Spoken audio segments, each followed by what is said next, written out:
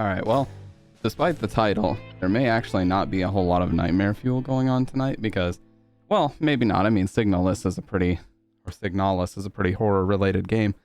But Metal Gear Solid 3 is not. So that's entirely up to you guys, if you want to see one or the other. Those are the two games that I'm kind of debating back and forth about tonight.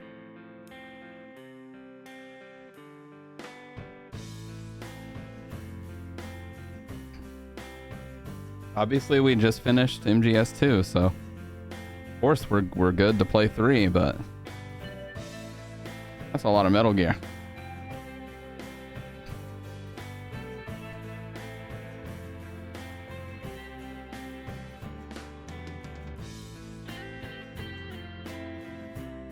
Oh, that's the green screen tripod back there, by the way.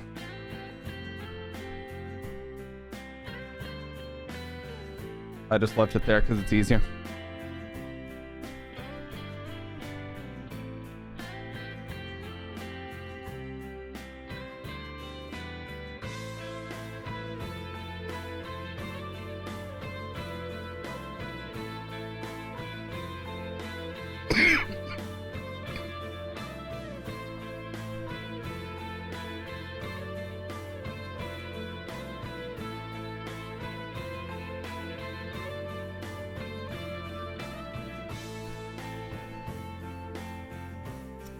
Powered through MGS2 yesterday? Yeah, dude.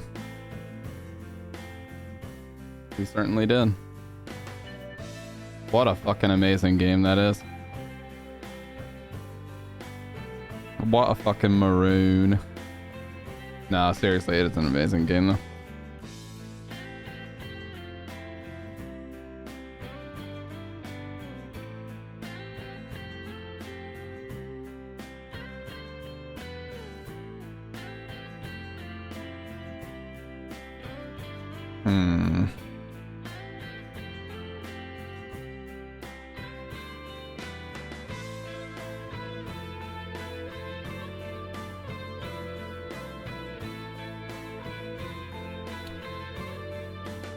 I don't know.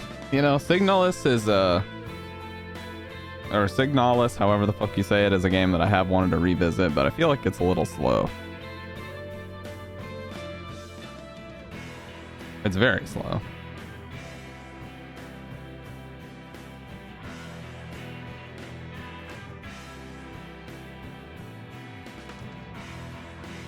Yeah, it came out just a few months ago, actually.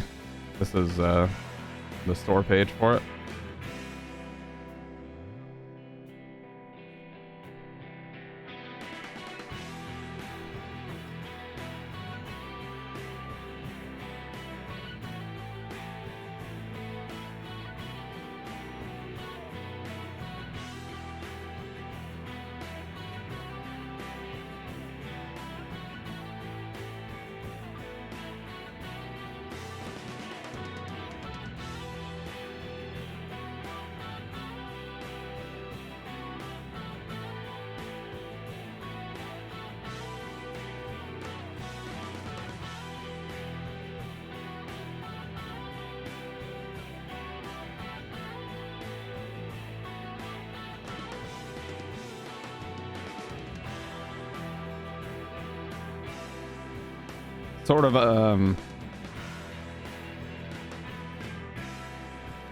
Sort of inspired by Resident Evil. Kind of reminds me of Metroid a little bit even. But I played it for a few hours. Oh, what's up, rats? Signalis Chads. I think because I've been playing a shit ton of Metal Gear, and I hear that this game is not super long, you know. So it may be time. It might be time to bust it out.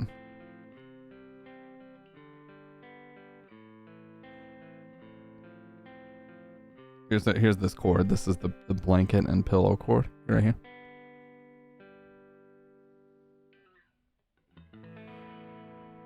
Beautiful.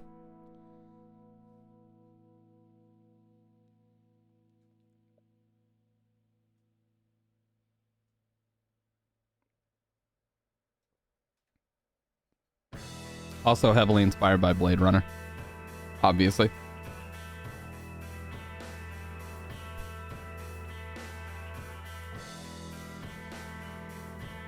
But yeah, what else can I even say about Metal Gear Solid 2, man?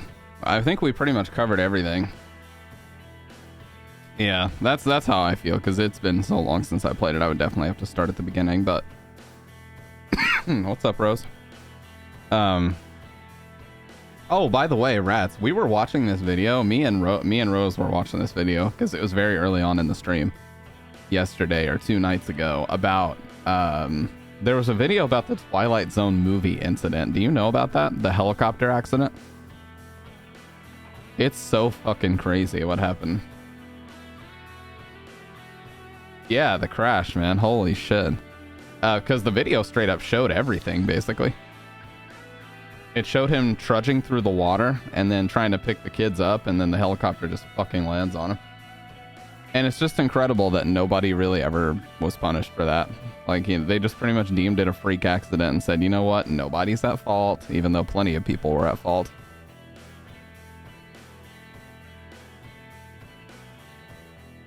Gotta love it.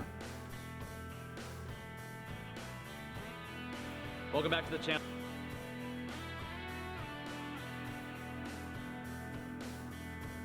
Yeah, we also saw this one of a Japanese newscaster. They were doing this thing where... here, I'll just show it. I'll just show that with no audio. I think his name is Tetsushi Yamagita. Yeah. So... I'm finally able to do some yoga. That incident basically overrides everything else when it's brought up. Yeah, the movie's not even that good. So here's a crazy thing from a Japanese newscast where I don't know what exactly they're doing, but it's some weird like form of mud wrestling. And basically they're shoving each other off of this thing into the mud. This lady convinces this host to also do it. And then he loses and he decides to dive in. So right when his head hits, he is now paralyzed from the head down. He cannot move any of his body whatsoever except for his head. And they don't realize that. So they just start fucking just messing with him and throwing mud on top of him. And he's trying to like signal that he can't fucking breathe. And they just keep messing with him and hysterically laughing. And he apparently was seconds away from drowning before they finally pulled his head up. Look at them, they're still fucking around. He's like desperately trying to breathe.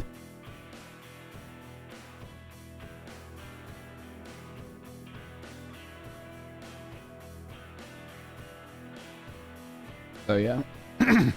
Gotta love that. Everybody in that situation, I mean, yeah, of course, you probably... And it's like a nightmare scenario, too. It is an actual nightmare scenario because he was a comedian as well. He was a comedian as well, so of course, if he acts like he's genuinely dying, they're gonna think, oh, he's just being overdramatic. He's joking. Let's laugh even harder.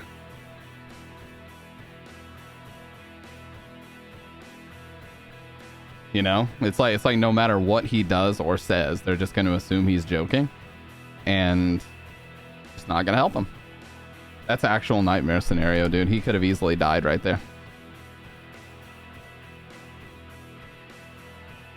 Oh yeah, the woman stomping grapes where she just falls and just starts making like the most horrible, like painful groan sounds you've ever heard in your life. 3 people died during a shittily made movie. Really sad how people didn't even feel guilty for it. Yeah.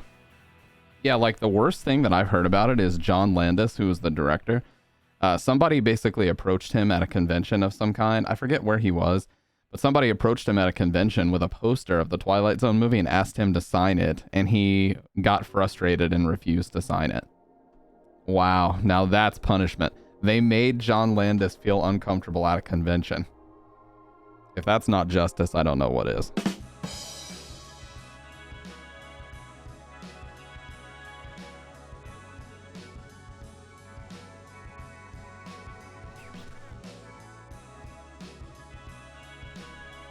But yeah, that video was fucking crazy, man. This comment too. How long are they gonna keep him in the mud? Holy shit. Bruh, how long are they gonna keep him in the dirt? Damn.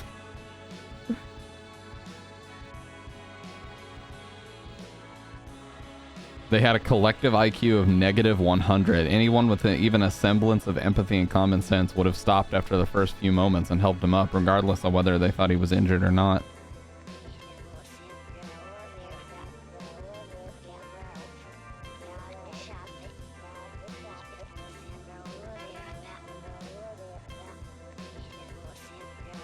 Playing Animal Crossing. Now that's a nice casual game. I hear from a lot of people that it's like a very therapeutic casual game. I'm not good at those. I only play hyper competitive. I only play hyper competitive fighters and shooters where the APM is insanely high, dude. I need at least 300 APS. 300 actions per second. By the way, I hope Dr. Red is doing good, man. I sent him yesterday at 11 p.m. Hope everything's all right, and he hasn't responded, so kind of concerned. Because he usually does check Discord pretty frequently.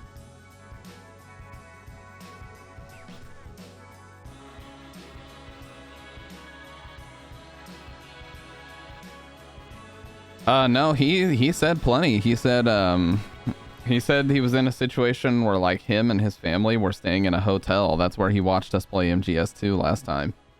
When I had first got to the plant chapter, he said that they were staying in a hotel, that their previous landlord kicked them out, and they like tried to call CPS or some shit.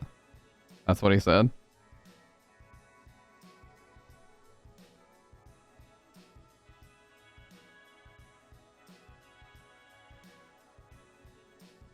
So I don't know what's going on with that, but he said hopefully, yeah, I know. He told me hopefully that it's not going to affect their ability to get a new apartment, because he said something about their previous landlord making a paper saying that they were horrible tenants or something like that, and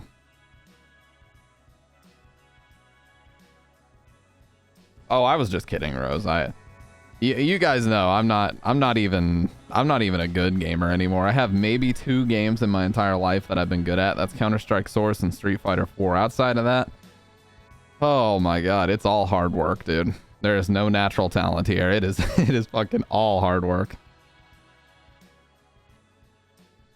There's not an ounce of talent here, dude. I mean, I got codename Elephant on like my 3rd playthrough of MGS2. That's really bad, dude. You'd think by now I would at least get Leopard or something. That's not the embarrassment worst rank you could possibly get in the game, while also killing like 50 people along the way. But yeah, that's what I sent Dr. Red, dude. I asked him if he was good, and he usually is pretty good about checking Discord. You know, he was checking Discord even when he wasn't home, and he said he never responded, so yeah, I hope he gets back with me in the next couple days and I hear something good, because kind of concerned about that. Very concerned about it, actually.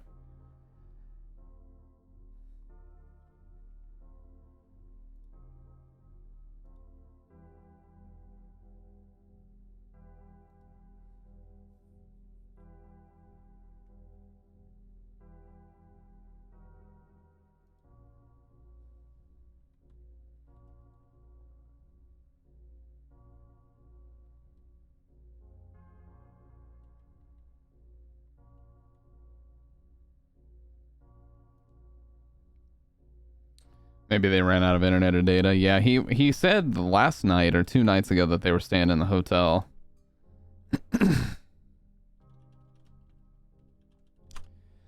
But, you know.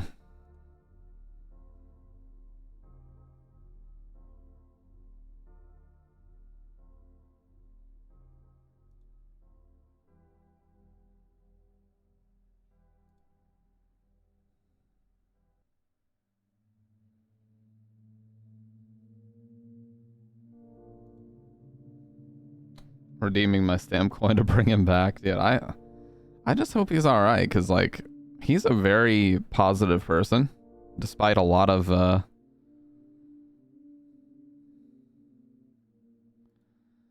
yeah, I don't like to jump to conclusions either. I mean, it's been a short period of time. Most likely they're in a new place already, and they just don't have their internet yet. Almost every time I've moved in the past few years... What's up, Jordan? Almost every time I've moved in the past few years, it's taken several days to get my internet connection up, and sometimes I can't even get online whatsoever, you know, until somebody comes out from the ISP and sets my shit up. So it could very well just be that.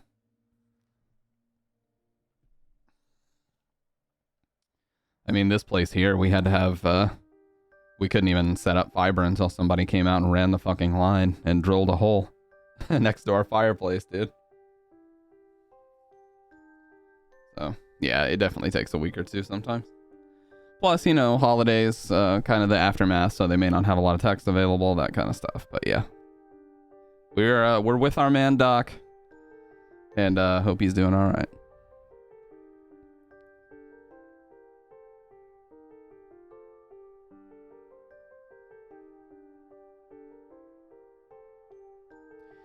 But at the same time, what do you guys want to see? Do you guys want to see us move on to MGS3? I've got the HD collection queued up, or do you want to see Signalis? It's up to you.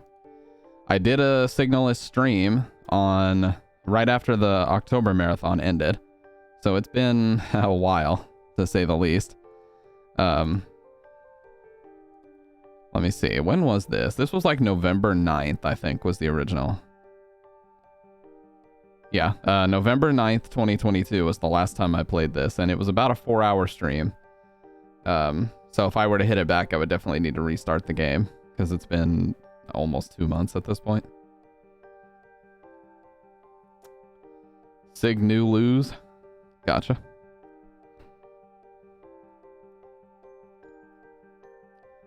Because, yeah, Metal Gear Solid 3 is a great, great game, but I need a break after 2 because my problem is that 2 is such a meta game. It's an extremely meta game. It's very insightful. It's very... no, I know, it's just a typo. It's fine. It's just a very insightful game. Like, when you look at the cover or you look at Metal Gear Solid 2, you look at, like, a trailer for it, you see Snake, like, beating a guy up and flipping him over and knocking him out and going through the tanker, you're like, yeah. And then you look at the cover, it says tactical espionage action. It's like, yeah, it's going to be the hero versus the terrorist, and we're going to win the day, dude. And then you get to the end, and you're hearing this speech from Snake about every living being has the responsibility to make a better life for the children that come after us. And you're like, whoa, what? You know, it's just so, it's like beautiful, poetic, insightful ending for a game that, you know, for the, basically the entirety of it is just it's just a hoax, you know, it's just a setup that mirrors Shadow Moses. Crazy fucking ending, man. And then you go to MGS3 and it's just like, hey, guys, we simplified everything. It really is just the heroes versus the terrorists in this game. The Cobras. Which, you know, as we all know, MGS3 was made as a response to the people that didn't care for that type of meta storytelling in 2. You know, it was a situation where everybody was like, I don't like this. This makes me, you know, this is too much, dude. This is way too much. And I remember at the time, it was like, really slated as conspiracy fodder. That was a word that I heard being thrown around a lot when it first came out. They just called it conspiracy fodder. They're like, yeah, Kojima, he just has a negative outlook on the future. He doesn't like technology, and it's obvious. And he's afraid of technology. But if you listen to that speech from the AI, or GW, as it was just before, you know, Raiden takes out Solidus, it's clear that a lot of things in that came to pass, you know? Yeah, 2 was an amazing game. Now, sadly, they did rip 2 and 3 off of the digital stores, and apparently their reason for doing that was because there's copyrighted stock footage in both. At least that's what I've heard. There's copyrighted stock footage in both, especially 3. There's a lot of, like, historical footage, and that's understandable. But yeah, there's footage toward the end of 2 of New York City and Times Square near Federal Hall and stuff like that. And yes, I've said many times at this point, but the ending of the game had to be altered because of 9/11, because originally, After everybody basically hitches a ride on Arsenal gear and they launch it into Manhattan, it was supposed to go into the Twin Towers. That wouldn't have gone over very well. But instead, they changed it to Federal Hall.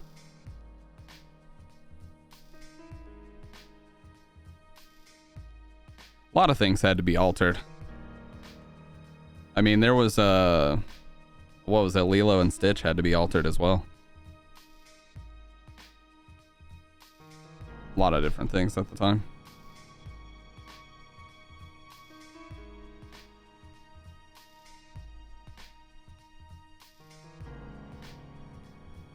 Sorry, I'm fucking messing with this cable. Gotta get it clipped down. There we go. But yeah, overall, just a very, very excellent game. And I think that's probably why 3 didn't land so well for me the first time. Because everybody was like, oh my god, it's your first time ever playing 3. You're gonna love it. And I thought I would love it. And then I played it and I was like, I don't know, man. It just doesn't work as much as 2 did for me. I actually really enjoyed the story about, you know, Raiden and Rose and everything else. A lot of people didn't like that. I did. I liked it a lot, actually. Thankfully, we still got the Nick Cage and Charlie Sheen 9/11 films. Good God. That fucking one from, like, the Charlie Sheen one, I almost feel like that's some sort of fucking weird Hollywood satire. Because it's filled with comedians. It's got like Whoopi Goldberg in it. Yeah, it's a 2017 movie. That's got fucking Charlie Sheen and Whoopi Goldberg and Luis Guzman. Like, what the hell are they doing? And it, what? No. Atlas Distribution Company. Comedy.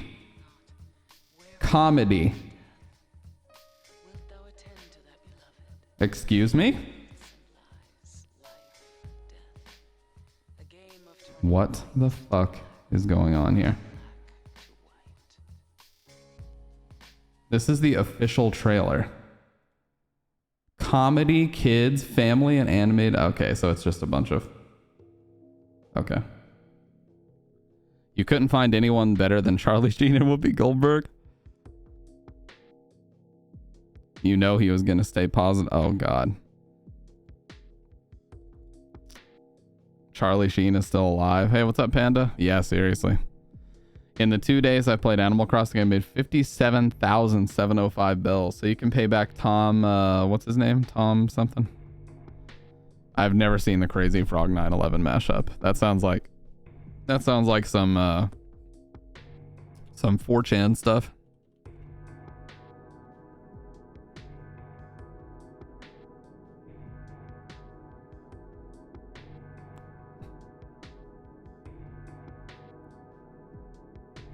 Dude, Crazy Frog Axel F has 3.6 billion views. Not million, billion. That constantly gets pulled from streaming sites. Oh no.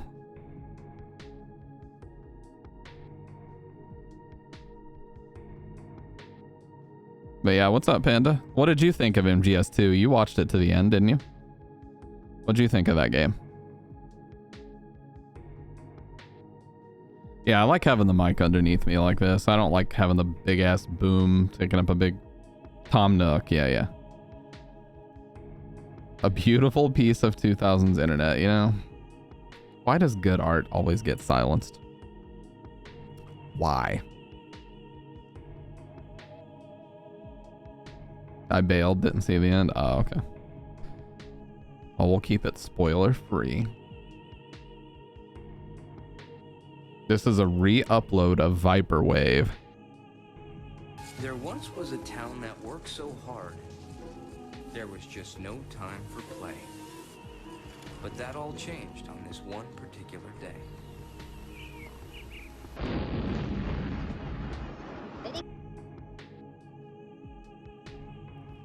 I'm just gonna close the just gonna close that tab and fix my eyes forward and pretend I didn't fucking. I'm just gonna fix my eyes forward and pretend I didn't hear that or see it. That was fucked up. What the fuck, dude?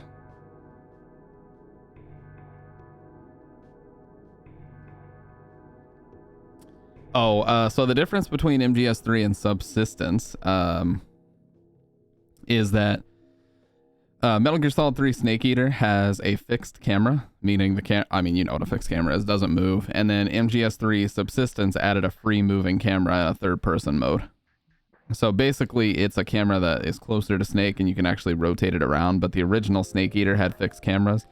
And Subsistence also adds some different gameplay elements and stuff, like costumes, I believe, camos and different stuff.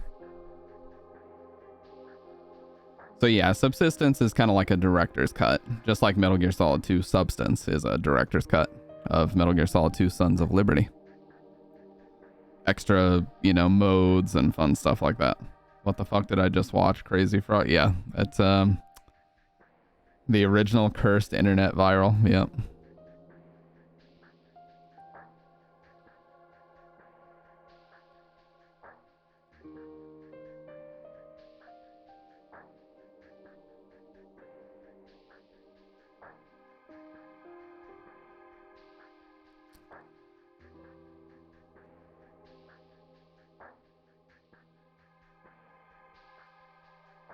Yeah, I really think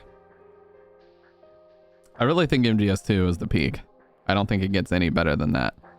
I feel like 4, you know, someone said something very true about 4 in DRK's chat, which if you guys don't know, DRK is Outer Heaven. He's a guy who I can't even fathom the amount of replays and hours that he must have in MGS 1 through 4, but he has probably racked up close to 10,000 hours of all 4 games over the years. And, you know, someone said in his chat that 4 feels like more of a tribute to what it used to be than, I mean, you go back to Shadow Moses, of course you would do that. You know, it's just basically like a send-off, you know what I mean? More than it is a standalone thing that can actually, you know, survive on its own. And I felt the same, you know, again, we have a group of enemies that are all just like in the other ones, you know, you got fucking different weird, quirky bosses, and you gotta beat them all in sequence, just like the Foxhound unit, just like the Cobras, just like Dead Cell. Although Dead Cell's a little bit different, because you never really kill any of them. Like, you never kill Vamp, you never kill Fortune. So really the only Dead Cell member that you personally kill is Fat Man.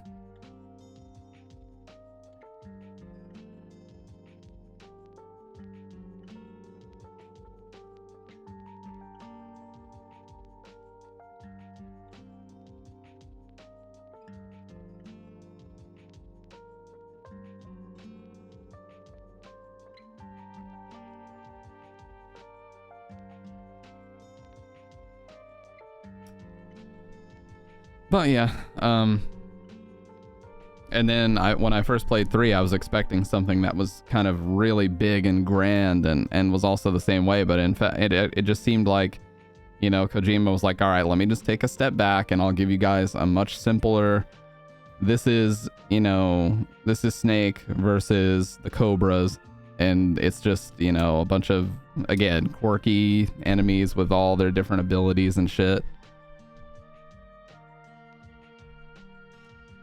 I don't know, it just did not catch me the first time around. But I do feel like 2 is the peak. I feel like that's the most that he's ever really like expressed the meaning behind Metal Gear Solid as a whole.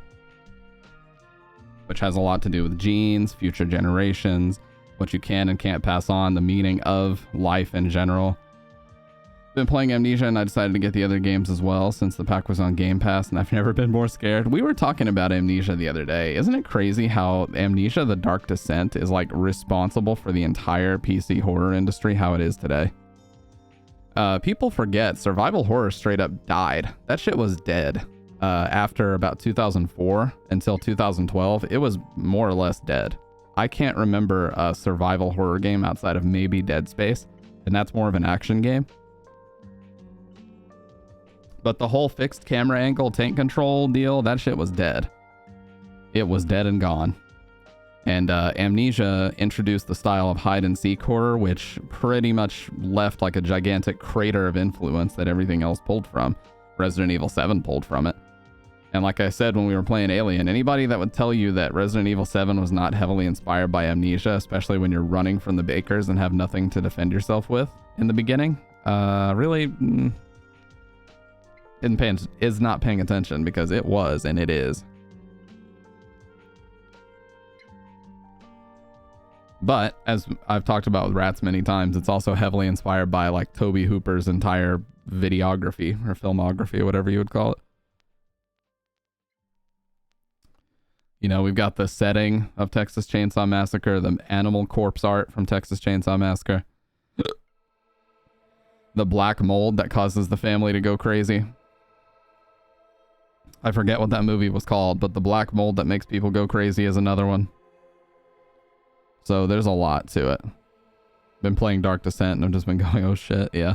I don't even think outside of tinder boxes and matches, do they even give you a weapon to defend yourself with, or no? Yeah, and apparently there's a bunch of rumors going on around right now about Metal Gear Solid remakes, remasters, movies, leaks. Mortuary, yes, Mortuary. Yeah, there's a bunch of rumors about stuff going on right now. Like, there's rumors that a company called Virtuous is working on a remake of the first game. There's a remaster in the works, supposedly, of 2 and 3. And Peace Walker that's going to be released on PS4 and 5. There's allegedly movie storyboarding that has leaked. And yeah, so Konami apparently, after seeing the response to the Silent Hill broadcast, from internal documents that have leaked, basically, after seeing the community's response to the Silent Hill broadcast, they've decided, you know what, let's try to get back into console games. And you know what, this could be a start, but my problem is, just like you can't make a Terminator movie without James Cameron, you cannot make a Metal Gear Solid game without Hideo Kojima basically doing everything. So if they decide to try to make a new game or anything like that, automatically I'm going to be asking questions, because without him and like So Toyota and Takahashi Fukuzawa, any of those guys, without them, it's just not going to be, you know, true to what it is supposed to be. Anything else is just going to seem like imitation. And he has said, I'm very curious about the new Silent Hill game, specifically Townfall. Townfall seems to be the new direction, I guess you would say, for it. I don't know. But I really just want... Let me just say this, dude. Can we just please move on from Silent Hill 2? Guys, for the love of God, like, every movie has been based... Well, okay, so the first movie is not entirely based in Silent Hill 2, but it uses a lot of music from it. Every game after Silent Hill 4 has been a direct ripoff of the story of 2, just modified, and the pacing is very slightly different, but it's all the same. Someone in the main character's past is dead. Somehow they end up in the town where they get tormented by the dead person in their past. And then at the end of the game, they realize everything, and they're like, well, I know everything now, so you can roll the credits. That has happened every single game since Silent Hill 4. So please, can we just move the fuck on from Silent Hill 2? That's all I want. That's all I want for 2023, is to move on past that game. It's amazing. It's a legendary game. We're now getting a remake. We have the enhanced edition available to us. Please, let's move on, people. Holy shit. Every pixel of that game has been hyper analyzed. We have the enhanced edition. We can play it whenever we want. The remake is coming out. We can play the remake whenever we want. With both of those out and in the world, let's please move on and try to explore other concepts outside of dead people in your past and Silent Hill tormenting you with imagery of them, and then the character finding everything out at the end. Let's please hope that that formula doesn't continue any further. We've had enough of those. We've had way too many of those. It's getting old.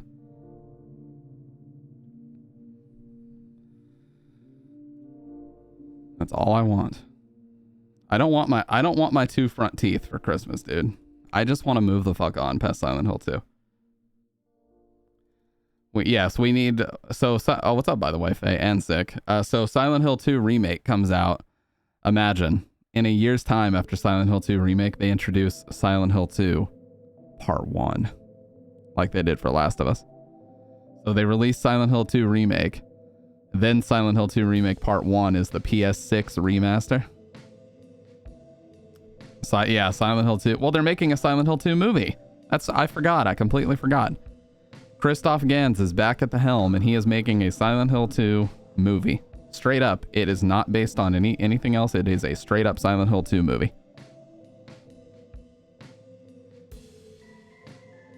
That's what he said in the broadcast. And he also said, someone who works with him said Christoph is a true gamer. Oh, that was a line, dude. I almost like ran out of fucking... my lungs almost collapsed laughing at that shit. Yeah. He goes, Christoph, he is a true gamer. Huh? You can't just drop the hard R. I'm just kidding. But it seems to be that people that use the word gamer like that are the ones who most certainly are not into games.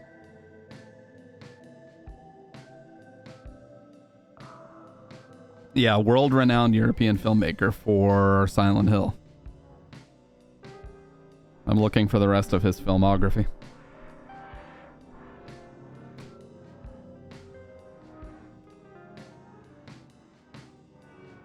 I can't find it.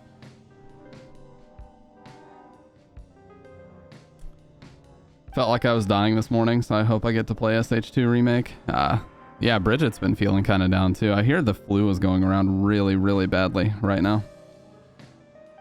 Yeah, he's a true gamer, just spins in a fucking circle eternally. But the thing you gotta remember about it is, though, Silent Hill 2 is the conduit, so they do understand this, and I understand this as well. Regular people don't seem to be so into the cult. That's okay, that's fine. The cult is the entire reason for the story. Whether you like it or not, it is.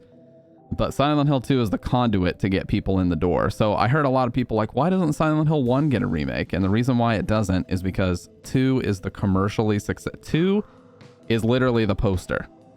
It has Pyramid Head in it. It has James in it. It has all the story elements that people know and they remember from the PS2. This is how you get people in the door for future games. It's Silent Hill 2, whether you like it or not. That's how it is. So I think it was a smart choice to choose this one to remake first. And then, maybe from here, if 2 does well enough, then we can go on to 1. Oh, I hate what Pyramid Head has become. I loved Pyramid Head in terms of symbolism when it first happened. When he first came out and what he represented. But now he's literally just a fucking get on the screen and dance style mascot, you know? Like they featured him in games like Homecoming literally just to be on screen and to just do a little dance for the viewer. Exactly. So they could be like, that's Pyramid Head. I remember him from Silent Hill 2. Blah, blah, blah. And it's like, dude, I want to show you guys something really funny. So, as Tom Hewlett is explaining here, this guy was a game director on the Silent Hill games for a while.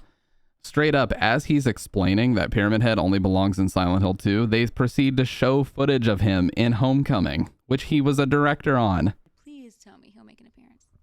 She's the typical Silent Hill fan where before Downpour comes out, she's like, no nurses? Well, please tell me Pyramid Head's going to make an appearance, which, you know, that's fine. And then he's like, actually, and then he does the fake glasses push up. He's like, he only belongs in Silent Hill 2. And then they proceed to show footage of him in Homecoming. Pyramid Head, please tell me he'll make an appearance. No, there's no Pyramid Head. No Pyramid Head in a Silent Hill game? Why? What was the decision behind that? Well, you see, Oh, Jesus. Pyramid Head only belongs in Silent Hill 2 because he's a specific manifestation of James's guilt and remorse. This guy who's telling you this was a producer on Homecoming, by the way. It's the ultimate clownery that they pulled this footage from Homecoming. That said, he's become this iconic creature in the series, and then the danger becomes, well, people expect him. He was in the movie. He's really cool. Let's use Pyramid Head. Homecoming did, but it didn't really do anything interesting with him.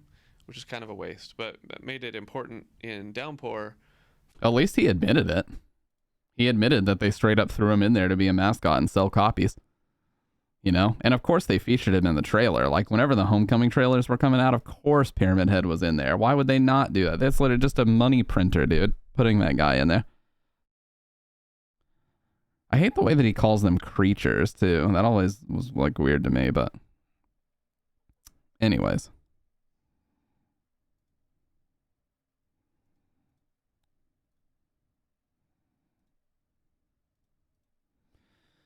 So, yeah, he and a lot of others have just started to use Pyramid Head as mascots and stuff. And, you know, I think... what's important to remember about it is, like, Silent Hill 2 is the conduit. Maybe with the remake, if it is popular enough, we can kind of revitalize the games. But for the love of God, can we get something different? I don't know how many more times we're going to go down this cycle of the Silent Hill 2 story before people are just going to get so sick of it that there's no more sales to be had. Like, dude, Homecoming did it. Downpour did it. Even Book of Memories, to an extent, did it. Like, you can only beat a dead horse so many times, dude. And the other problem is, like, you cheapen Silent Hill 2 as a game because that only works once. The story and the setup and the pacing and everything about 2, it only works once. You can't just continue to do it. A main character with amnesia of any kind is probably the most cliche plot point, like, of all time. It probably is. But it's the execution and the way that they pulled it off and the way that they keep you kind of shrouded in mystery the whole time that really sells it and keeps it a very impactful experience. Despite having such a cliche sort of foundation. Meanwhile, if you do that more than once, then the cheapness starts to bubble up to the surface, man. You can't just continue to do this over and over and over. Yeah, but Pyramid Guy, though. I've actually seen a lot of people play Silent Hill 2 for the first time, and they straight up don't like it. Maximilian, dude, was an example. He didn't even start to like the game until he was, like, in the prison descent at the end. Or, I guess that's more like the 2/3 point, but... when he got to the apartments and stuff, he's like, I'm really not feeling this. He's like, I'm about to just turn this off, because this is just not my kind of game. But that's the thing, it hooks you in, and then by the time he finished it, man had tears in his eyes while the credits were playing, and he was like, wow, I didn't, you know. And Panda said something that was so spot on. He's like, you know, it's funny how I always thought that these games were just you with a bunch of weapons fighting these creatures, and that's all that it really was. And just loud, obnoxious jump scares and noises. But it turns out that there's actually this really just emotional roller coaster of a story that's going on, and a sort of inner turmoil and struggle that's happening inside your main character. And they're not even the person that you thought they were at the beginning of the game anymore, but you still accept them, even though they did some shit. And also the cross-pollination. I love this between Japanese and American culture, because we've got this concept of Shinju, the family suicide concept that's also in the game, due to the quote-unquote proper ending being in water. Yeah, they took the time to write something impactful. It's not just, oh, the town is demonic and it sends demons after you and you must kill them, and once you've killed all the demons, you've moved on and you've healed and you're just better now. You know? There's so many different conclusions and ways that the story can wrap itself up, because if you choose the leave ending, it's not as if, oh, this is the ending you got and that's it, you know? And also the fact that the ending is not the reveal. That's the beauty of Silent Hill 2. The ending is not the reveal of what he did. The ending is how he decides to deal with it. You know, the truth about what he did is revealed like 2/3 in. That's not the end. Whereas the later Silent Hill games, that is the ending. And so it's expected. It's formulaic.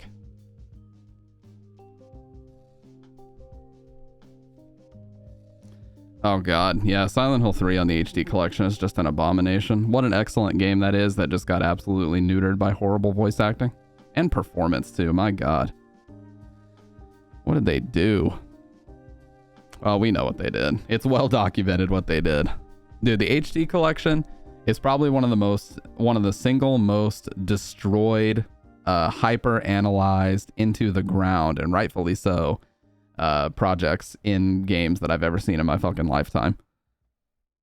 There's literally a series of videos that lasts probably about 2.5 hours documenting all the gameplay glitches, bugs, fucking voice acting mistakes, audio mistakes, even control mistakes and option menu mistakes. Like it takes 2 hours just to document all this shit. There's so many. Oh yeah, GTA HD collection. AKA throw it in an algorithm that automatically upscales everything and hope that it works. Fuck yeah. That's literally what they did. Just throw it in the modernizer and hope that it works, baby.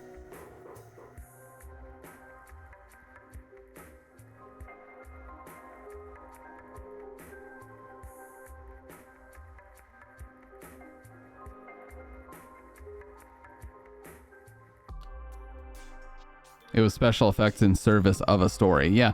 And I also have said that before too. Like, I think that The Matrix would have worked better if they stopped after the first movie. Like, can you imagine the mystery and wondering what's going to happen after he fucking just flies off at the end? Holy shit, dude. That would have just been considered such a cultural masterpiece, dude. Stop and don't even make Reloaded, and you're just sat there like, holy shit, dude, what a fucking great movie, because the ending is so open. Everybody can imagine what's going to happen after that. Yeah, dude, I've always felt that way. Because when I watch Reloaded, I feel like I'm watching a Hollywood blockbuster, but when I was watching the first movie, I felt like I was watching something really unique. Yes, there's bullet time and slow-mo and there's action sequences, but they are all in service to the story and they don't go overboard like they did in 2 and 3. Dude, fucking Matrix Reloaded just CGI puked all over the place. That fucking scene, it's called like Back Alley Brawl, where he's fighting like 300 Mr. Smiths because he can copy himself or whatever the fuck, dude. That looks so bad. It doesn't even hold up. It looks so shit. You can literally tell as soon as the fake Keanu pops in and the real Keanu pops back in. It's plain as fucking day.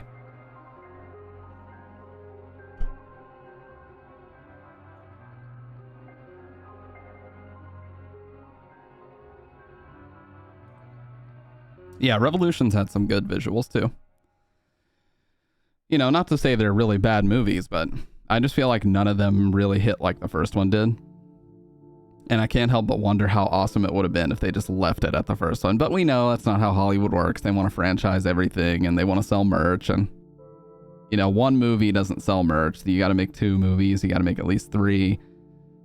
You know, you got to double and triple up. But man, that would have been fucking awesome. Yeah, it's hard to recreate lightning in a bottle, just like with Texas Chainsaw Massacre 1. Whatever that abomination of a sequel was supposed to be, even, you know, creative differences and producers and directors changing stuff, whatever happened to be that caused it to turn out the way that it did, it's just not even remotely the same type of movie anymore. Then you gotta hire the OG director's sister to cash it out for good. Yeah. You know, lightning in a bottle, that concept is very, TCM2 goes hard. Dude, it's like, TCM2 is a very fucking just grab a beer and don't give a fuck type movie. But I feel like the beauty of 1, and I've thought about this movie a lot because I've actually shot a lot of footage of, by the way, this is a weird thing. I'm sorry to go off on a tangent. I was thinking about the word footage earlier. As I was pouring my coffee, I was like, why is it called footage? And then I think I understand that it means literal distance on a film reel. So when people say that they're capturing footage, it just means that they're adding distance to a film reel. Anyways, I'm going off on a tangent. But the beauty of the first Texas Chainsaw Massacre is that there's dark humor, but at the same time, it does touch on the brutality of the meat industry, which is something that a lot of people, like, they don't even think about that at all. But the fact is, the original title was supposed to be Head Cheese. And a lot of the stuff that they're talking about in the beginning, like, oh, if you didn't know what was in this, if you didn't know what was in a hot dog, you know, you'd be fine with it. If you knew what was in it, you wouldn't want to eat it. They're looking at they're passing the butcher's place as they go past, and they see all the cattle there. The way that the family butchers people, they treat them exactly like animals. You know, the dad cooks them. The son, Leatherface, he just hits them with meat tools, you know. And they're big fans of killing animals with sledgehammers. They don't like that air gun that kills them, like the guy had in No Country for Old Men. So there's a lot of underlying themes going on, but at the same time, as far as motifs go, just violence and brutality and everything about Leatherface. He's like a weaponized, mentally deficient person. And that's what's really dark about it, is that they've taken this person who's obviously mentally deficient and probably has what's that syndrome where your pituitary is fucked up and you grow way too big or large, huge frame. He probably has that. He's very mentally deficient, and they've taken advantage of him and basically made him their killer, you know? And he's just doing it because that's what he's been taught. But the fact is, like, you can weaponize someone like that, and that is so fucking scary because that person thinks that they're doing the right thing by defending their house. They don't understand that what they're doing is fucking wrong, because they just see people as cattle if they're not in the family.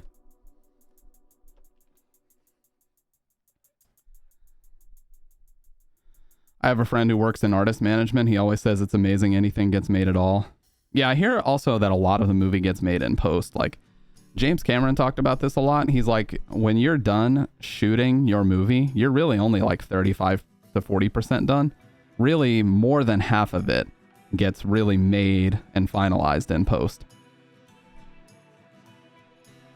Currently sketching out some concept stuff. We'll share some snippets in June. Nice. Yeah, that's why we put the art channel there. Share it whenever you're ready.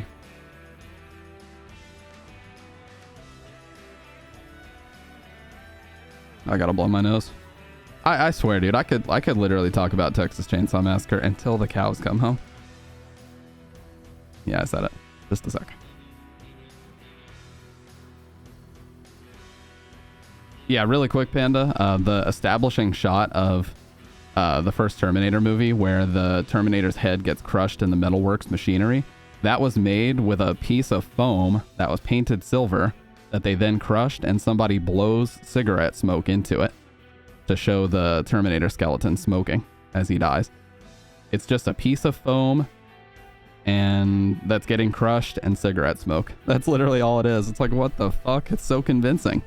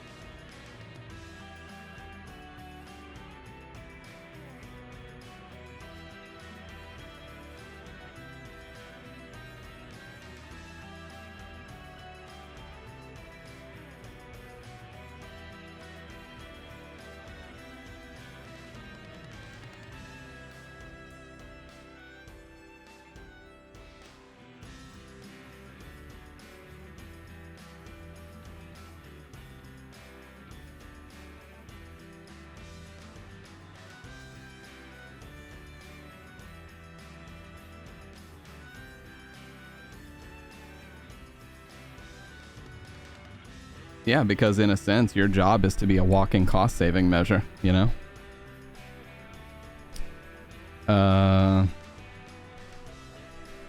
Oh, no problem, Rose. But yeah, your job as a special effects artist is basically to be a walking cost-saving measure.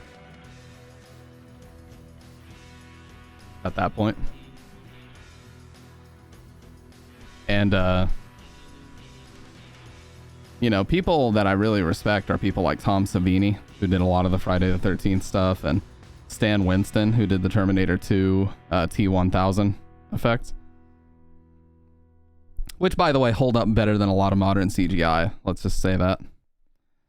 And it was made in primarily 1990, but it came out in 91. Which is fucking crazy.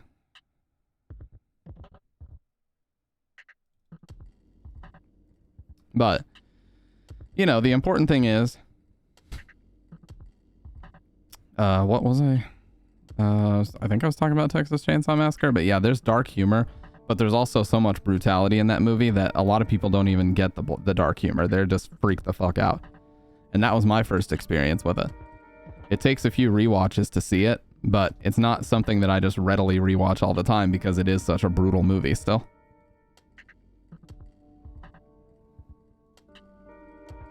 The sound effects in Sin City. Dude, I love the first Sin City movie. The second one, I'm not going to talk about that, but the first one is fucking cool.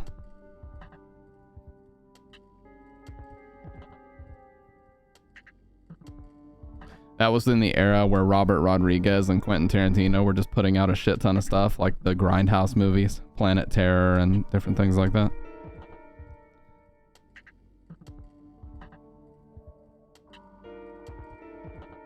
You know, the mid to late 2000s.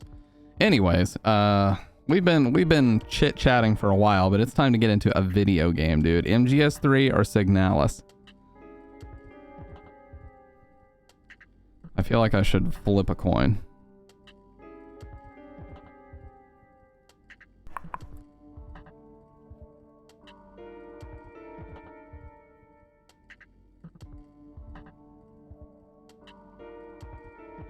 Video, yes, that is the purpose, is to play video games. I know it doesn't seem like it.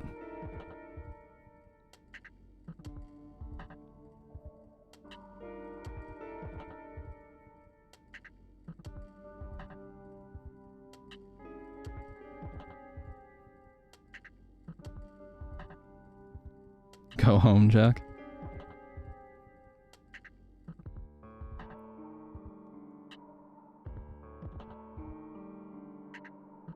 All right, time to flip a coin, dude. Digital coin flipper. Coin flipper. Okay. All right. All right.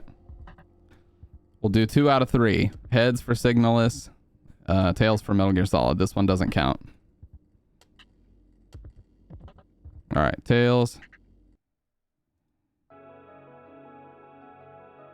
Okay, 1-1. All right, this decides it. Signalis it is. Let's do it.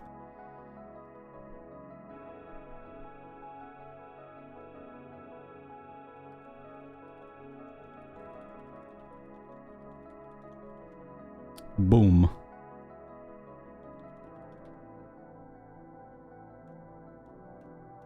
Action, horror, indie game, adventure game, survival. It's right up my alley, dude.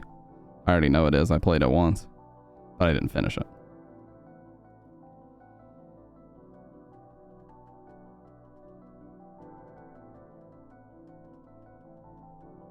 All right.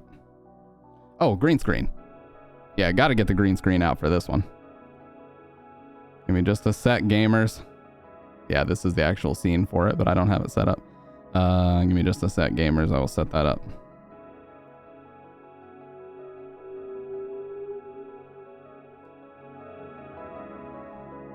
By the way, this is my absolute favorite Be Right Back screen. I don't think I'll ever change this. I fucking love this screen so much, especially the smoke coming out of the gun barrel.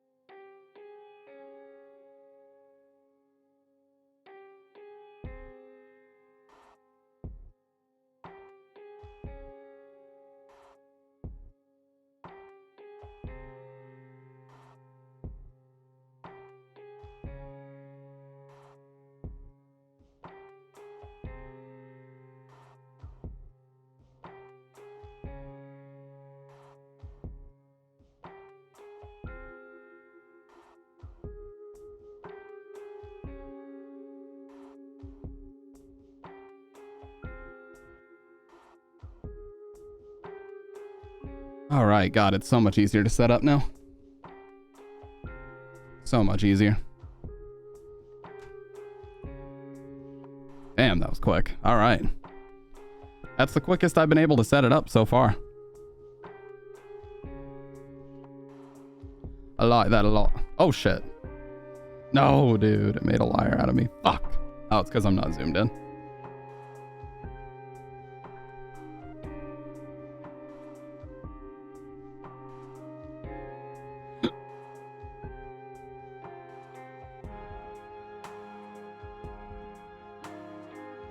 Yeah, I wasn't zoomed in enough. That's all. All right, that'll work. All right. How do I clear my save? Because I really kind of need to. I just want to clear my data and restart.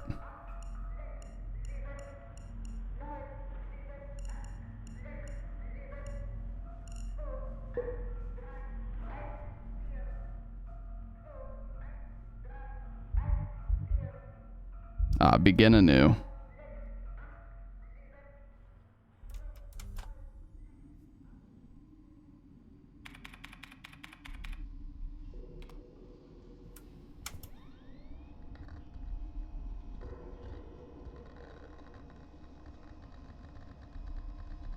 Has a very Blade Runner feel to it as well, which I love.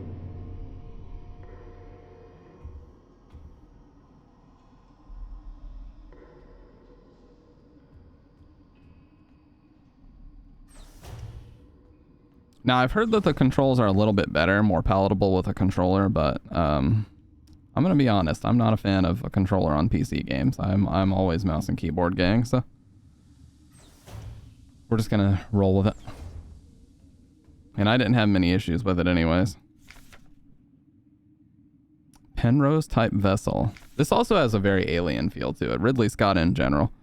Penrose type vessels of the Yusan People's Navy are low-cost space exploration vessels deployed beyond the solar system's edge in the search for planets and moons fit for habitation or rich in natural resources to support the continuous growth of our great nation.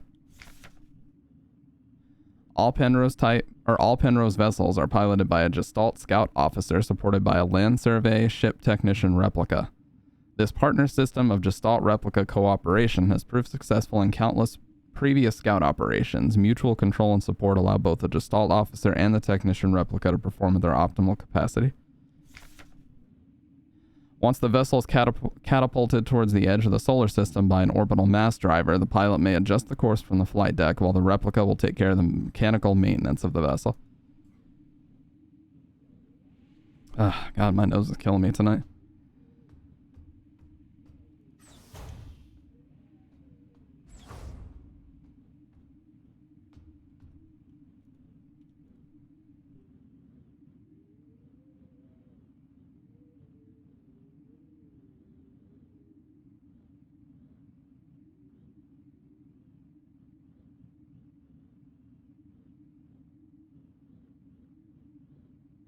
Look, children, this is what we old folks used to call pixels. Woke up from cryo and empty mess hall. I was wondering about Elser, looking out, flight dev. Random question, what makes a character cute? I would say eyes more than anything. That's usually what I associate with it. Lost in thought. Sometimes I feel like this isn't home. Sorry, I'm not cool like you, rats. I can't play this in French, but, you know, we keep it strictly American out here. And that's just the way it's gotta be. If we stand with the American people, we can do it.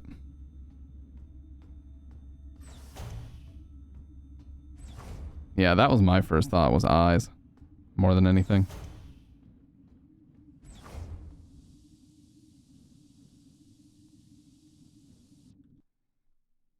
Oh shit. Yeah, I was wondering. I was like, what's going on? It's because I had display capture on, not game capture. That's why it was looking so weird. And Mike could see the cursor everywhere. Okay. Let's see.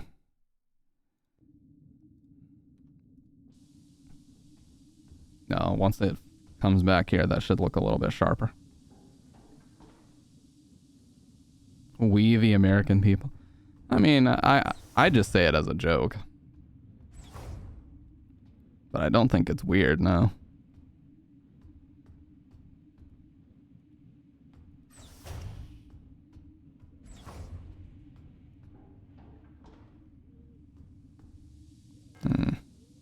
Lock is defective.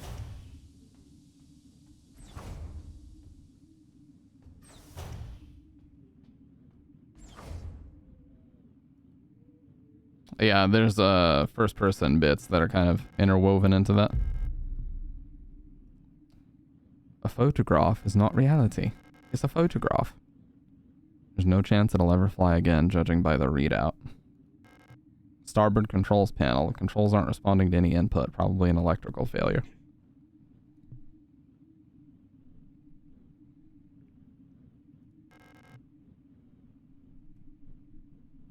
Land and docking assist monitor. It's of no use to me now.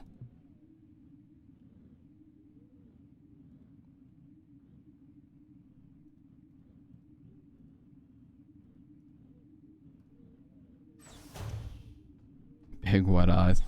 Yeah, I mean, what in the anime look is usually gigantic fucking eyes. E also opens doors. That's good.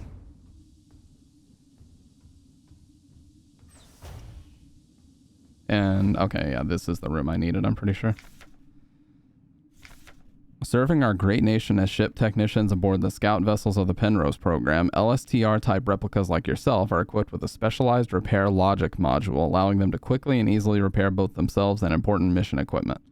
Hey, what's up, Kai? I'm doing good. I hope you're doing okay. Accessing the RLM functions. Enter inventory. E to open the command menu. Combine to enter combine mode.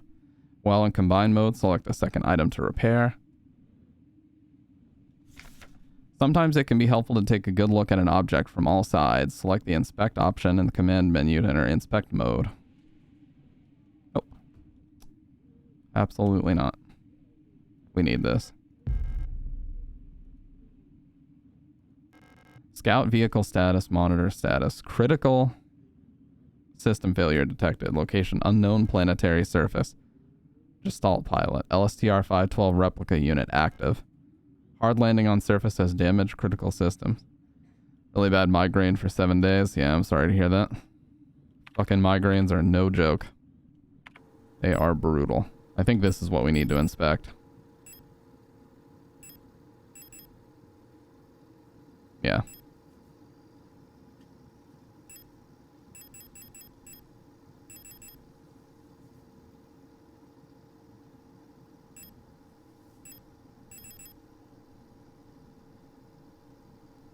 Okay, top left, top right, and then L to the right.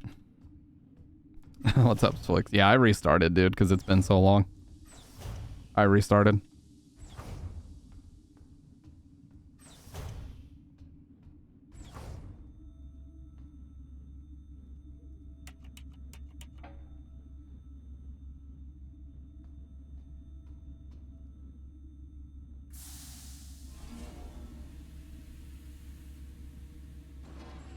How have you been, man? I saw your Facebook post. That was awesome to see that, man. Moving up. You're climbing the ladder that is life, dude. You love to see it. 2 pieces of a key snapped in half.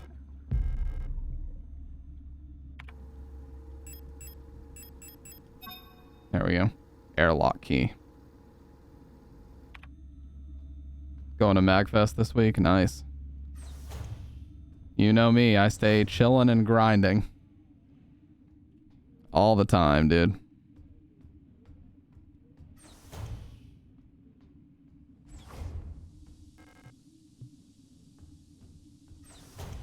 You haven't been in 4 years? What exactly is MagFest anyway? Is it just a gaming convention or what?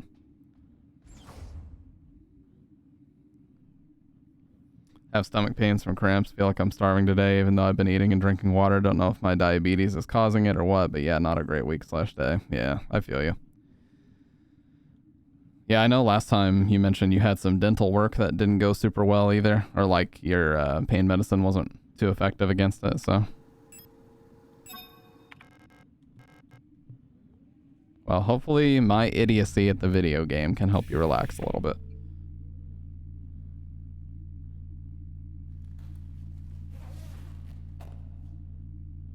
My being terrible at the video game.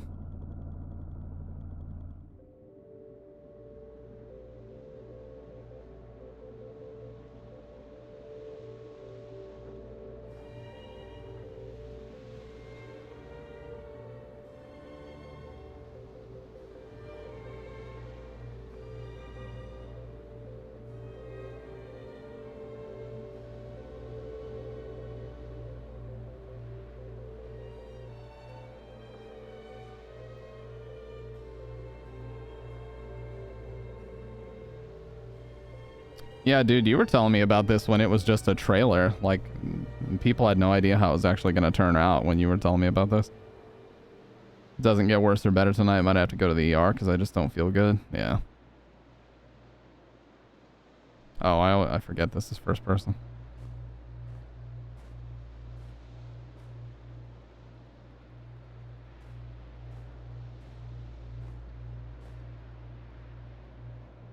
I have no idea what this is about. You and me both. I got to a point where things were still pretty much like shrouded in mystery, and then I just quit playing for like 2 months. So we'll learn together.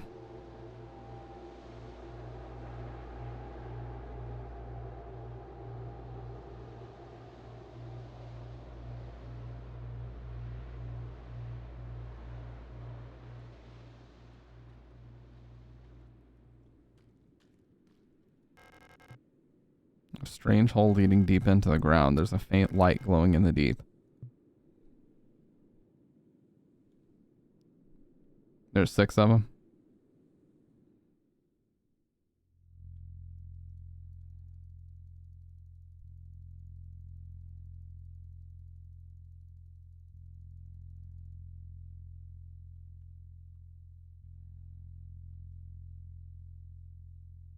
And then the wall sealed up immediately after I come in here. Now, how does that work? Explain. Explain it to me. Ancient looking tome.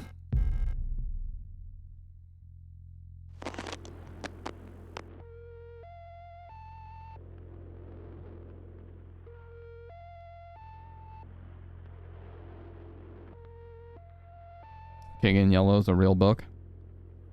No, I think they made it up.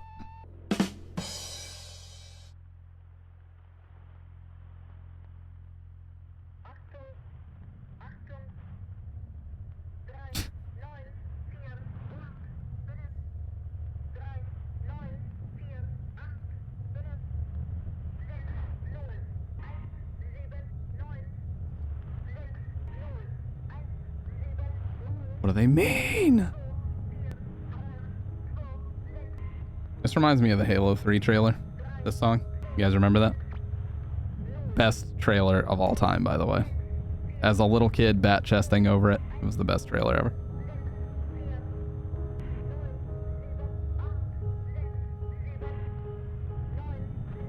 Things I've learned to walk that ought to crawl.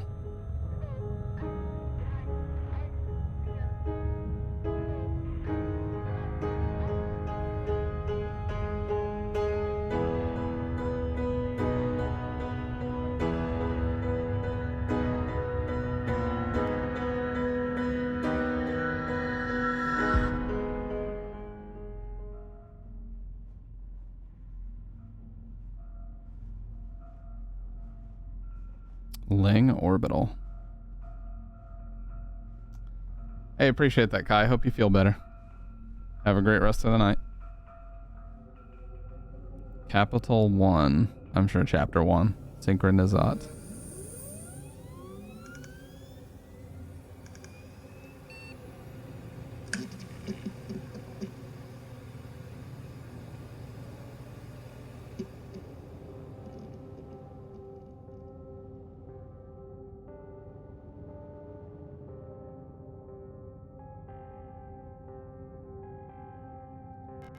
I came all the way here to find her. There's no turning back now.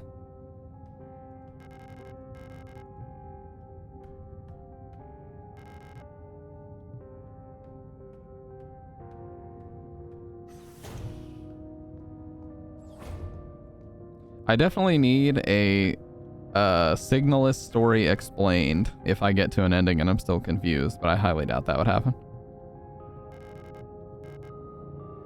Report new arrivals at classroom 4C, northeast.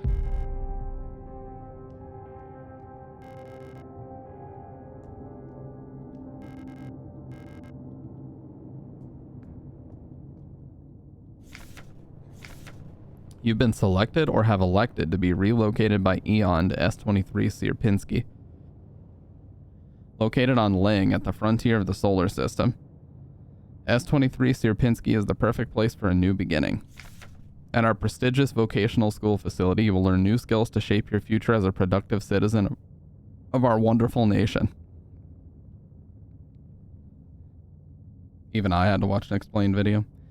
Here you will learn all about mineral extraction, ore refinement, and munitions productions, helping the war effort against the remnants of the Empire. And of course, learning is not just about theory. Eon lets you earn your share while practicing your new craft right at the workplace.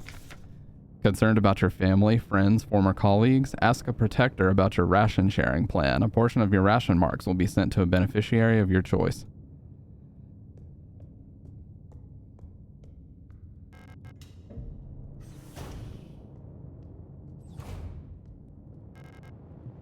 Requires a key. You're really good at filling in the blanks. I just skip over them for the most part. Remember the rule of 6. Never carry more than 6 items on your person. Private property is a privilege. Keep your pockets empty and your bag light. I can do it in the Silent Hill games because I actually know what those say, but with this I cannot. Oh yeah. I did just read that it requires a key and I tried to go in it anyway.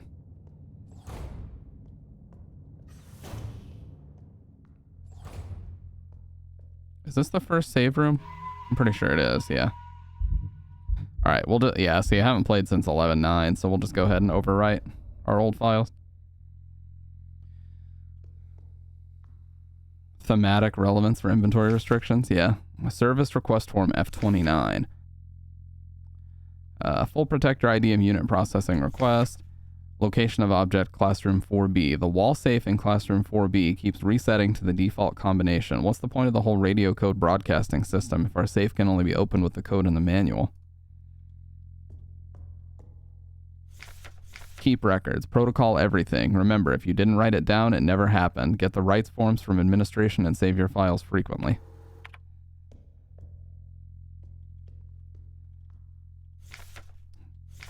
It has come to my attention that at least one worker might be aware of the code broadcasting frequencies for the protector wall safes. Any workers connected to this leak are to be interrogated until the culprit is found. I'm restricting all radio privileges for workers until further notice.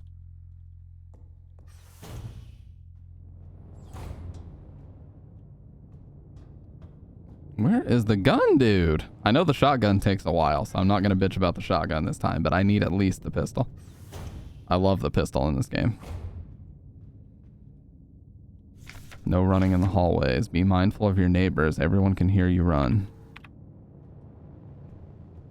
Yeah, here's that wall safe.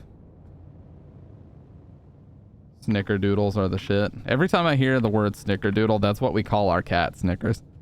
So that's what I think about first. I call her Snickerdoodle. That's not her actual name is just Snickers, but yeah. That was her name at the shelter when we got her. Oh, yeah. Yeah, there she is. An Elster unit? You should leave this place. This facility is lost. Turn back before it's too late. I'm looking for this woman. Have you seen her? I don't know her, but she might be one of the workers. All Gestalt workers were sent to the mine below the facility. If she's still alive, she's probably down there.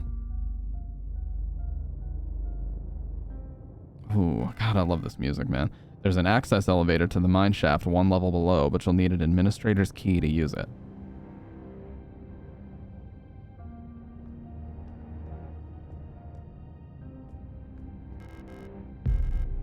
All right, cool. I think that gets me into that bottom left area.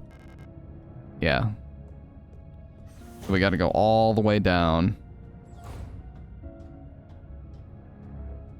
Oh, left and then down. I like that if you're just moving, you can play this game with just one hand, just your keyboard hand.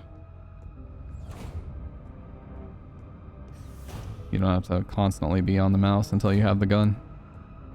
This one, yeah.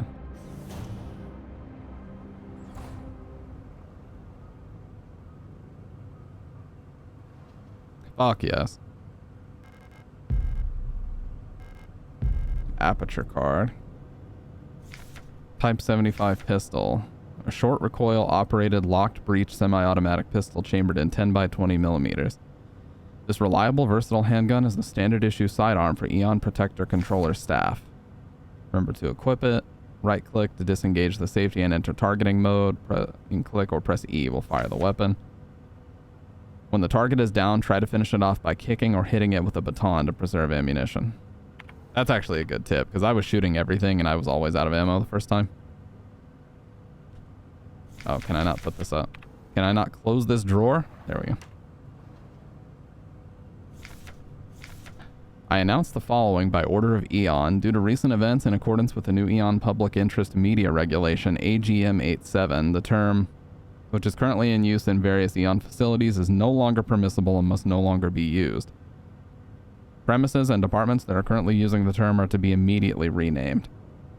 Management personnel shall black out the term from all signage and documents until replacement terminology is announced by Eon. With immediate effect, usage of the term in conversation and correspondence in an offense is an offense, obscenity to the state, to be punished with 2 cycles of double work shift.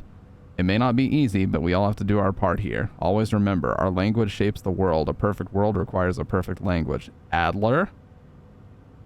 Questionable. Can I grab this cable? No.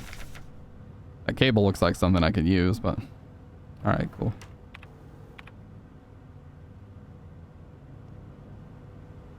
So, what was the purpose of coming in here? Glass seems like it's tinted, like a one-way mirror. I mean, I guess just to get the pistol, but... A card with a piece of microfilm. Oh, okay.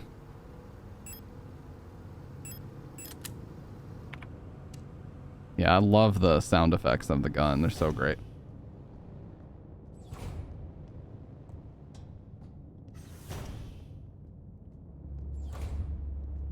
Also, being a Portal kid.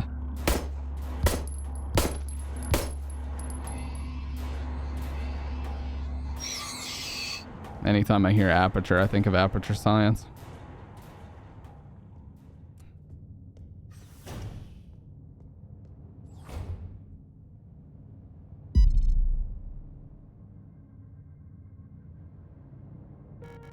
Oh, hello. You don't belong here either, do you? I'm Issa. Issa Ito. You should be careful. There's something wrong with this place. I'm glad I'm out of the way of the subtitles now. I don't know what happened, but it's probably dangerous to go any further. That's okay, I understand. I have something I need to do too. Take care. I hope you find who you're looking for.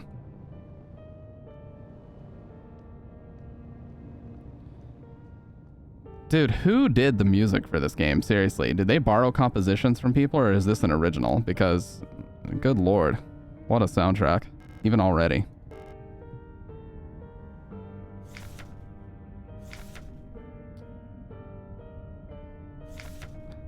Okay, so here's gonna have the default 204512.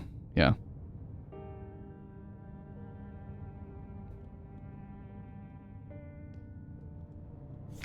Issa's note. Erica, if you find this note, despite everything that's happened, I've come to look for you, Issa. 204512. Okay, so now we gotta go to that classroom and enter this code. Which I believe was this way. And then up and to the right, it was. All it takes is just some gorgeous piano composition and I'm done, dude.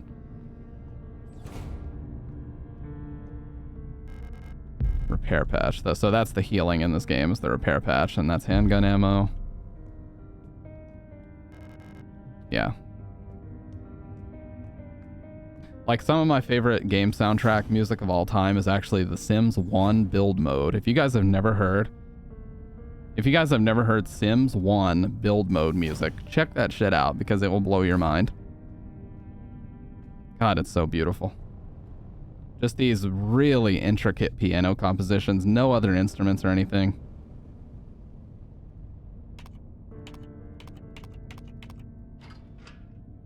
Oh. There we go.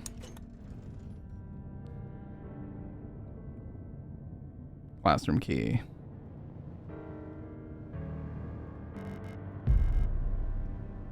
Klausenzimmer.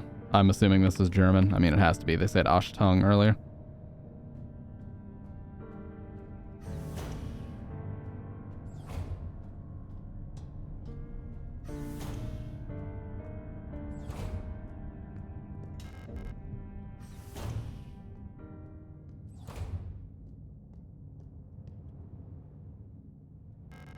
There's a hole in the ground. It looks like I can drop down safely.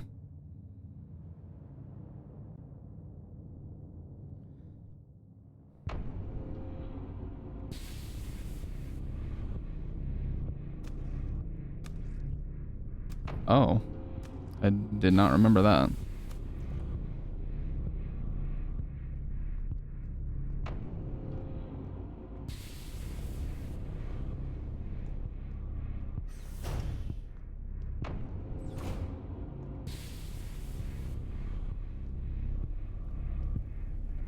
Got to do work tomorrow. Currently excited. Oh, are you doing babysitting tomorrow?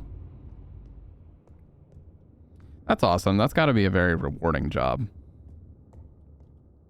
That's the thing about me as well, is like I can't do a job unless it feels very rewarding like that. I think I need something to get this elevator working that I don't currently have.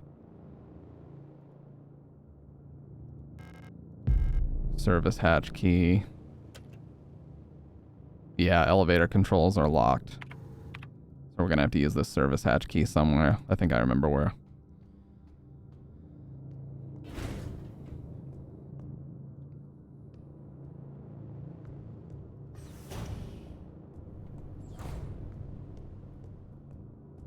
But yeah, you do have very thudding footsteps, and you gotta be careful, because some enemies will hear that and go for you. Also, I need to get that fucking FPS counter off the screen because it's so irrelevant for this game. Like, dude, obviously it's going to keep it a 144 lock. Who cares? This is not exactly a stressful video game. Taking care of a little baby. Yeah, that's awesome. Like I said, the only jobs I've ever disliked in my life were the ones that just weren't very rewarding. You know, as long as the job is rewarding, I'm okay with... and this might sound fucked up, but I would actually be okay with lower pay with a rewarding job sometimes. In certain situations. The protectors have been worried lately. They're hiding something. There's less of them. Ration plan keeps changing. Alina says I'm imagining things, I'm assuming. At them. I can feel their fear like it's my own. What are they scared of?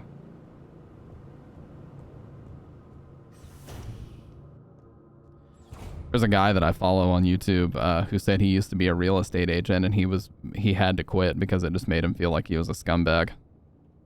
Because basically his job was just to lie to people. Service request form. Worker block A6 corridor. The lock on the staff door on A6 is jammed again. Requesting a locksmith. Electronics reset key is nowhere to be found. I set up a lock picking kit, but management bumped the elevator engines up in priority. So next shift we'll have to pick the lock. It's just trial and error at this point. Find me if you need a key to open the service hatch. Or ask management. Whatever. Funf.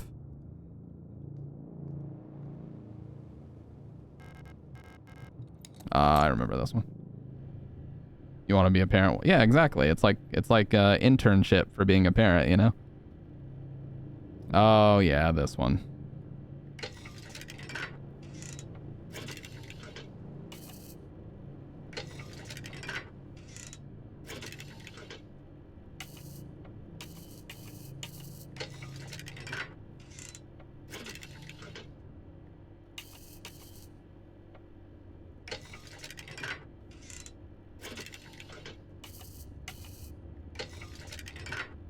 I think they just need to be in line on this one. That's very close. Maybe down one here. Yep.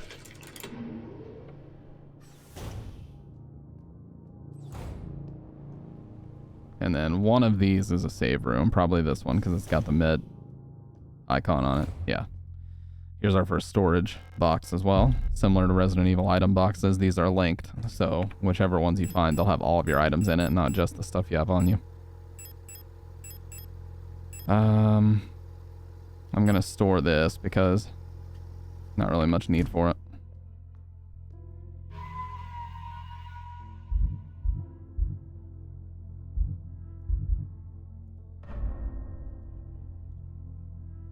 Okay, let me just really quick, let me get this fucking FPS counter off the screen. I have to close and reopen the game, but this will be very, very fast.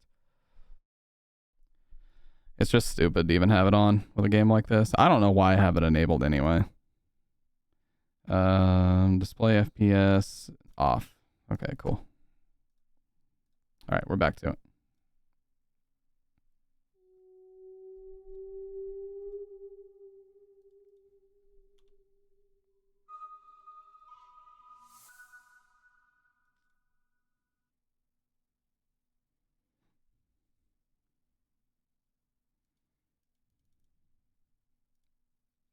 Violent or cruel? Oh, I'm turning it off. This is one of my favorites. Look at this menu. Love that.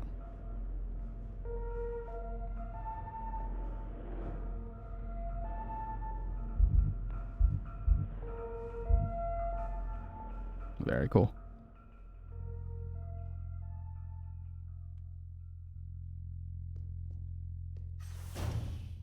Dude, I'm so glad I don't work tomorrow. I was just thinking about that. All right, more ammo. And what looks like bolt cutters here. Oh, that's the stun. Okay, yeah. The stun prod is very, very useful.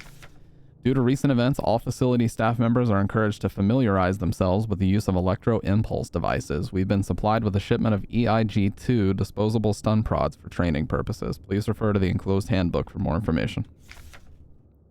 It can be equipped in the tool slot, so it's kind of like a special item slot. Once equipped, it'll be shown on the lower left.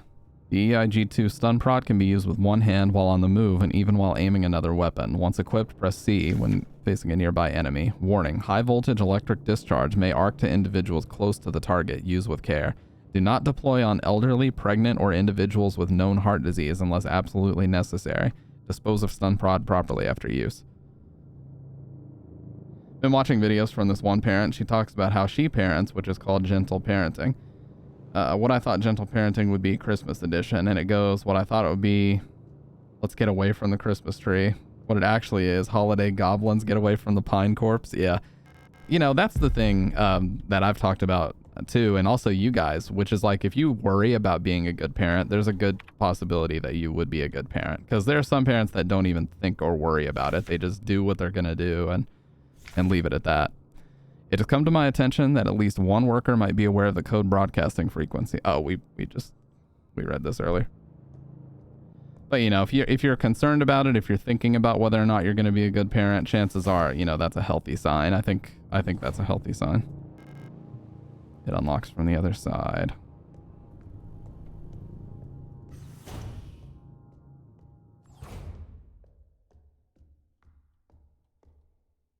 Oh, yeah, I don't have this yet.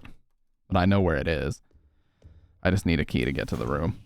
I'm kind of remembering. I do remember the layout of this place. For the most part.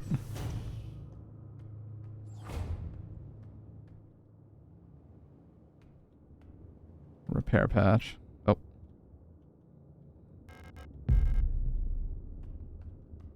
Also, if I remember right, there are filters for this game, are there not? Like, you can put visual filters on it? PS1 filter and stuff like that. Maybe I don't even know if I'm remembering that correctly. Yeah, repair spray. Again, kind of similar to Resident Evil. You've got first aid spray instead of just the herbs. Repair patches do low healing. Repair spray does a lot of healing.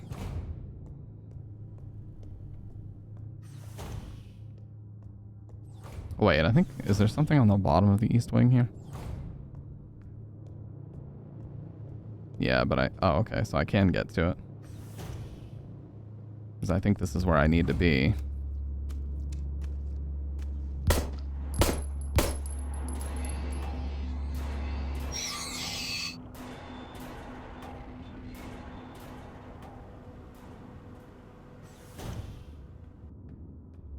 I want to be the parent that calls their kids holiday goblins.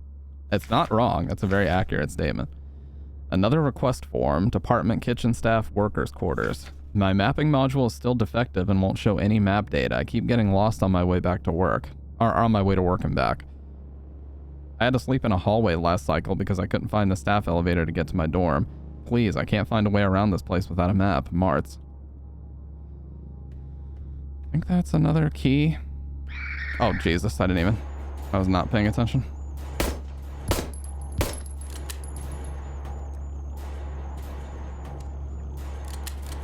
Oh, okay. I do not have...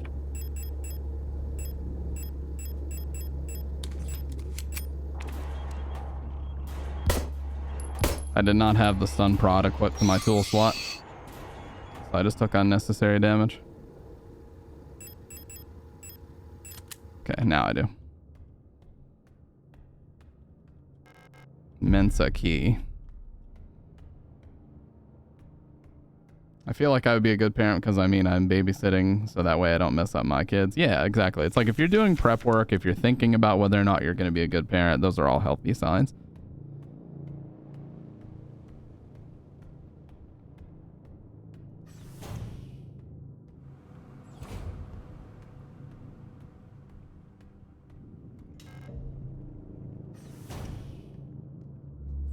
Oh yeah, I really like the look of this room.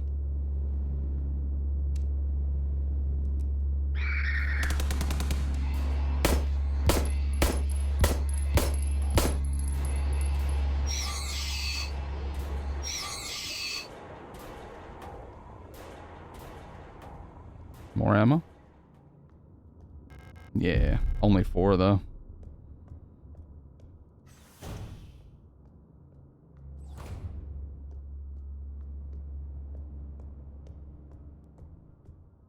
The layout of that tricked me. It was almost like it was widescreen for a second. Stun prod ammo. West wing key. Storage. You don't look like you belong here. You're an Elster unit, right? This facility is currently on lockdown. You shouldn't be here. Oh yeah, Swix told me the dialogue changes a lot. I'm the protector controller on duty on this level. I don't know what kind of business you have here, but as you can probably see, we've got bigger issues right now. If you're looking for the commander, I have bad news for you. She got sick and everyone else is getting sick too. That's really all I know about it. I'm sure the administrator knows more, but who knows where he is. I'm not going out there. I'm waiting here for new orders. Until then, I'm not taking any risks. Okay.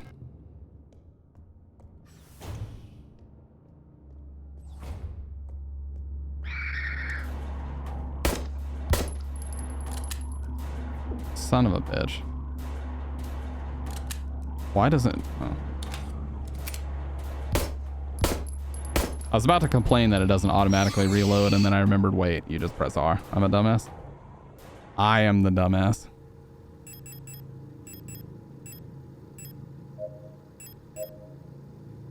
Okay, now we're back in blue.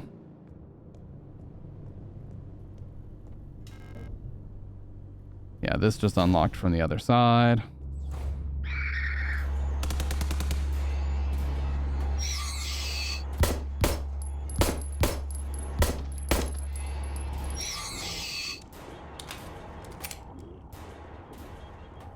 And the west wing key is one more. And this is where we get that square object for the butterfly box. Yeah, it's like here and then up.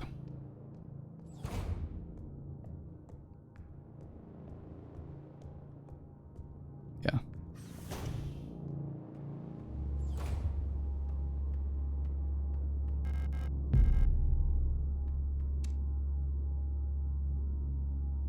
Oh, I didn't. I just realized. Like a power shot.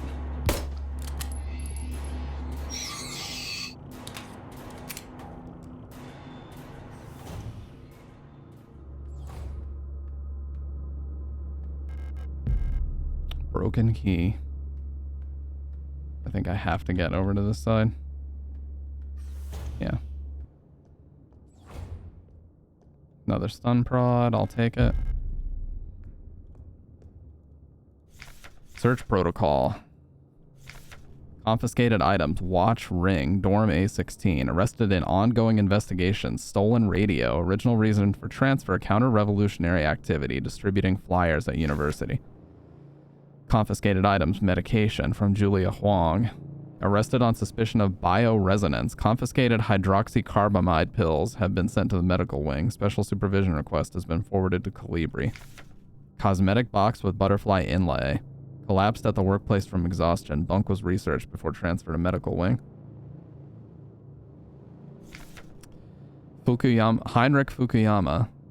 Mining Operation A. Arrested on suspicion of conspiracy against the state.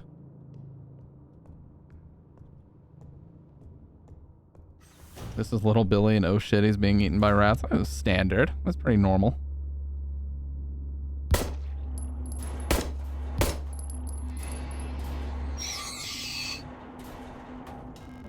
Okay, so we've got everything unlocked now.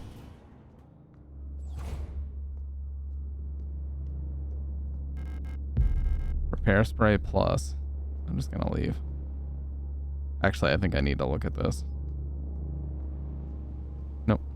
Alright, and go, bitch. Goodbye. He didn't see anything. So oblivious, dude. Literally beyond oblivious. Okay, I think we need this.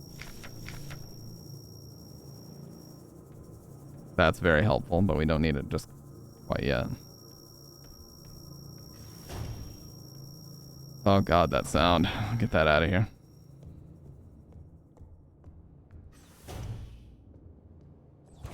Okay, so this puts us back here. And then is it M for map? It is. So I need something to fix this,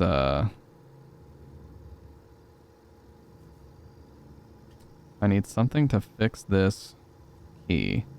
I have been to the pantry.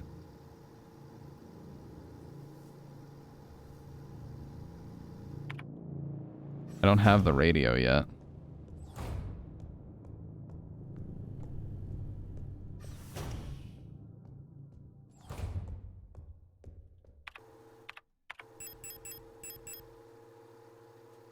Looks like a part of it is missing. Okay, so I just need to find the other part.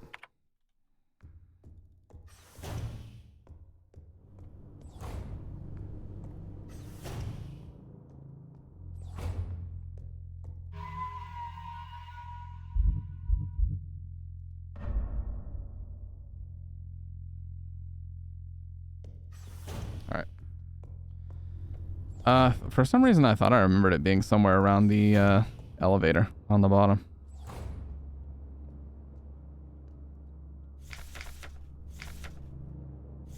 Yeah, this is where I came through originally.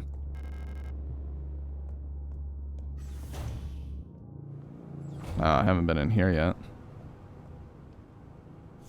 Alina's diary. Feeling a little lightheaded today. I hope it's not that new flu that seems to be going around. I can't afford to miss any more shifts.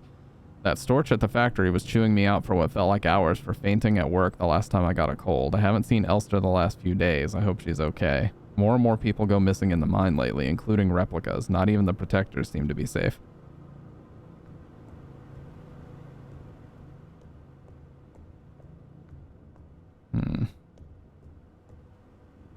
Scrawled note. Kick them while they're down. Worker sleeping units. In facilities like these small caged bunks are all a Gestalt worker can call their own.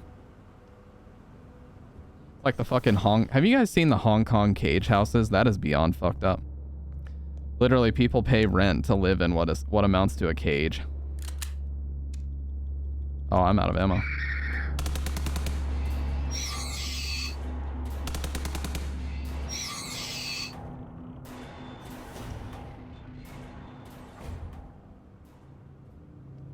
It's like one step above homelessness. All they can really do is lay in there and watch TV. Fucking crazy.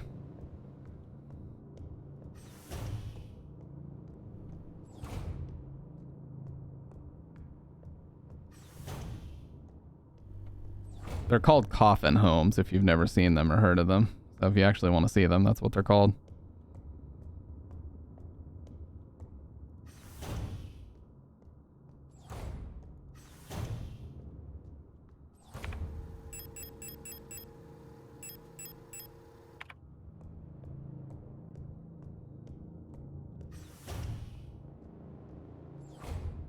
It's so fucking dark in here. I can't even see anything.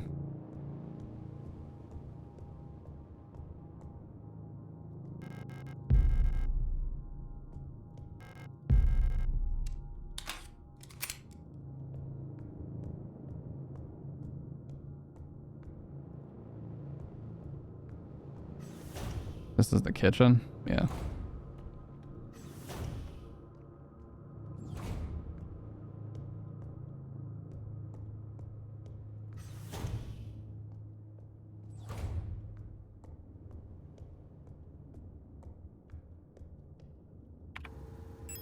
Yeah, the radio menu isn't even available yet.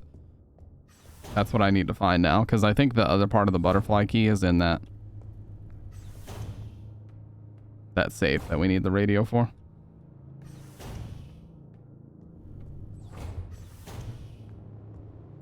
Maybe this one to the left. This is the safe that we need the radio for.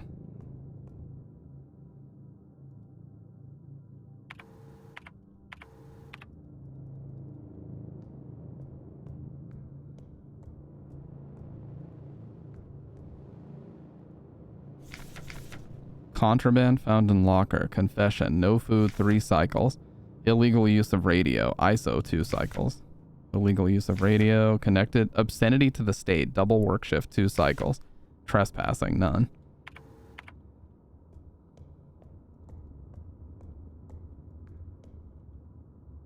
Yeah, we gotta find the radio now. More importantly.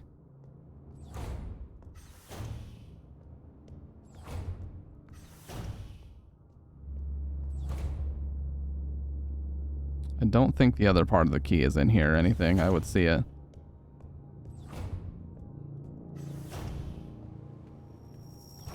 We already got everything out of here. That was just a scrawled note about the radio frequencies, which is important, but we don't need it yet.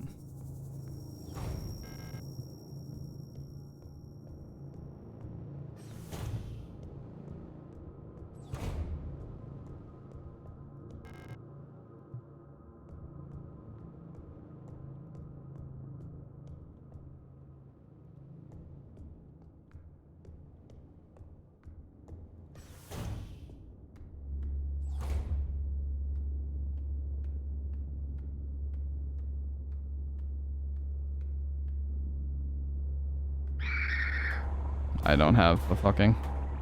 I thought I had a stun prod still.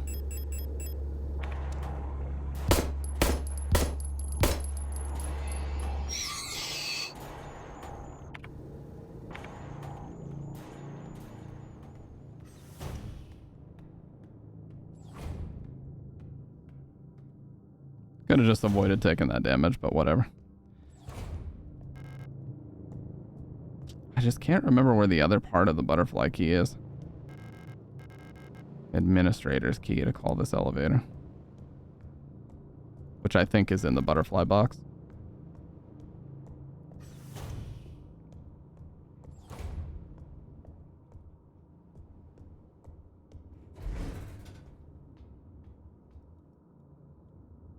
Wasn't I already in here?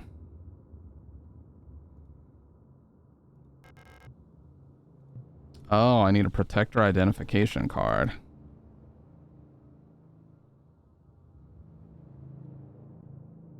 Okay.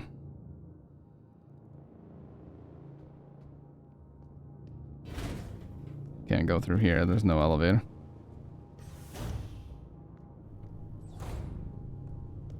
Did I go down this way?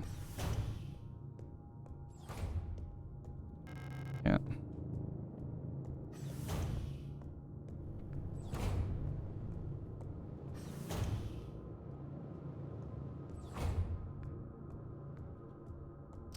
And this is where I first dropped down, so it wouldn't be here.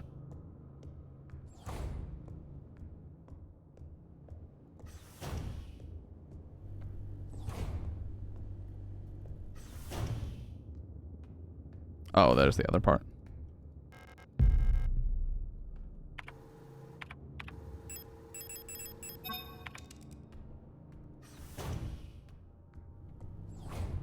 The one fucking room, dude. The one room I didn't go to. That is so typical.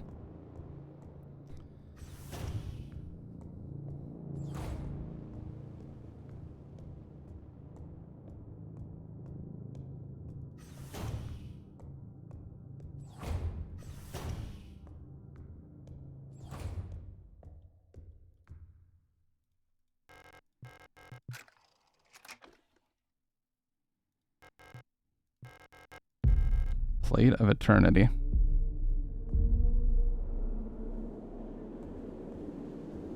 Yeah, there's sort of these weird first-person moments that are interposed in the game, but very cool. Or interspersed. I don't know. I don't know what word I was looking for there. I just said something.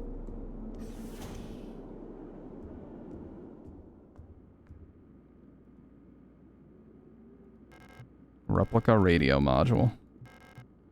Can receive radio transmissions of frequencies between 50 and 250 kilohertz. When tuned into certain frequencies, automatically decoded messages will appear in the transcription window. Behind the left ear, Generation 5 replicas. Open the inventory screen and press W to get the subsystem screen. When the receiver is on, the frequency indicator will light up red and the spectrogram bars will begin to move.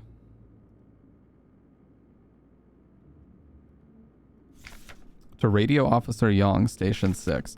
Dear Iris, hope you and Ariane are well. I've spoken to the officials at Eon and they agreed that it would be best for Ariane to attend school in Sector C. I have a spare room she can stay in until she graduates. I know you two are inseparable, but we both know that it is best for your daughter if she receives a normal education in the city. Love, your sister, Camilla. I'd be fine if the whole game was first person like this, man. This is really cool.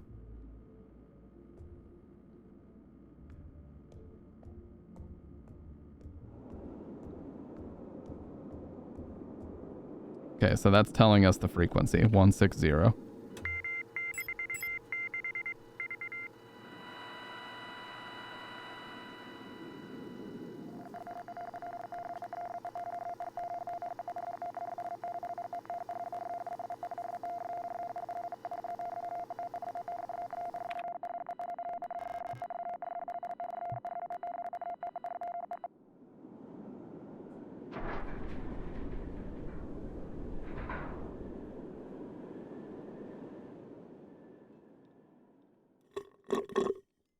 Believe it or not, it's not hard to believe I actually struggled with that the first time.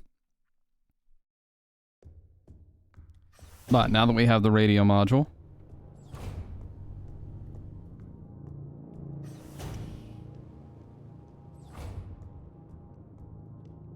so there's a tree here. Now this is where we're going to use that document that we found.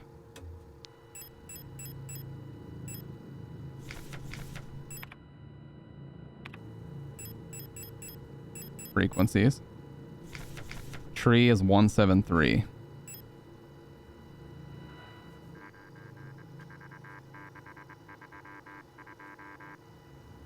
Four, 6, 3, 2. What? Oh, it's 5 digits, isn't it?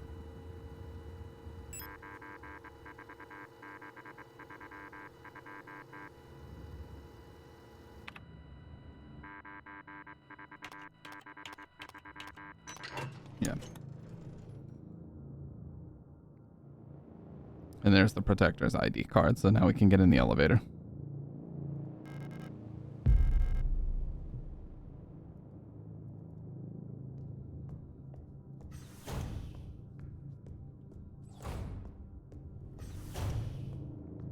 We're coming up on the shotgun. The most important aspect of any horror game. Any game, period. Anybody that would tell you that it's not, they're just lying. Okay, I'm just gonna come right out and say it.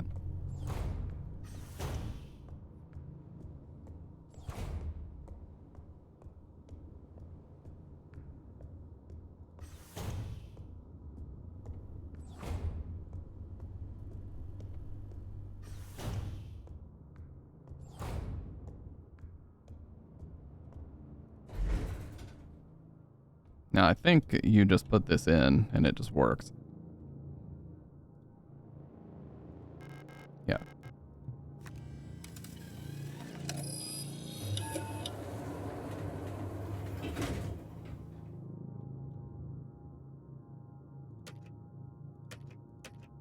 Hospital Wing D, workers' quarters.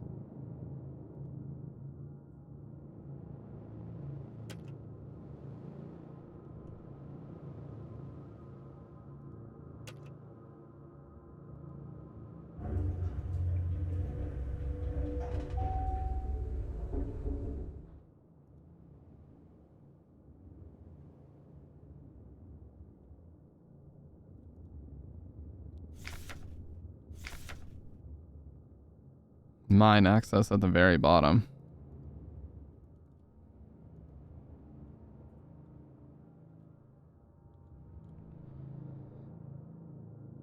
I guess I just... Oh, do I have to...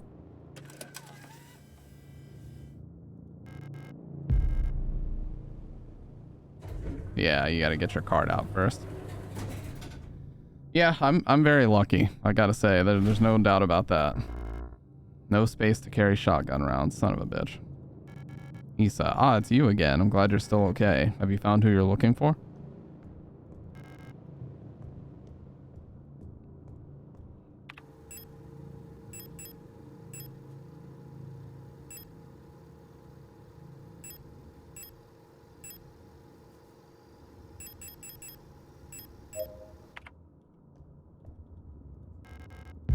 Hell yeah. But that's the thing, you know. I don't feel like I would be a bad dad. I just worry about that. Because there's just so many things that you gotta make sure that you're in touch with, you know? Because the last thing I want to do is fucking bring somebody into the world and not teach them how to fucking be a man, you know? Or how to be a functioning member of society.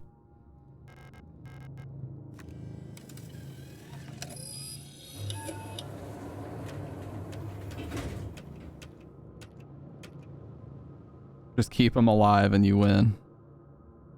Protector quarters. Let's go here.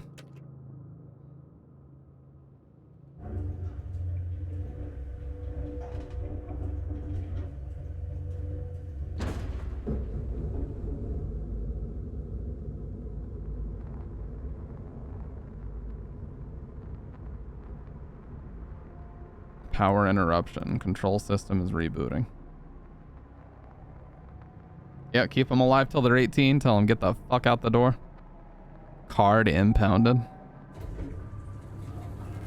Looks like the power outage caused the elevator to confiscate the security card. I'll have to find another protector ID if I want to use the elevator again. Son of a bitch. Oh, fuck yes, I see it. I can see it. I'm visually seeing it right now. Hell yeah.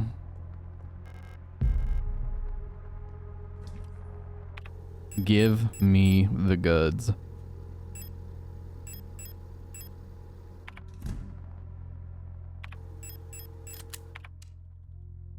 Green laser or yellow. I'm colorblind. Don't blame me. Don't blame me for not knowing.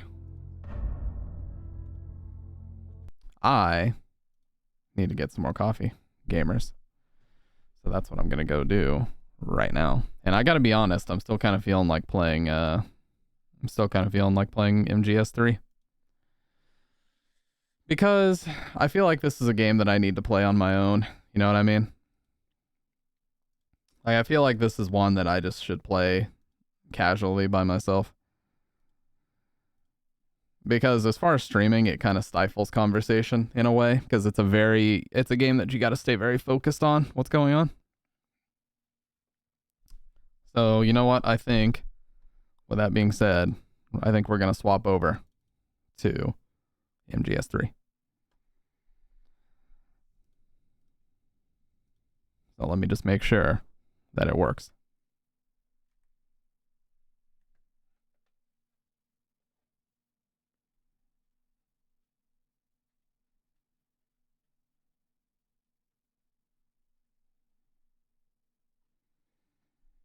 But I'm gonna grab coffee first. So once I get that, I'll be right back and we'll get to it.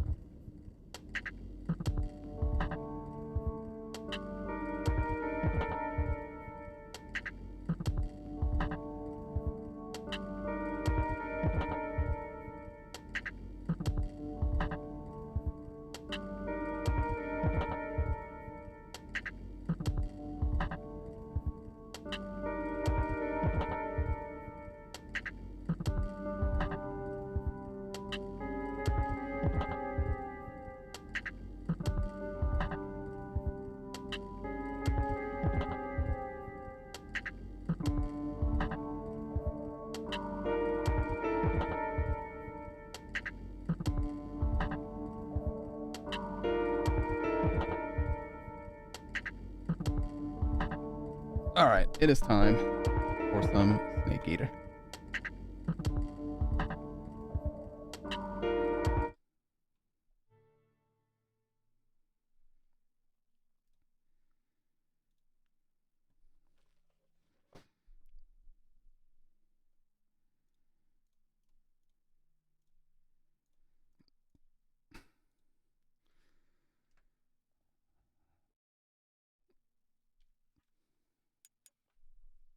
Crop is looking pretty good on the green screen.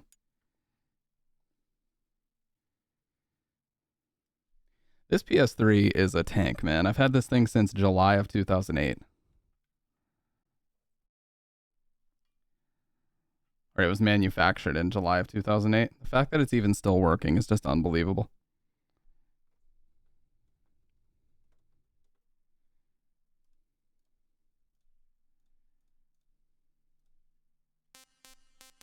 All right, now these are in chronological order, not in the release order. What's up, Bevel? 1964, Virtuous Mission and Operation Snake Eater. Peace Walker, 1974, and then Sons of Liberty, 2007 to 2009, Manhattan Tanker Incident, and Big Shell Incident. Look at that artwork, man. Oh, my day was good, dude. I chilled. I slept the majority of the day. I didn't do a damn thing.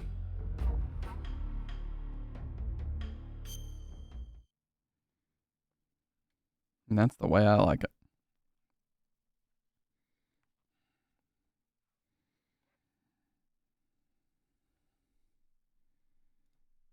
Yeah, it was, dude. Just chilling.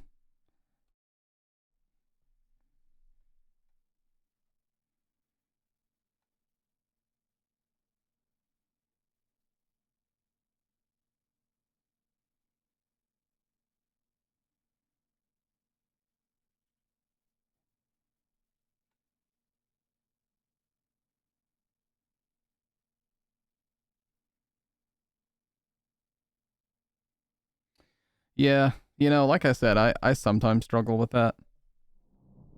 But, oh yeah, so if you press R1, it speeds this up. If you press L1, it slows it down. And I think you can, yeah, you press triangle, it changes the filters.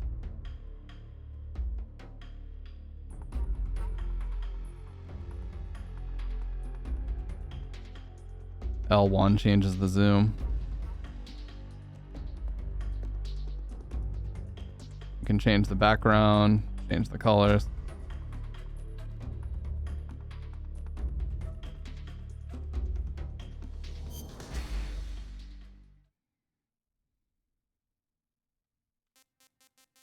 Oh yeah, you can play Metal Gear 1 and 2, the original MSX games on here.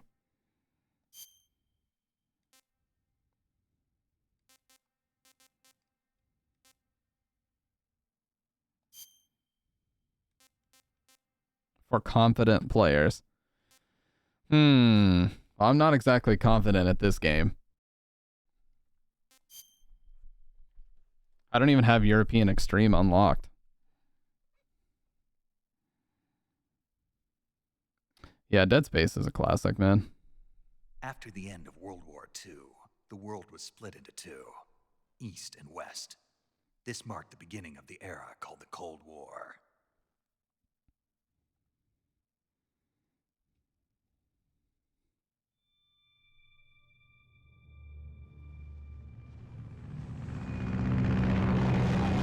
Now, this is a lot of people's favorite Metal Gear game, by the way. A lot of people you'll talk to will say this is the absolute best one. I disagree, but I do think it's a great game in its own right.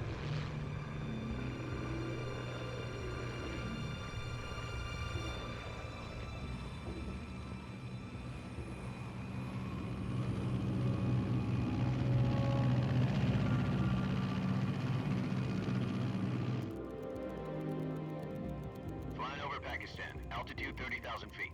Approaching Soviet airspace.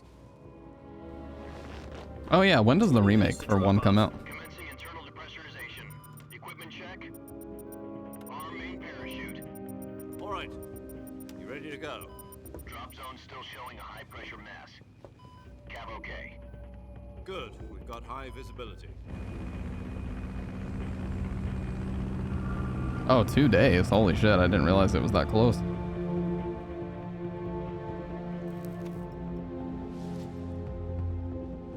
Put out that cigar. Connecting oxygen hose to interior connector. Put on your mask.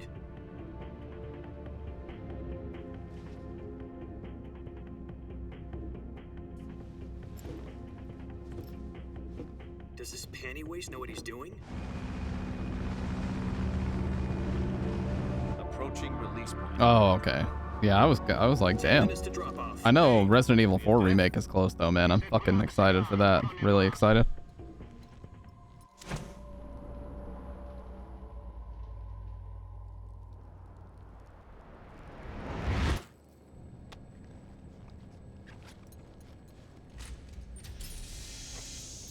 Yeah, Callisto Protocol I was not a fan of. I saw some footage of it and I was just like, yeah, this ain't for 6 me. minutes to drop off. Opening rear hatch.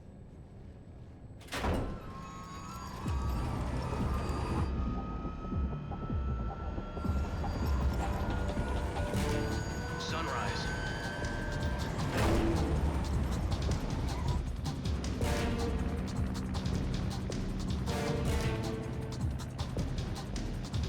External temperature minus 46 degrees Celsius. 2 minutes to drop off. Stand up. You'll be falling at 130 miles per hour. Try not to get frostbite from the wind chill. 1 minute to drop off. Move to the rear. Activate bailout model. This is one for the history books. The world's first Halo jump. 10 seconds to drop off. Stand by. I just can't believe that they pulled this off on PS2, man. Prepare for drop off. Countdown. 5, 4, 3, 2, 1. Spread your wings And fly. God be with you.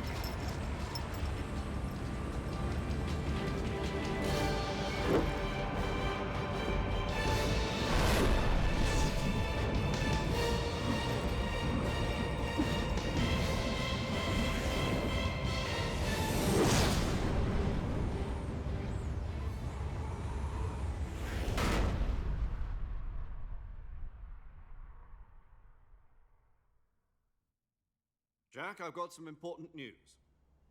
The head of the CIA has finally given us the green light for the virtuous mission. Virtual mission? No, the virtuous mission.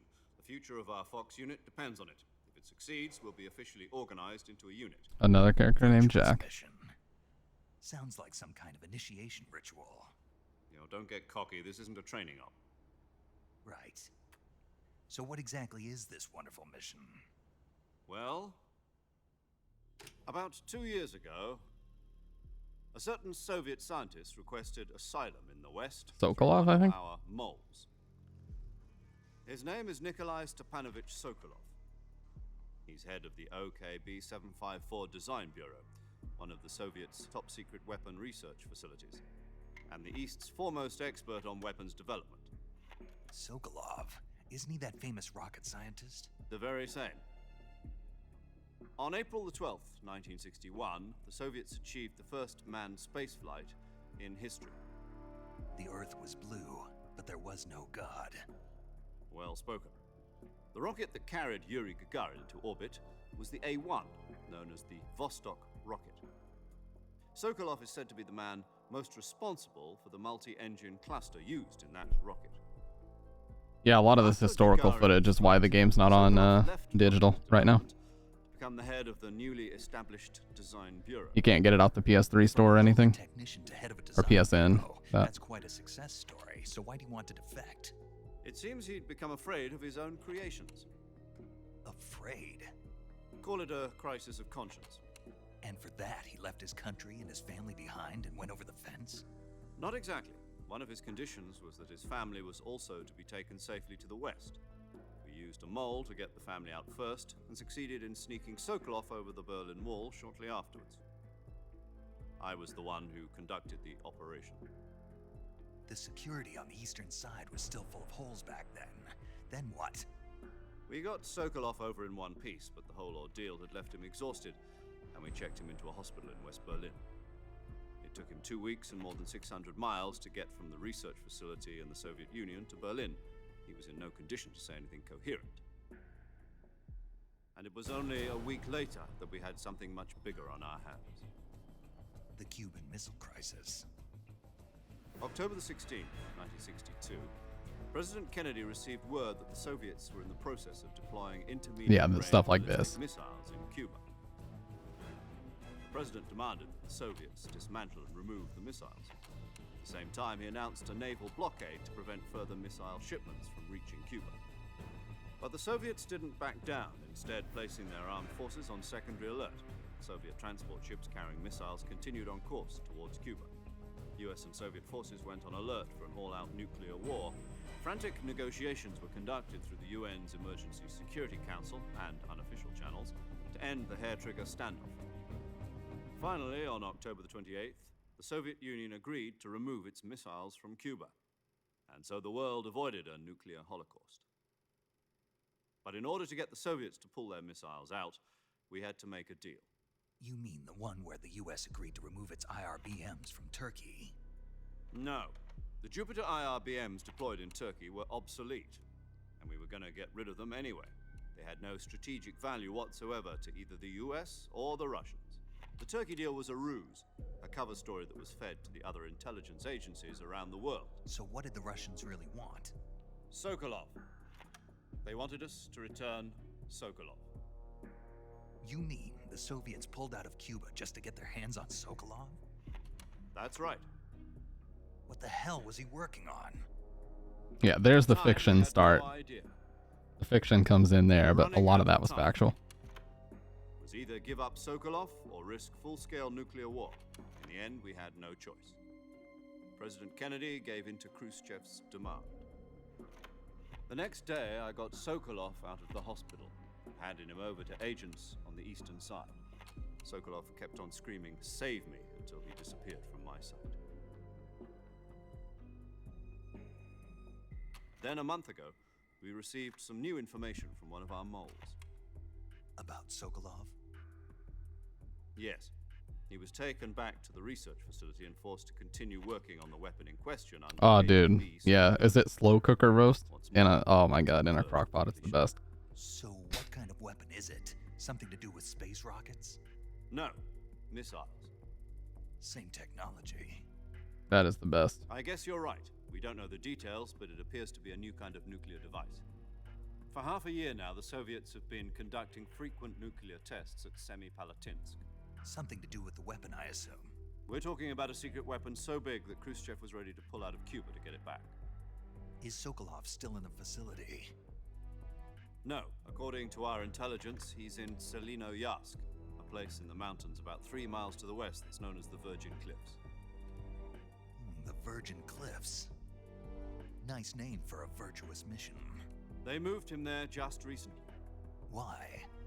Apparently, they're conducting a field test of the weapon, but it's our best chance to get him back. This mission would never have been possible if he was still in the research facility. This is our last chance. Sokolov must have known that too when he contacted us. Yeah, this part turns a lot of people away from this game in the beginning because there's just so much dialogue and build up and exposition that a lot of people are like, God, can I just get to the game already? And I can understand both sides. I can definitely understand both sides.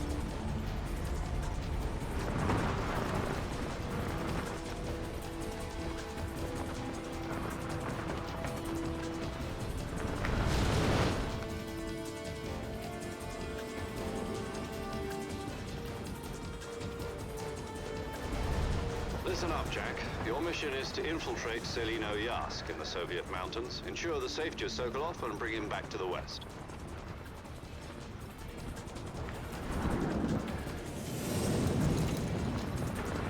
If we don't get Sokolov back before that weapon is complete, we'll be facing a major crisis.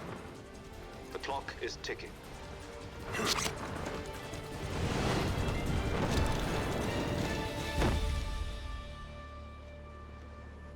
Once we've confirmed the rescue of Sokolov, stand by at the recovery point. A recovery balloon will be dropped at that point. Yeah. Will be pumped into the balloon to inflate it. You gotta make sure it has the lid and everything on it too. But dude, pot roast with like baked potatoes, holy shit. The Fulton surface-to-air recovery system. I'm familiar with the theory. Take it easy. It's been combat-proven. Do you think Sokolov is up to it? The shock will be less than during a parachute jump, and the arm can handle up to 500 pounds. So you're planning on going over the border in a single combat talent? She's equipped with two 6-barrel 20mm Vulcan cannons, as well as two 40mm machine guns. Sounds like she could hold her own against a battalion of tanks. Even with the fuel in the reserve tank, we're facing a 4-hour time limit. If all goes well, it shouldn't take more than a few hours. Home in time for dinner. But if anything goes wrong, you'll be eating dinner, breakfast, and all the rest of your meals in the jungle.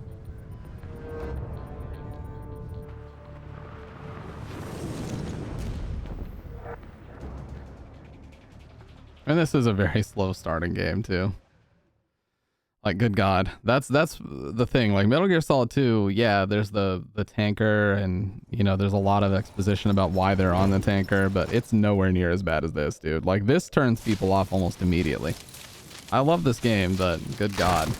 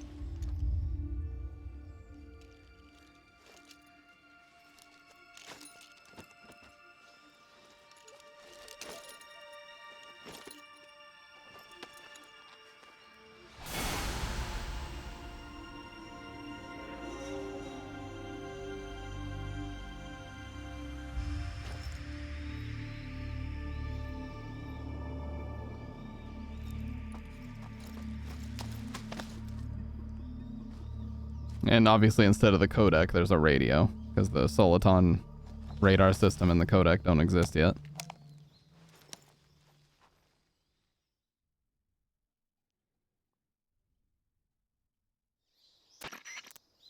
Do you copy?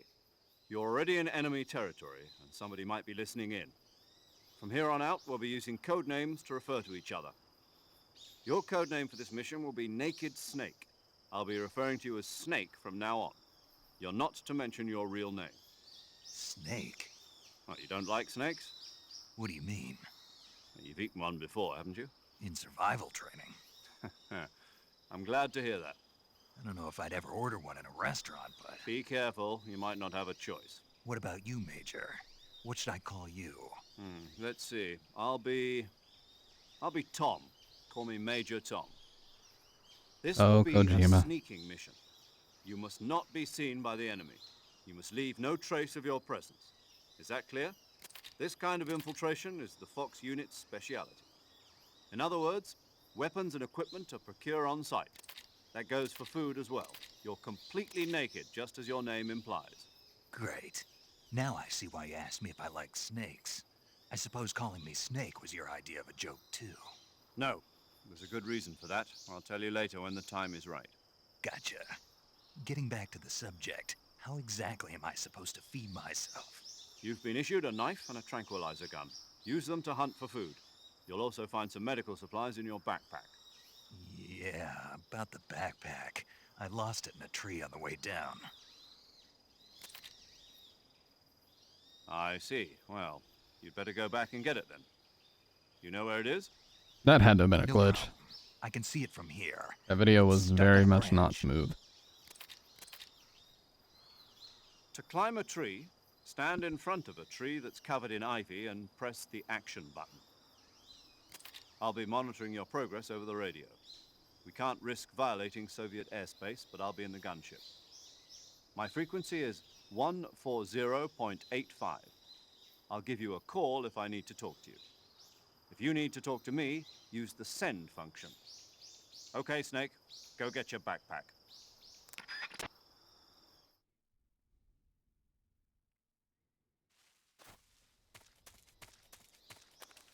Yeah, so Snake Eater, the original version of this game, had a fixed camera. So it would basically be like this, and you would just move like that. And I think you can actually still select that. I don't know if you can do it from this menu. I think it has to be... No, it's still here. Yeah, camera mode normal. Right, so this is the original camera. You can use the stick to look around, but you couldn't really move it freely.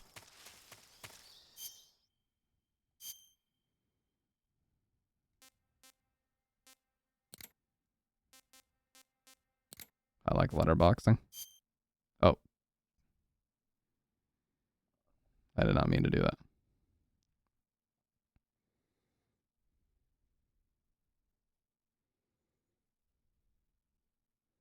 Okay, you can actually skip through the radio conversations pretty easily now. I don't think there's a continue, and since I didn't save, there probably won't be anything. I'll just have to start new again.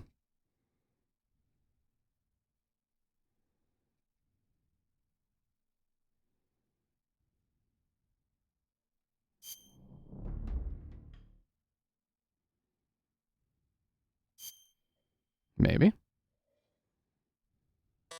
God damn it, dude. Fuck the game and everybody that developed it.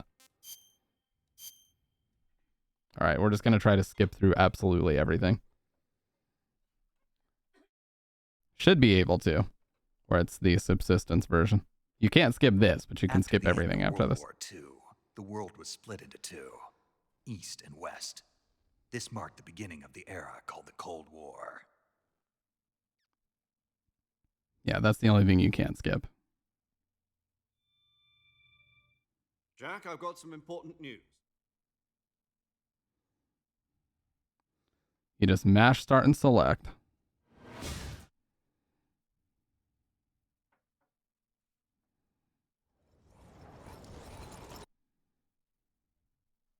This is the PS3 version, so it kind of shits itself. Do you copy? You're...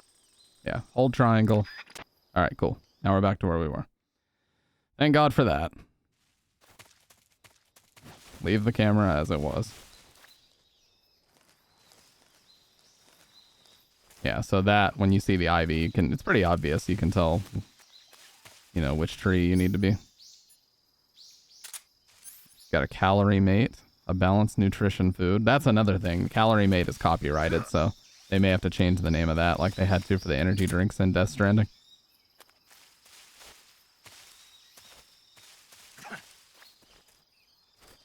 Is it? It is triangle. I pressed triangle several times. What the fuck? God damn it. I've been watching Jaguar King speedrun the shit out of this game, so he makes everything look so fucking easy, dude. There we go.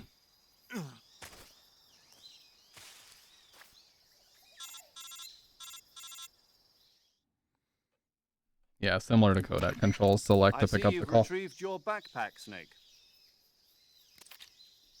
To equip a weapon, it's necessary to take it out of your backpack. In the survival viewer, choose Weapon from the backpack. Your available weapons will be displayed in a window in the upper left. From that list, choose the weapon you want to equip and press the Enter button. For other equipped items, just do the same thing from Item. Got it. Use the survival viewer backpack. Yep, that's right.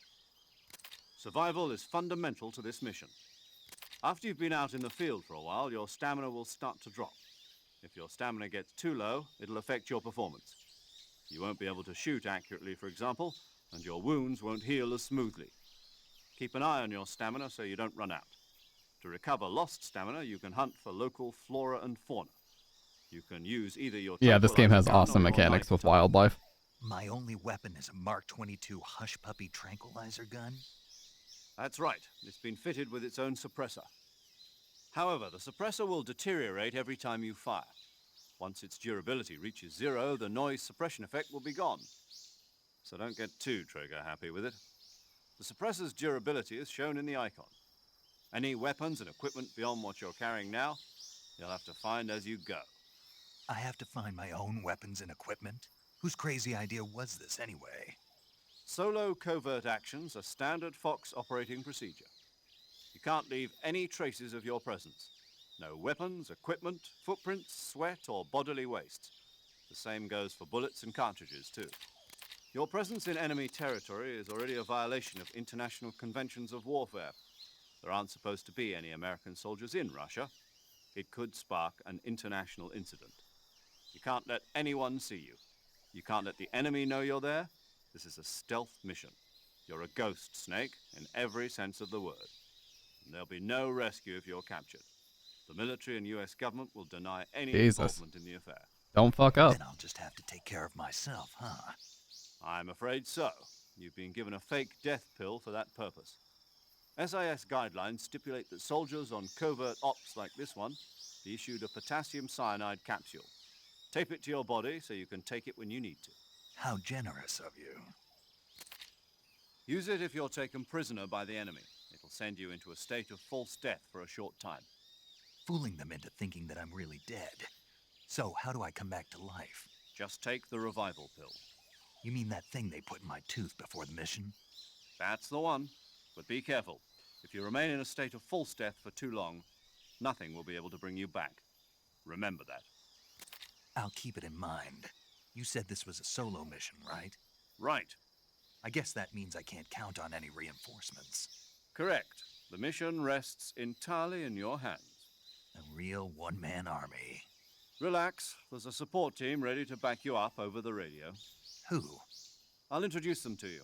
This time, survival is of utmost importance.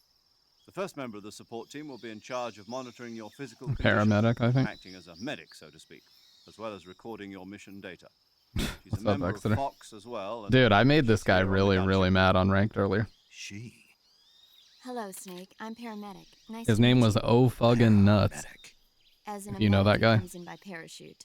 Aren't you going to tell me your real name? I beat him like Are 6 you going times to in a tell me row, and I yours, Mr. taunted Snake? him as Sagat. My name, huh? It's John Doe. And they call you Jack for short. You're a regular Captain Nemo. A name means nothing on the battlefield. After a week, no one has a name. What's your name? Jane Doe. Very funny. I wasn't joking, but I'll tell you my name only if you manage to make it back alive. My frequency is 145.73. She's also in charge of recording your mission data. Whenever you want to save, send a message over the reserved save frequency, 140.96. So saving lets me record my mission data. But yeah, I'm at That's like right. 2970 Also points right now. I'm records basically at 3K. Not that Good it to fucking know. matters, but it'd be cool to There's be one back at more person I 3K. want to introduce you to, Snake. If I can get to like 3.6K, I'll just sit Speaking there. of snakes, you remember the boss, don't you? A legendary soldier and your mentor. Let me come Actually, take it was those. the boss that got Nope. the DCI's authorization in the first place. A lot of them are yours. She's going to be serving as Fox's mission advisor. Boss is? She also helped me plan this mission. She and I were at I got away SAS with together. such horse shit that night, dude. Jack, is that you? How many years has it been? Boss? That's right. It's me. Oh. Talk to me. Let me hear your voice. You don't have my stamina? It's been That's 5 okay, man. years, 72 days. I'm a and 18 degenerate when it comes to hours. streaming, dude. I can stream like 5 hours minimum every You night. can tell just by the sound of my voice. Of course I can. I know all about you. Really? But yeah, have a great I rest of the don't know night, man. anything about Always you. fun talking movies with you. What's that supposed to mean? Why'd you disappear on me all of a sudden? I was on a top secret mission. Hmm. You didn't need me anymore. But there were still so many things I wanted you to teach me. No. Yeah, I'm I also taught going to you be everything you really needed to know practicing with about Premiere fighting Pro techniques. today. After I get done with the taught you all stream, I I'll could. probably mess around with it some because The I rest bought you it. needed to I bought the learn on your subscription own. service, but I haven't really uploaded any clips or Sure. imported anything. What about how to think like a soldier? So I'll try to throw a few quick How to videos think like together a soldier? and learn. I can't teach you that. A soldier needs to be strong in spirit, body, and technique. And the only thing you can learn from someone else is technique. In fact, technique doesn't even matter. What's most important is spirit. Spirit and body. should are play like a two set, though, sides of a Exeter. That'd be single fun. coin. They're the same thing. I can't teach you how to think. You'll just have to figure it out for yourself. Listen to me, Jack. Just because soldiers are on the same side right now doesn't mean they always will be. Having personal feelings about your comrades is one of the worst sins you can commit. Politics determine who you face on the battlefield. And politics are a living thing. They change along with the times. Yesterday's good might be tomorrow's evil. Is that why you abandoned me? No, it had nothing to do with you. I already told you, Jack. I was on a top secret mission. A soldier has to follow whatever orders he's given. It's not his place to question why. But you're looking for a reason to fight. You are a natural-born fighter, but you're not quite a soldier. A soldier is a political tool, nothing more. That's doubly true if he's a career soldier. Right and wrong have no place. Just in let me this know mission. when. Dude, He remember has our no last set enemies and no where friends. I'm pretty sure you beat me our last set, but the set before that, it was literally last round, last That's hit. what being a soldier is. And I think I threw a fireball that counter hit your sweep to win that. That was fucking crazy. That's not the same thing. Sooner And you or hit me later, with your the conscience dude. You were is going playing to like bother OG you. and solid. I was like, You have to choose oh whether you're damn, going to live I'm as part a of the crew soldier now, dude. or just another man And then it with turned a out to just gun. be a fluke. There's a saying in the Orient, loyalty to the end. Do you know what it means? Being patriotic. It means devoting yourself to your country. I follow the president and the top brass. I'm ready to die for them if necessary. The president and the top brass won't be there forever. Once their terms are up, others will Yeah, I take heard their about place. that. Was that Defend the North? Will of the leader, no matter who's in charge. People aren't the ones who dictate the missions. Then who does? The times. People's values change over time, and so do the leaders of a country. Yeah. So there's no such thing as an enemy in absolute terms. The enemies we fight are only enemies in relative terms, constantly changing with the times. As long as we have loyalty to the end, there's no point in believing in anything, even in those we love. And that's the way a soldier's supposed to think? The only thing we can believe in with absolute certainty is the mission, Jack. All right, but do me a favor. Yeah. I mean, as long as they're good games. Snake. Snake. Oh, right. Your code name is Snake. It suits you. I wouldn't get along with that though. Dude, if I lose, I'm fucking done. My mental is so bad when I lose. A group of heroes that brought the war to an end and saved the world. As long as you've got a legendary hero backing you up, you'll be fine. Isn't that right, Snake? Yeah, I can't think of anyone else I'd rather have with me. Oh, and one more thing, boss. Yes? It's good to hear your voice again. Same here.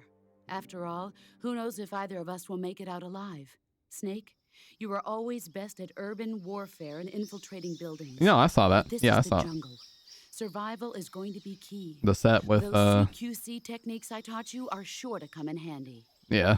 CQC, My man was angry. Close quarters combat, huh? I've been in the Green Berets for the past few years. I'm probably pretty rusty. Not to worry. I'll be here to help you remember. After all, this is your first actual survival mission. I'll be supporting you over the radio. All right, dude. Are you ready now? The boss is We're gonna make an communicating with us by intermission radio after this from aboard a conversation. I'm gonna Berlin-class save and we're gonna submarine in fucking the do Arctic this. Ocean. My frequency is 141.80. Call me if you need my advice on battle techniques. Gotcha. Your mission is to retrieve Dr. Sokolov. Dr. Sokolov is being held in an abandoned factory located to the north of your current position. I won't even turn the Avoid game off. heavy We'll just combat, pause it. Don't let anyone see you. Don't forget that this is a stealth mission. By the way, I love playing with DualShock 2s into an adapter for the PS3. That's what I'm playing on right now. Try to remember some of the Beautiful basics of satin silver. CQC. First to 7. Let's do a first to 7. Now he actually looks proper with the tranquilizer pistol. Commencing virtuous mission now.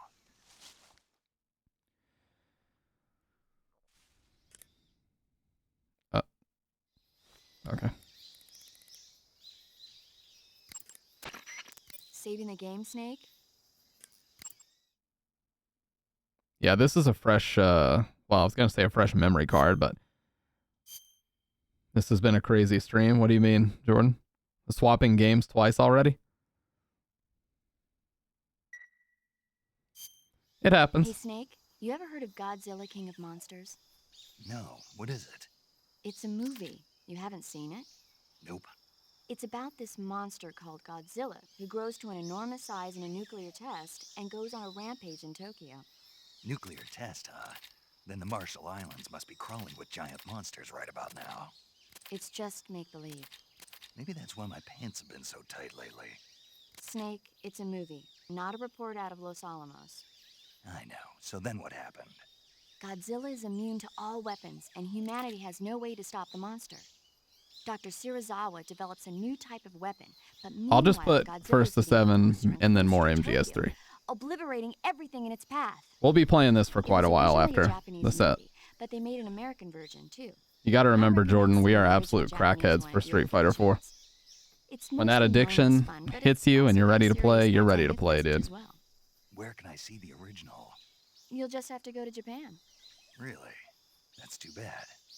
Well, if you wait 40 years, you might be able to see it in America too. Why's that? 2004 will be Godzilla's 50th birthday. You think they're still going to be making Godzilla movies then? Of Oh, course. Kojima. Everybody loves Godzilla.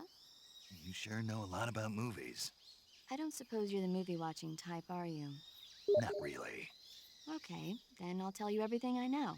When the going gets tough, movies can save your life. It's always good to be able to look at things from a different perspective when you get in a jam. That's the magic of movies. No kidding. Well, I guess it might at least make a nice distraction. That's the spirit, Snake. Have a little fun. Okay.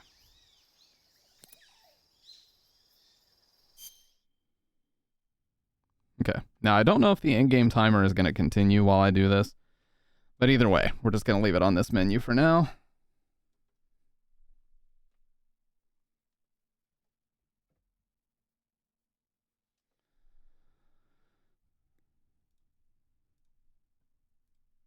I've got to grab my stick, so give me a second.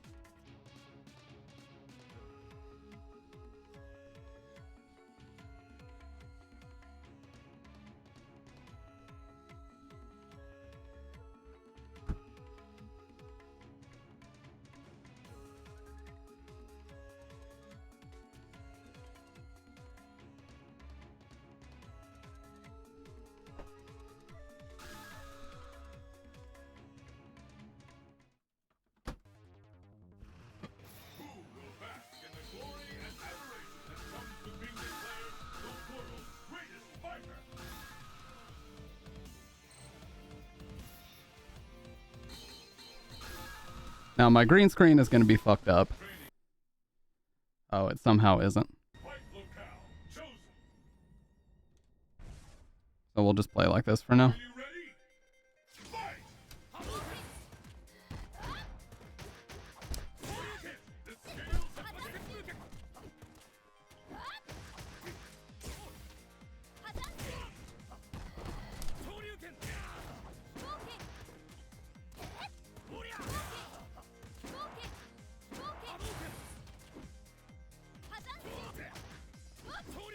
Oh my god, dude.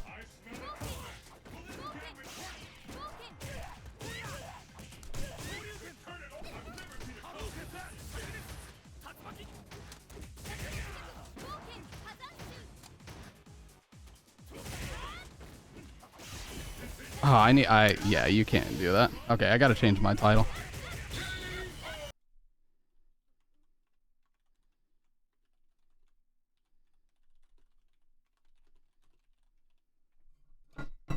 Gotta change my title end game really quick.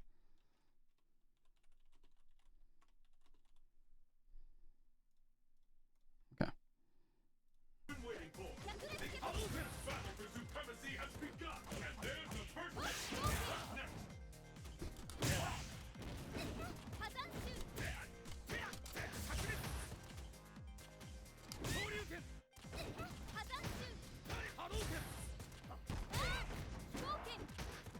That actually would have worked really well if I just held that for an extra second.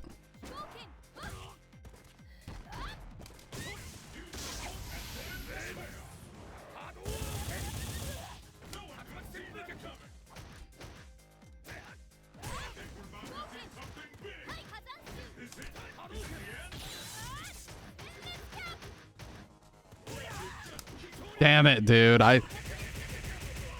I deserve to die for that. Dude, why did I go for that fierce? That was too ambitious. That was way too ambitious to go for that fierce. I 100% deserve to die for that.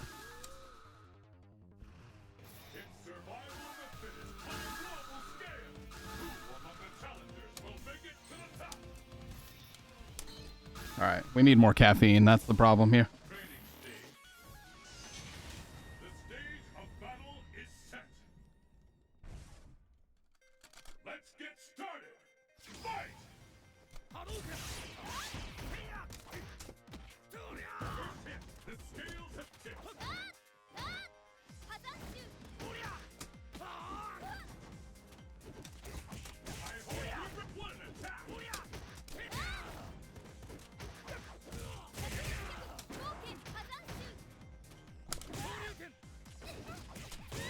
Oh shit. Well, I didn't expect that to work.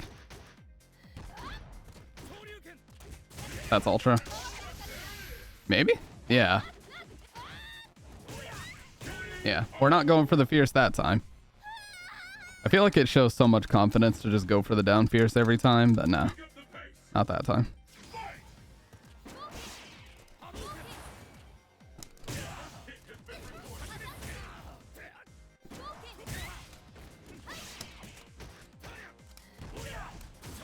Oh fuck, I should have canceled that. Actually, nah.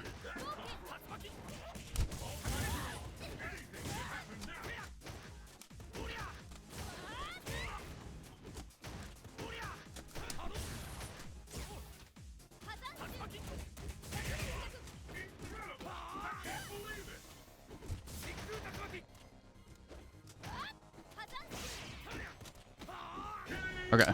Alright. 1-1. We'll take it. We'll take it. We'll take it.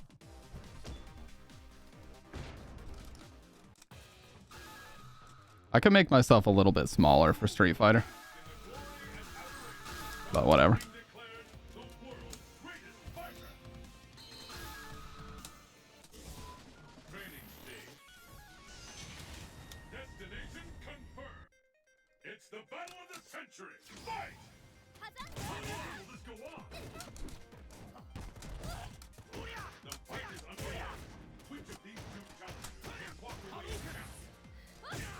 Fuck.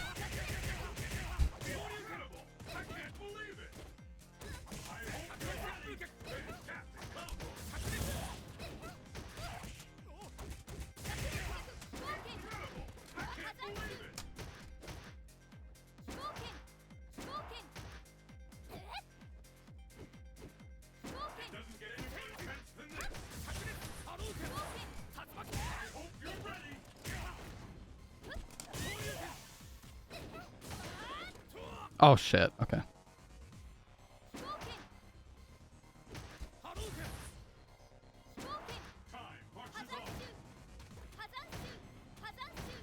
What are you doing, dude? What are you doing, Exeter? No. What were you thinking there, sir? I don't know what kind of mind game you were playing, but it ain't gonna work here. Okay.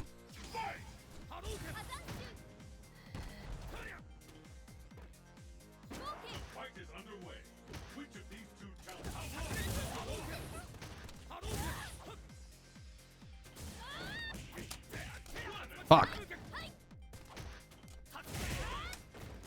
Nope. I got out.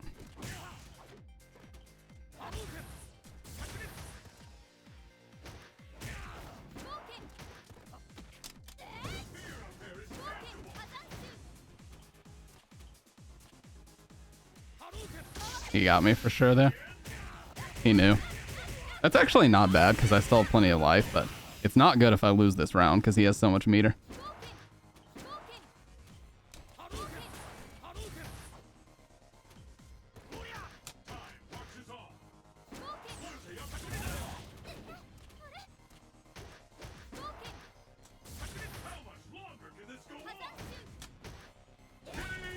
Ah, damn it, dude.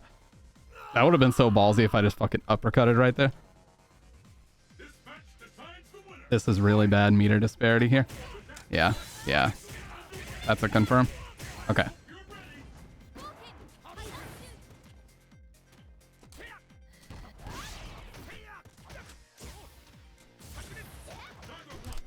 Oh, damn it, dude.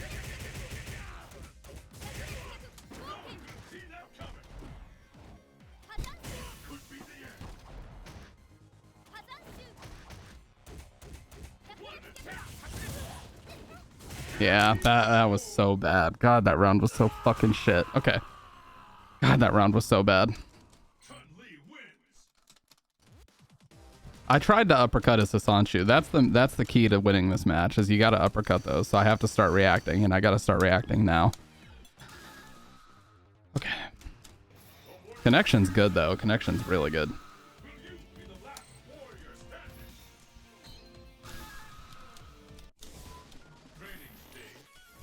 All right.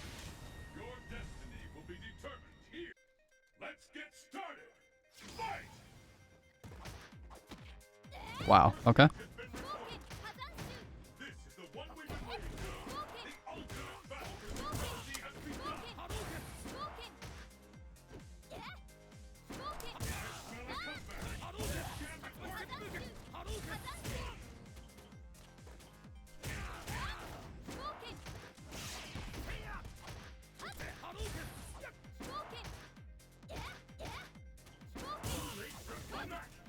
Yeah, this is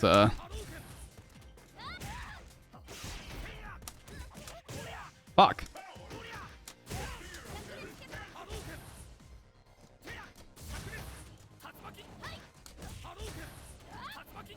Yeah, if he crouches that.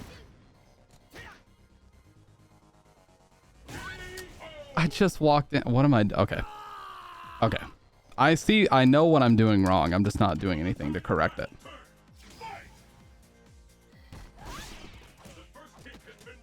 Attack that bullshit.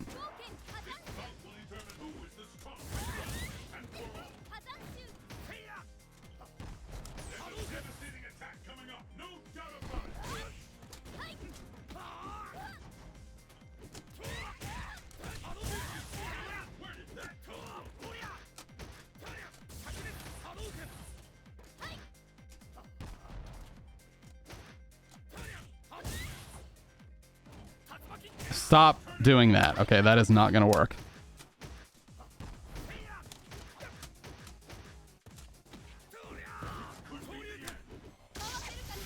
I baited that.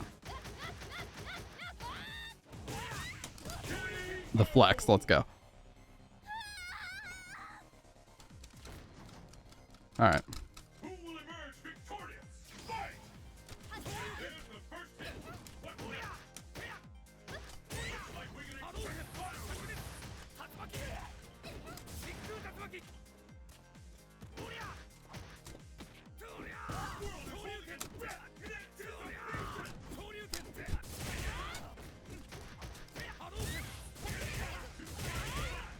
Ooh, that's ultra.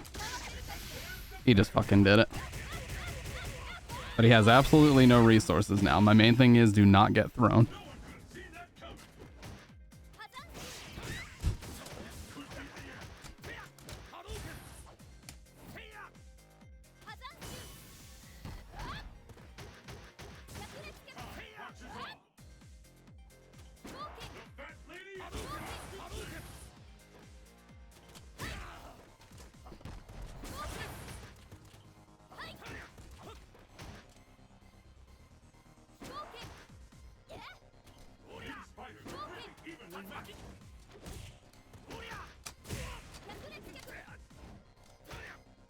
I fucking uppercutted. Fuck this game and everybody that developed it. Alright, 2-1. 2-1. Is it 2-1? I think it is. 3-1. Okay.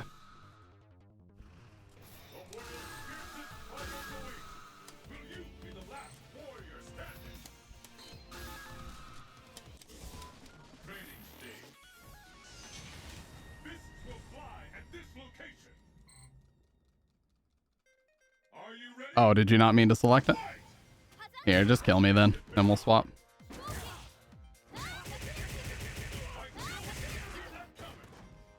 So it'll just, we'll just keep it 3-1.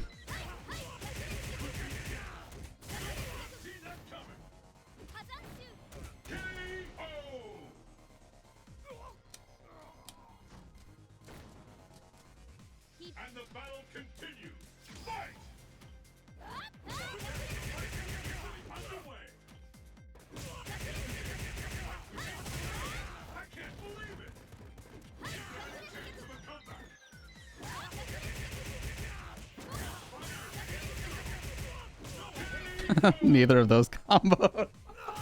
I know you're just messing around, but it's funny. Neither of them comboed. E. Imagine. All right, 3-1. That game doesn't count, obviously.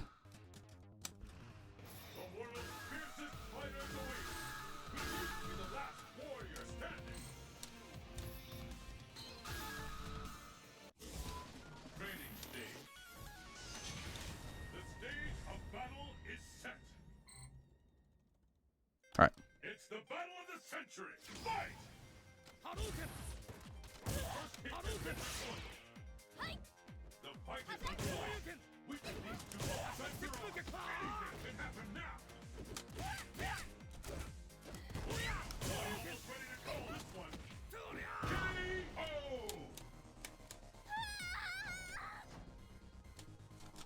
What will happen now? Fight! With that, the fight is officially underway. I backdashed.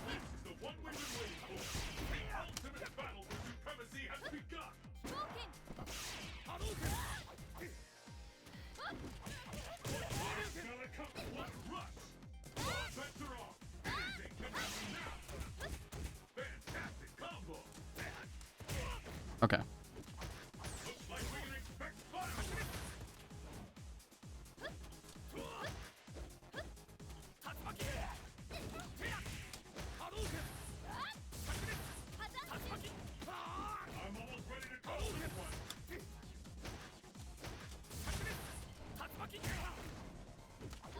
I fucking tagged that bullshit.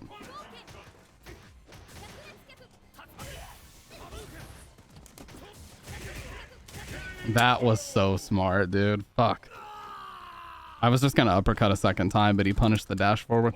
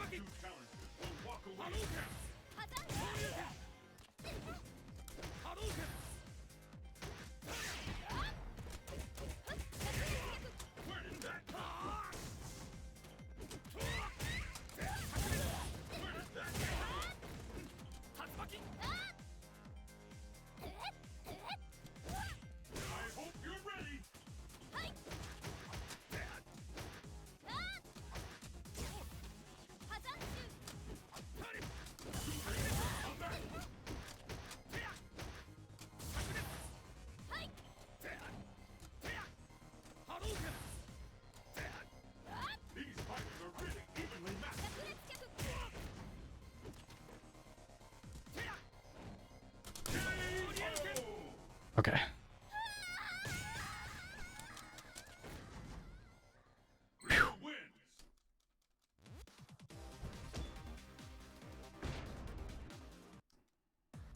All right, 3-2.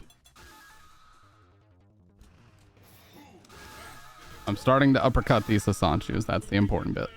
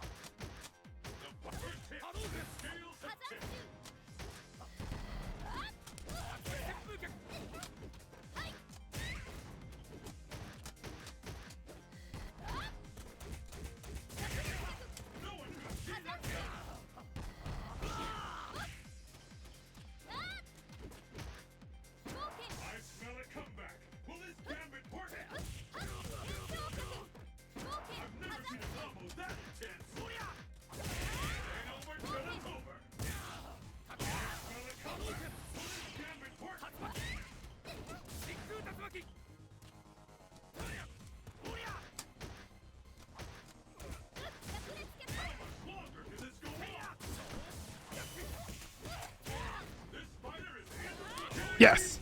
Fuck yes. Read that shit. I knew it. Whew. Okay.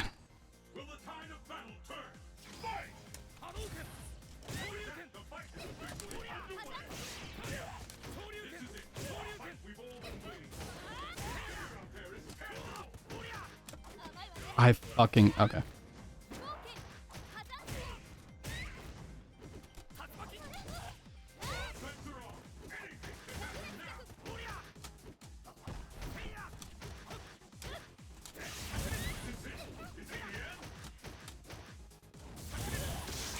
Fuck yes.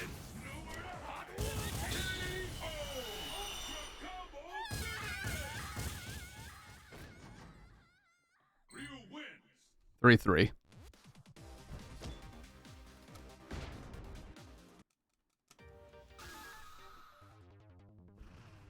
curtain is raised on the world's most extreme fighting tournament.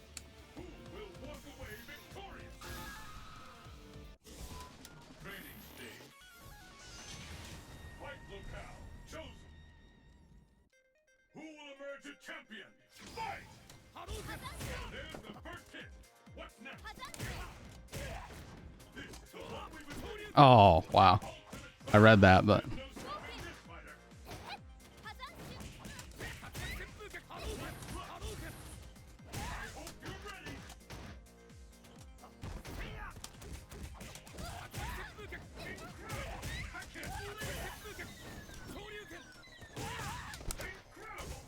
Did I just throw it?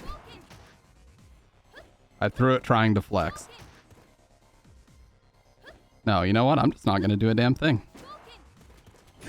Nope. Nope.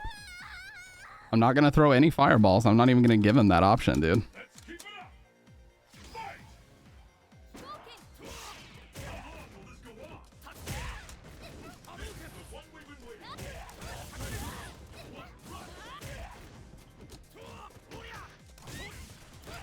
Could be the one touch. What am I fucking doing?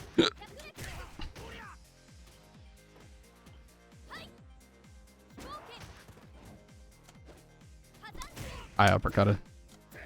Plain and simple.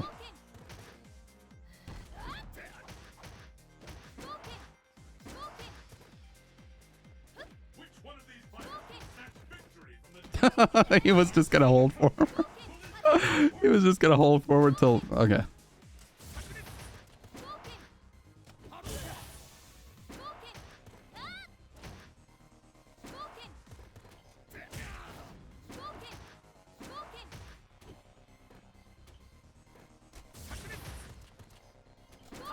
Yes. Fuck yeah. 4-3. I made that one harder than it needed to be, but we got it. I'm getting fed up.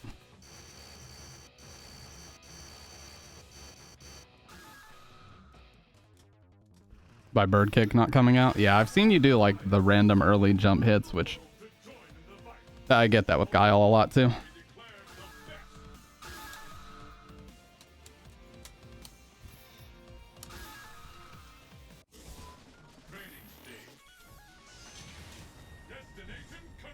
All right, 4-3. Let's get started. Fight! What am I doing? The fight is officially underway. The fight is underway. Which of these two challengers will walk away a champion? Nice combo. I've never seen a combo that intense. I smell it coming. This gap is working.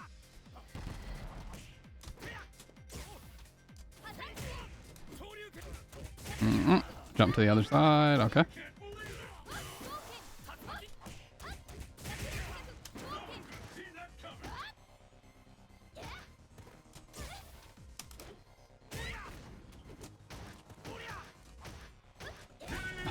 Okay. The car throw I don't even think would have given me the distance anyway. All right. Will the tide of battle turn? Fight! First hit.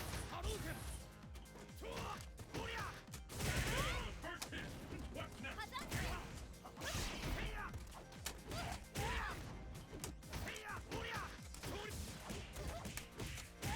This fighter is in the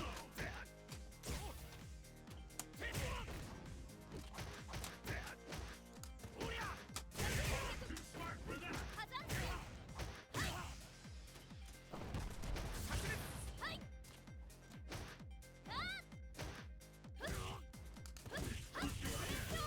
Yeah, he goes for that twice. Yeah, that was chip. All right, all right. 4-4. Basically, it's a 1st to 3 now. I gotta start cross-cutting, man. I know how to do it. I just gotta start doing it.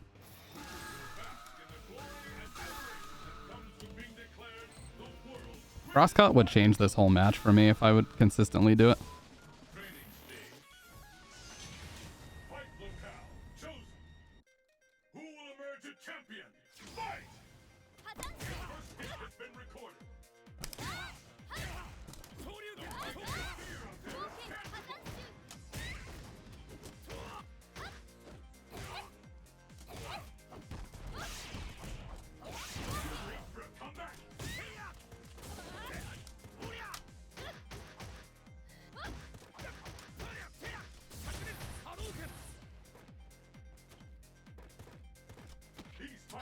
I just don't understand the timing, dude.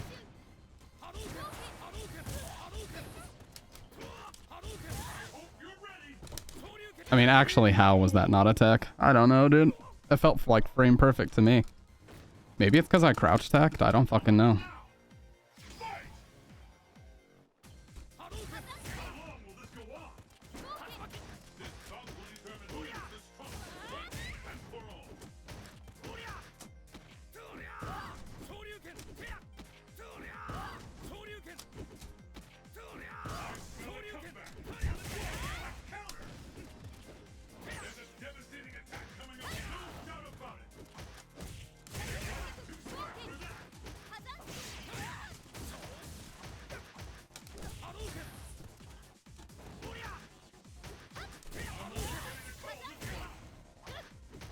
Fucking uppercutted that bullshit.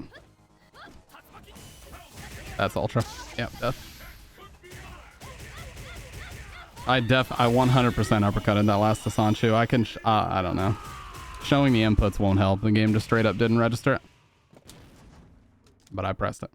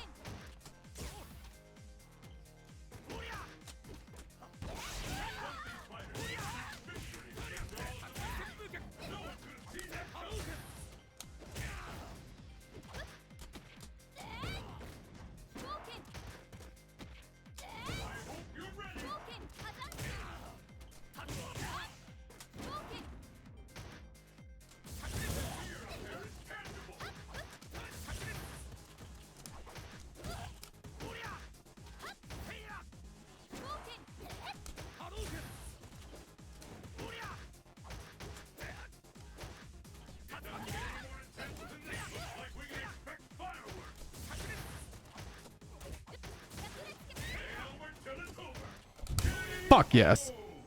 Don't fucking tech. God, that was literally all or nothing right there. Holy shit.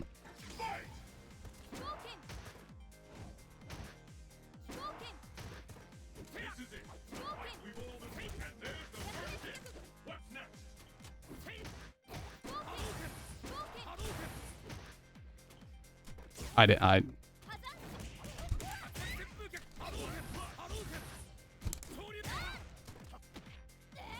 He should have back thrown, but that'll work.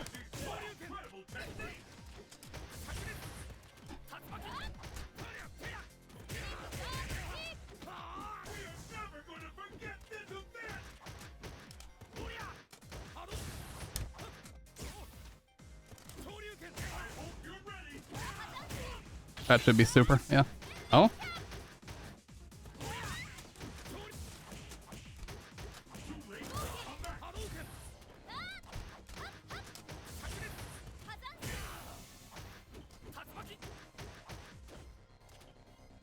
What am I doing? Fuck, man. Ultra. What the hell am I doing? I don't know what I was even looking for right there, dude. Okay.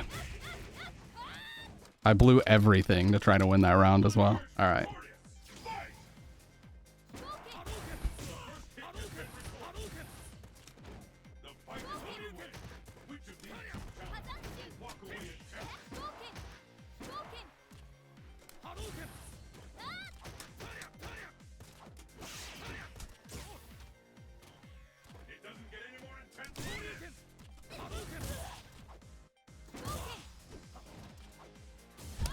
I uppercutted that.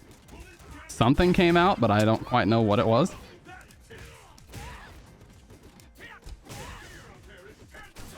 I thought I would have time to cancel it. But I didn't. I didn't have enough meter to cancel it. What a weird game. Okay. Okay, so 6-4. 6-4.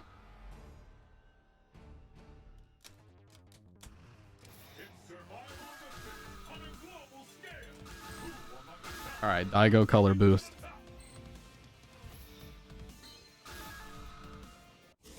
Daigo color boost, baby. Let's go. Ascending to another level.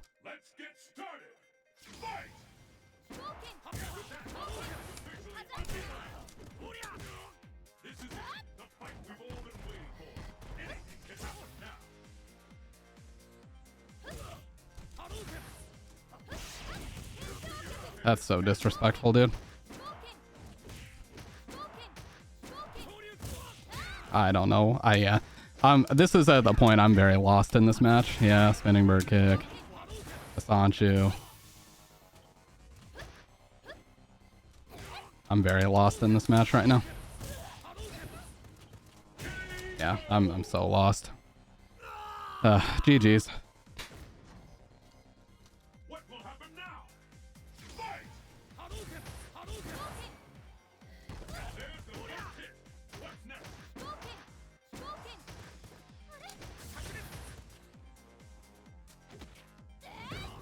Okay.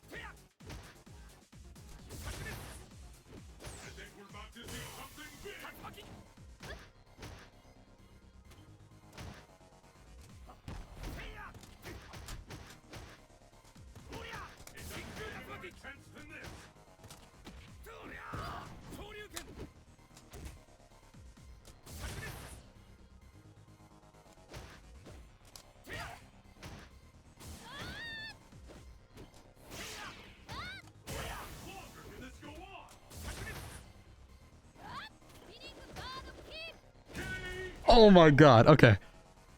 We're still in it. We're still in it. Holy shit. Alright. Jesus.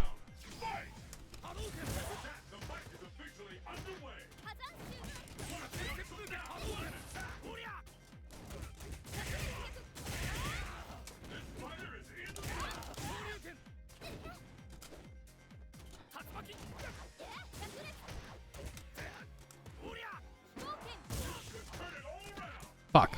Okay.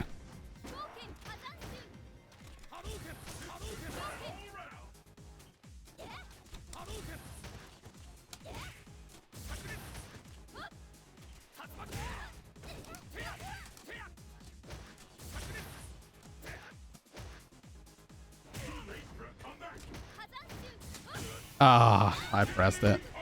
GG's. I shouldn't have pressed.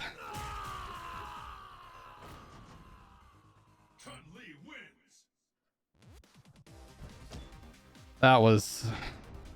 I don't even know. That's definitely one of the worst I've ever played right there. One of the worst sets I've played.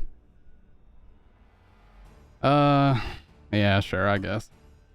Just a couple more. We'll no. I'll play different characters now. Yeah, that was just awful. Training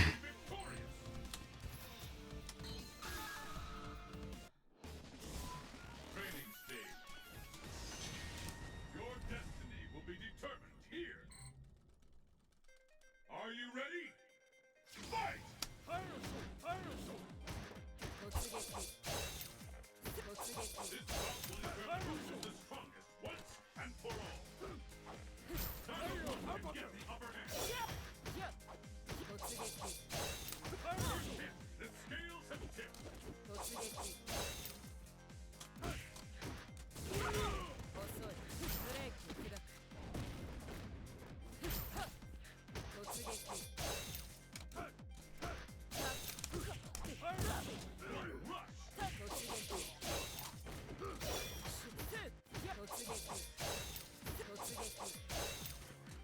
Pressure off. Anything can happen now.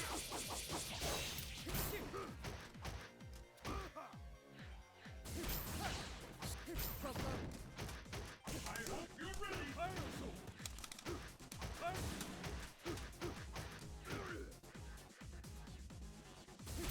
This ain't close to the end. No one can see that coming.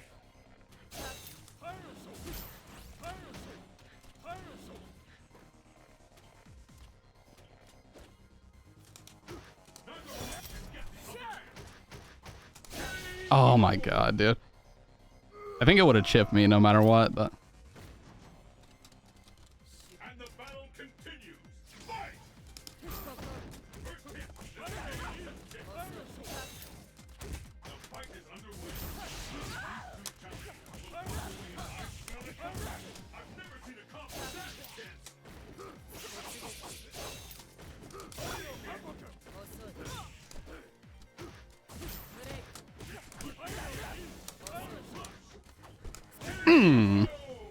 holy shit. God, he's such a fucking alpha male character. This match decides the winner. Fight! And there's the first hit. What's next? This bout will determine who is the strongest once and for all. No one can see that coming. Your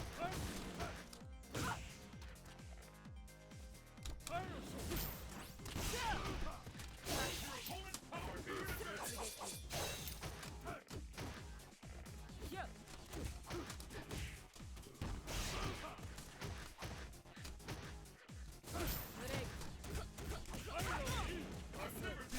that intense.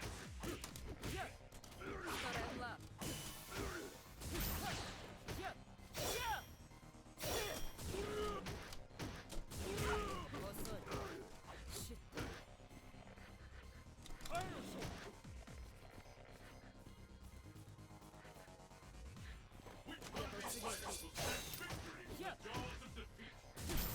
What? What the? Okay. Punishing each other.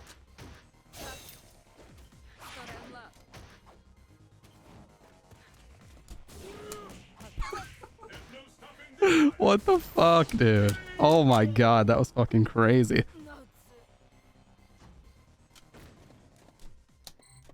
What the hell was that, dude?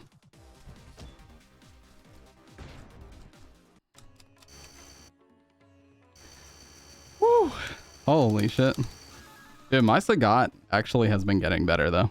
Did you see that close medium kick combo? That's something I've been practicing a lot. That close medium kick combo into stuff is so sick looking.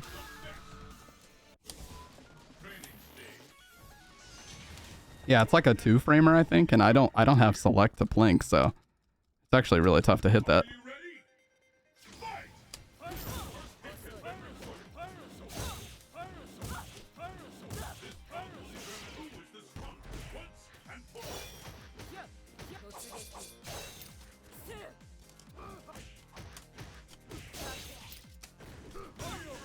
Power to your advantage. Okay. Turn it all around.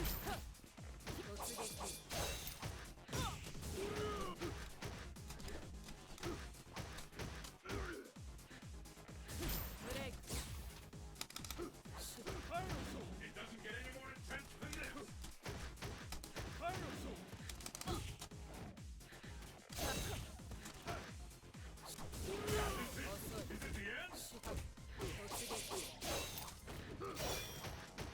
Hey, what's up, Gummy?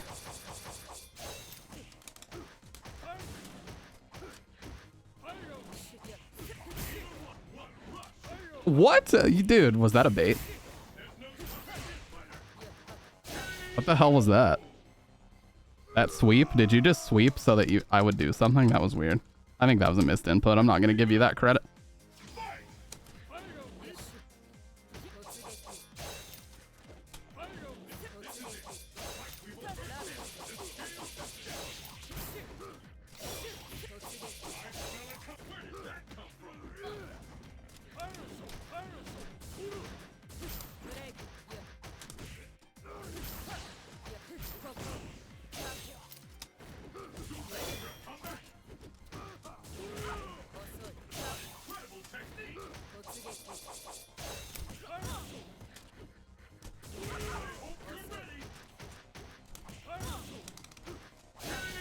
God, stop fucking uppercutting.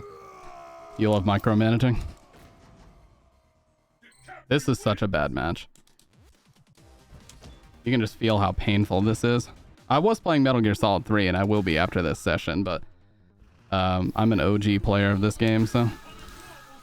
Now this is an even worse match. I'm gonna put myself at a disadvantage. On purpose.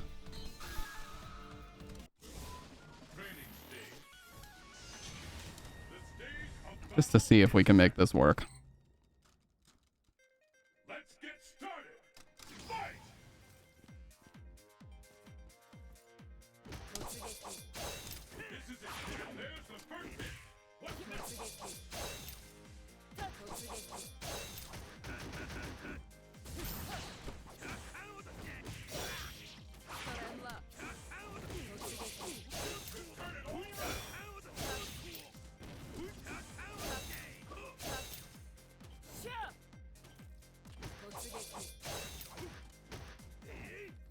These fighters are ready.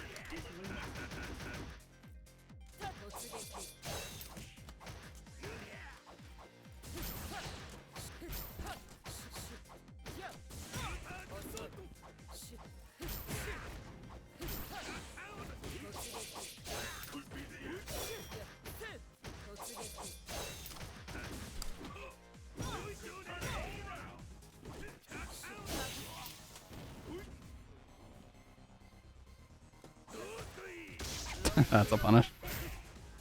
This was maybe the one I played the most, but I was never able to get into Street Fighter. Yeah.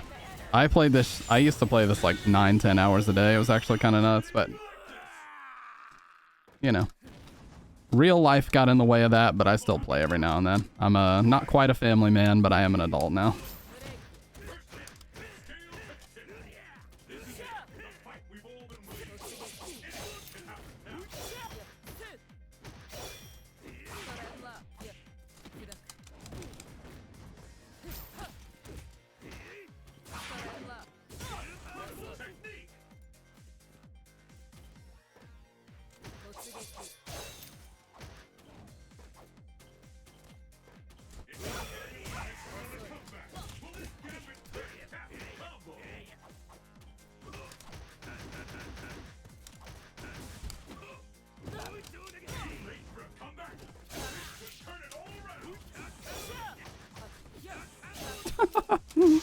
That doesn't work.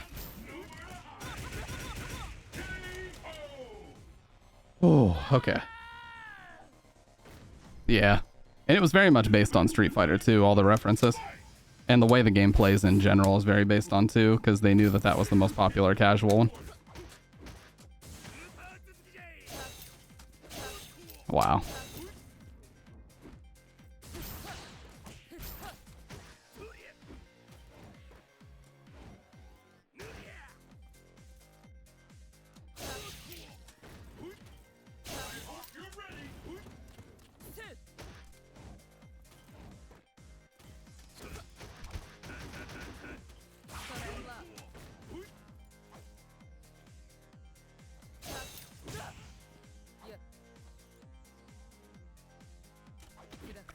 Oh my god, dude, this fucking game.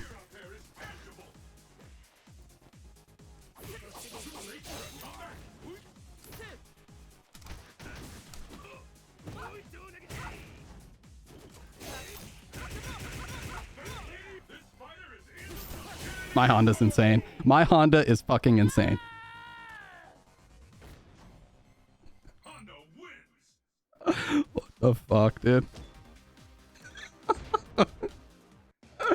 Holy shit, what the fuck was that? It's survival of the fittest on a global scale. It's insane, dude. Oh, what the fuck? You're gonna rip my char. You're gonna steal my char? Come on, dude. Have some self-esteem. Well, let's do a Ryu mirror after this.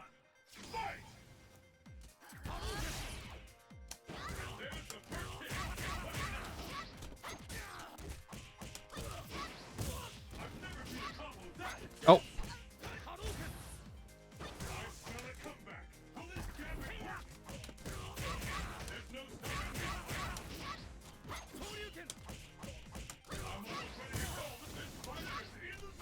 Why do I keep doing that?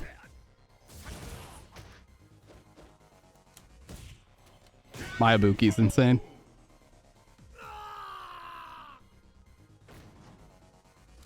Will the tide of battle turn? Fight! There's the first hit. What's next? What the fuck was that? That's not insane anymore. Devastating attack coming up. No doubt about it. Marches on.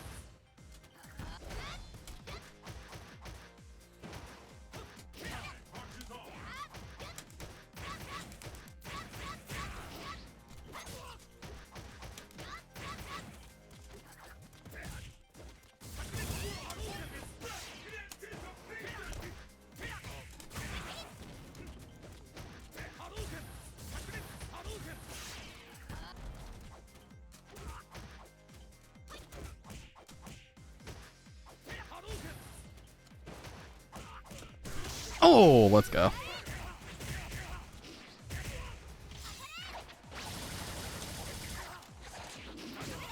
Okay. Incredible! I can't believe it. What power! A counter.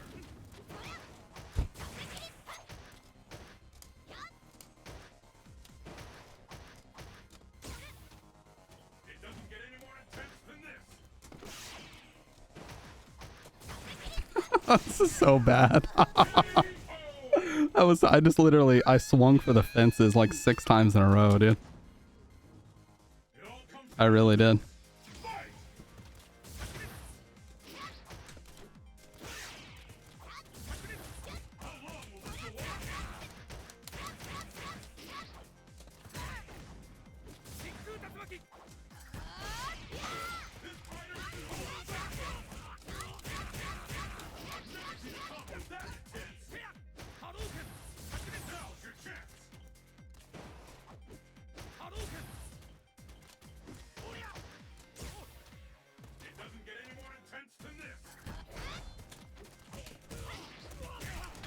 Nope, that's too late.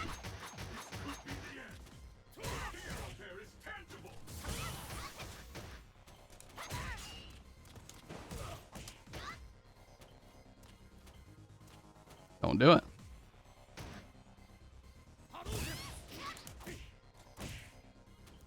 Nope.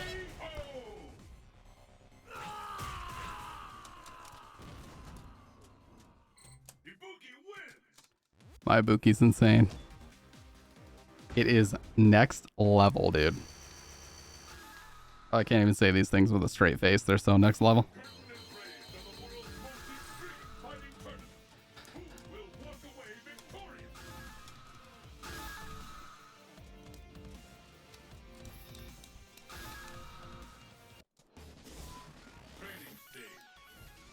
All right. I've been working on this rose, actually.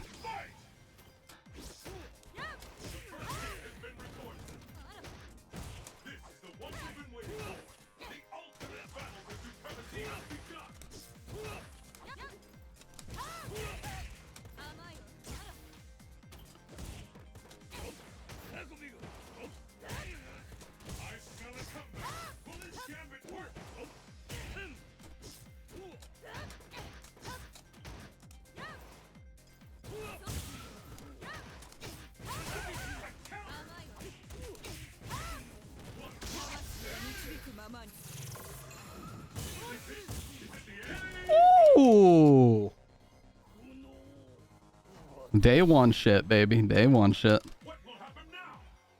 Fight! First hit has been released. The fight is underway.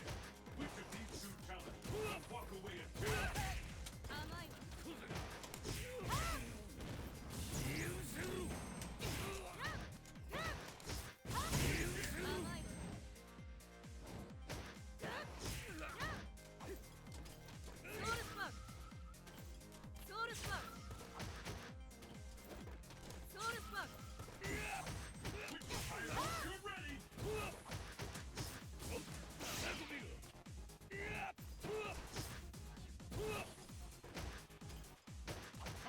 I defended that white life so much. Okay. Okay. Oh, I literally just tried to slide for some reason. Okay, we got full super. It all comes down to this. Fight!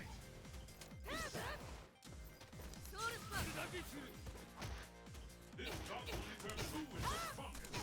After that, the fight is officially underway.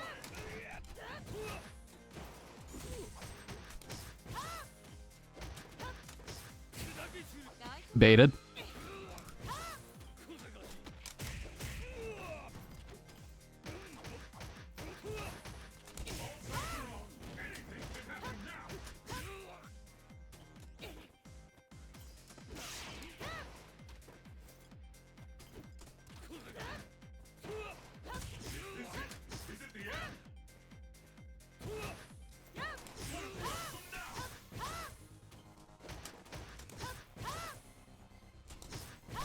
Yeah.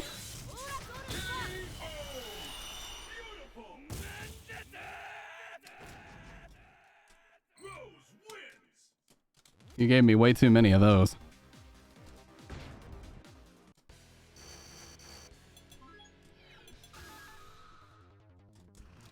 It's survival of the fittest on a global scale.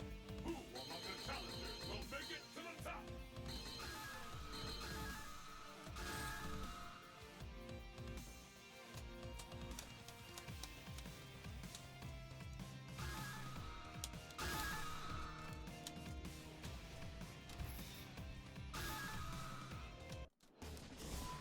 Training stage. The stage of battle is set. 2007 BP on Yun. Good year. Who will emerge a champion? Fight! And there's the first hit. What's next?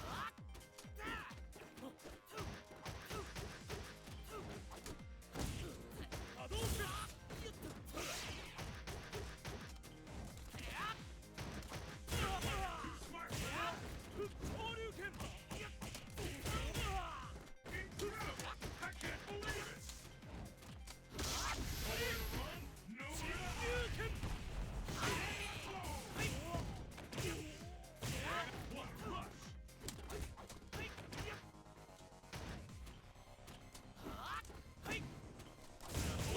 Hope you're ready.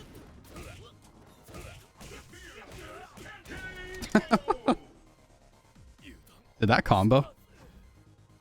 That did combo. Damn. Let's keep it up. Fight! The first hit has been recorded. The fight is underway. Which of these two challengers will walk away a champion?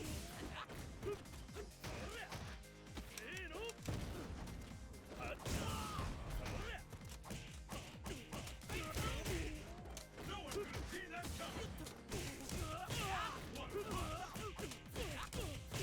Incredible! I can't believe it! What effective attack! KO!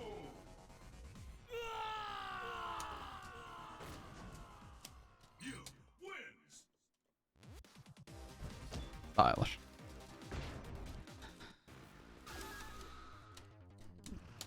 The world's fiercest fighters await.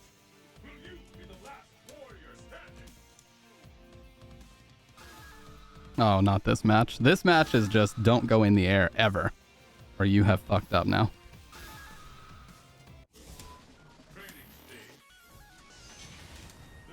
Or fucking uppercut. Whatever it's called, stinger. Dude, it just goes across the whole fucking screen. The hitbox extends the entire screen. How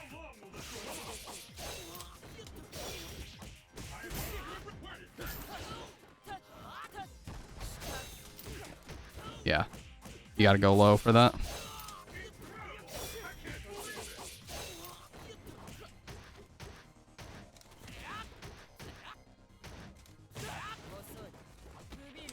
My jab just got eaten. I just did it. Uppercut. Oh.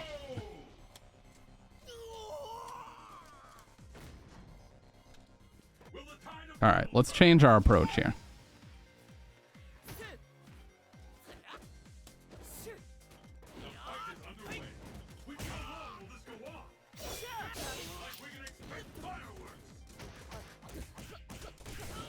What?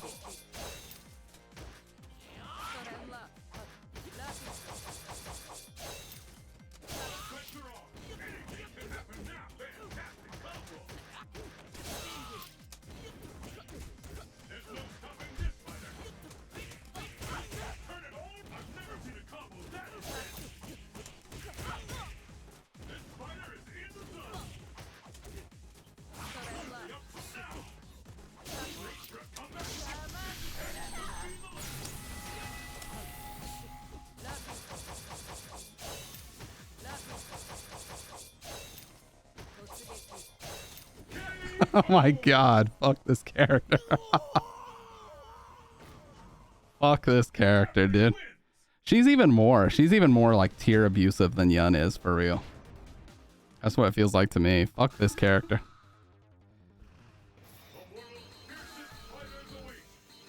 Let's see. I haven't played Faye in a while. This will be my last one for now, and then we'll swap back to MGS3. I'm gonna have to fucking wash my hands though. I got sweaty ass palms. I don't want to get that on my controller.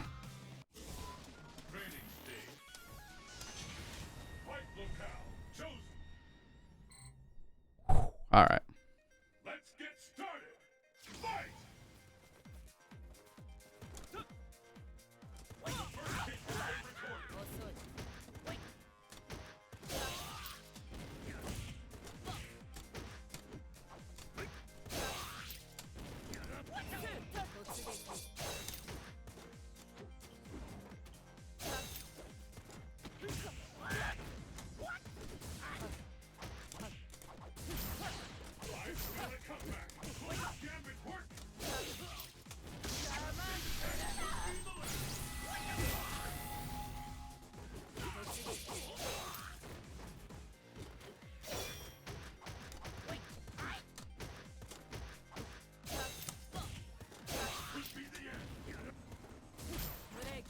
Can you stop uppercutting? Okay.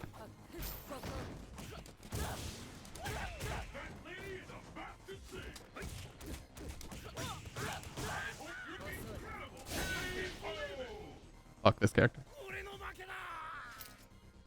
My man just uppercuts his problems away. That's what he does.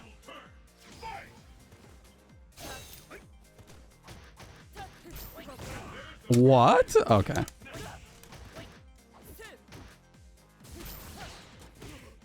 I've come to the conclusion this character is not finished.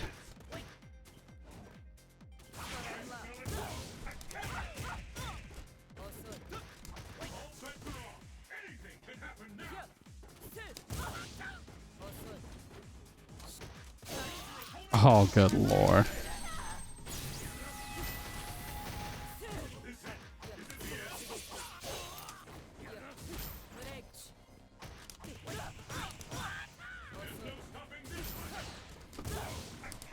No.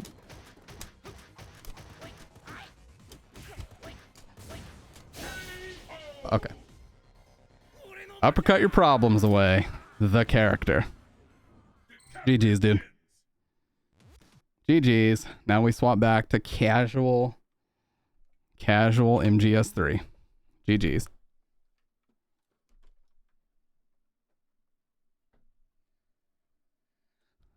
Seriously, dude, that is the fucking uppercut your problems away character right there. You know what's funny, you guys, is Capcom, yeah, you can see the edge of the green screen there. Capcom has been copyright striking me, or not striking me, but they've been saying that I included copyrighted content because there was a losers match from Street Fighter 25th Anniversary that apparently went similarly to my gameplay. So every time I upload a stream bot of me playing this game, it says, "Oh, you have copyrighted content from this Street Fighter 25th anniversary match." It's like, dude, fuck out of here. How does it even identify that?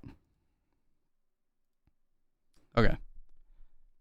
The PS3 is about to blow up because it's been paused for so long. Metal Gear 3, Snake Eater,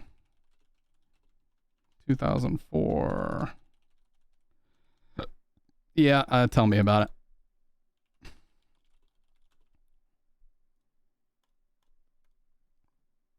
I'll show you here. I gotta go on Edge. I basically have Edge set aside to be the stream channel so I can keep it signed in at all times. Oh, what? So check this out. If you go here and you look at my videos, right?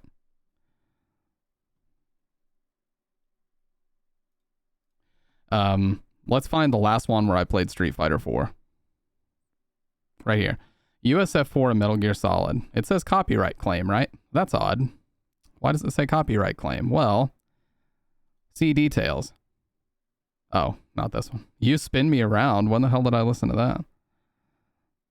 Probably this one. Yeah, Street Fighter 4, 25th European Qualifier Losers Bracket. What? Okay, because I chose the same characters that European players chose in a tournament back in 2012. That's a copyright claim? Fuck out of here with that horse shit. That is typical Capcom, dude. That is typical Capcom. And no, when it says losers bracket, that just means that it was double elimination. The person lost twice. Or the person lost once and they still have a chance to win through losers bracket.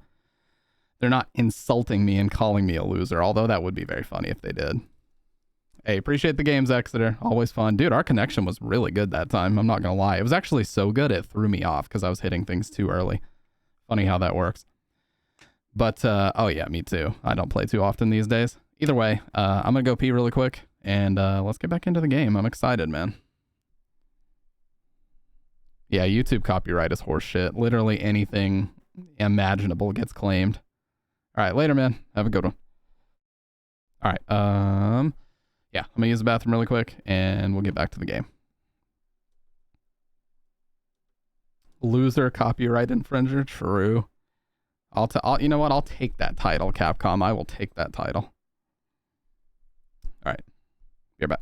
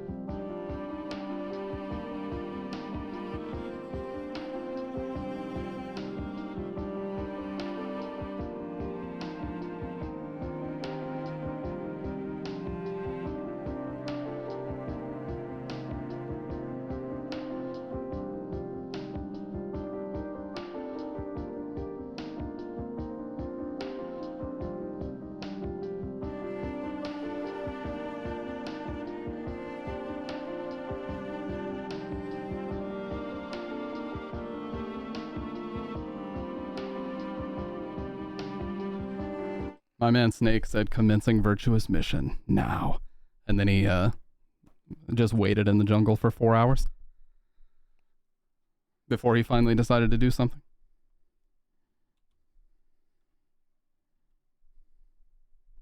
All right.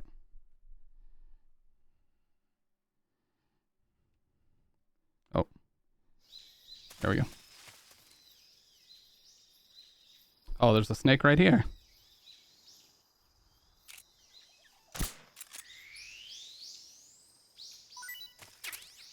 Snake G.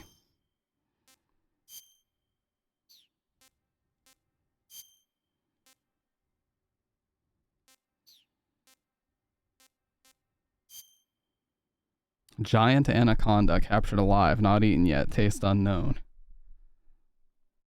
Well, it's living up to its name already.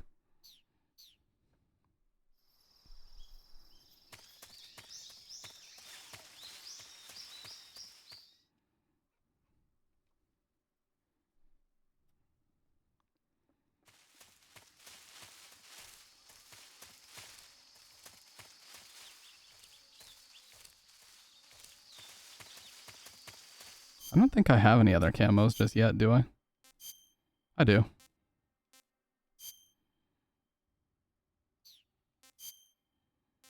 Leaf and woodland.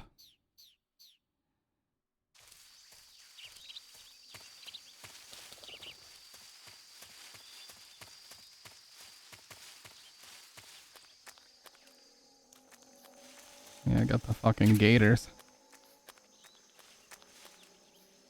You gotta basically just roll across here. Oh, please. What was that?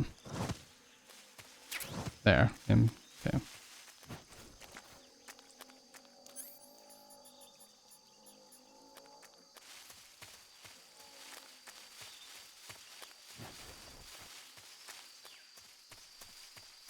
Great fucking start, baby.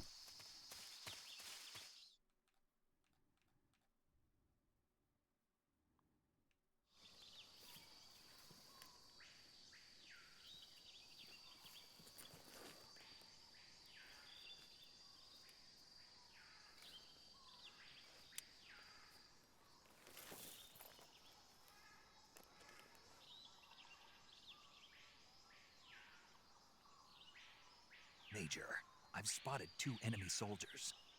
They're probably KGB troops sent to guard Sokolov. AK-47s and grenades.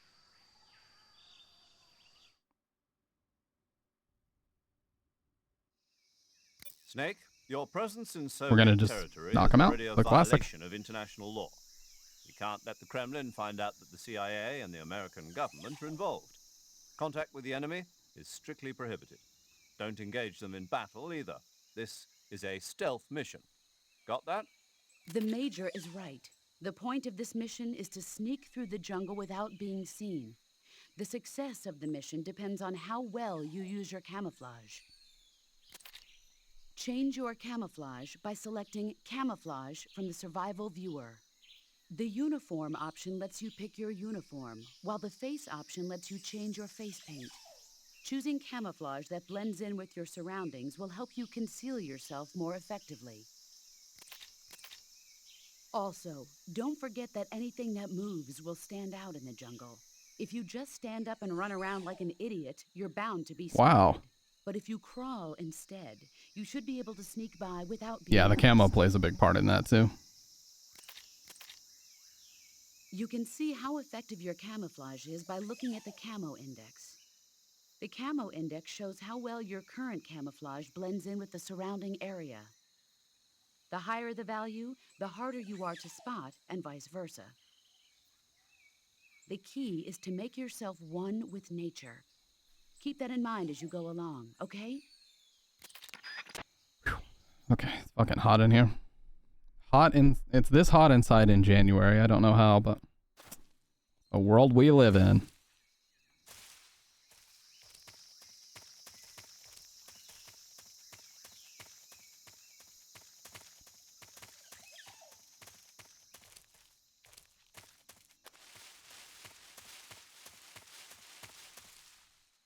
Another snake.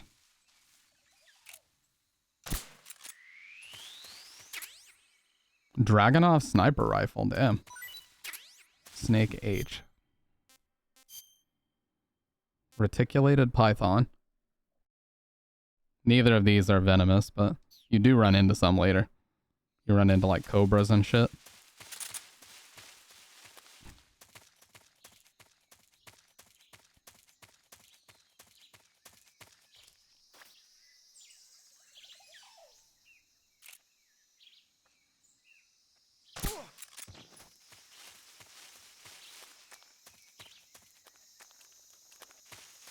Also, you can throw the snakes at them. You can just straight up throw the snakes at them and then they start wrestling with them.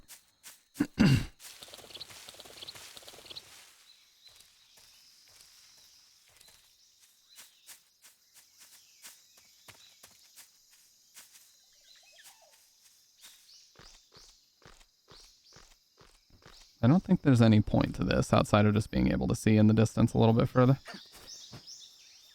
Oh, wait, what is this?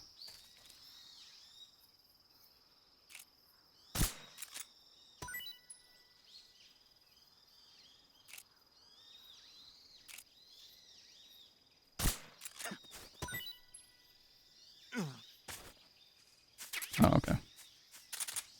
Didn't even realize you could do that.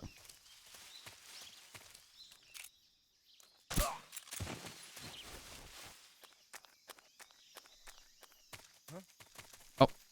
Who was that? You saw nothing. And you go to sleep now. Another guy over there, but not really worth it. We're just going to keep going.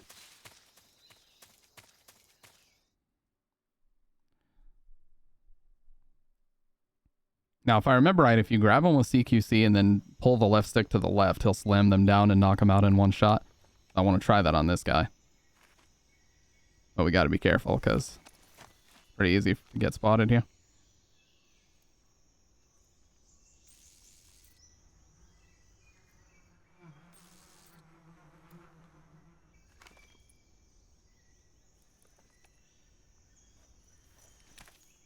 Yeah, you can use that, but I'm not going to.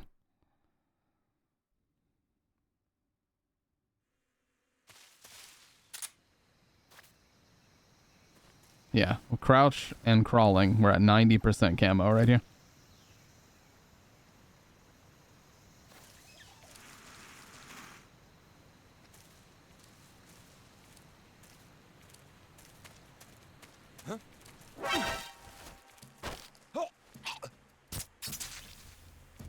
Well, that was not what I meant to do. But okay. Well, we slit his throat. And got rewarded with a trophy.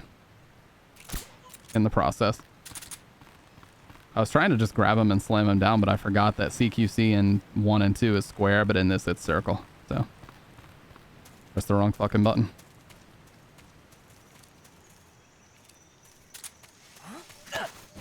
There we go. That's what I was trying to do.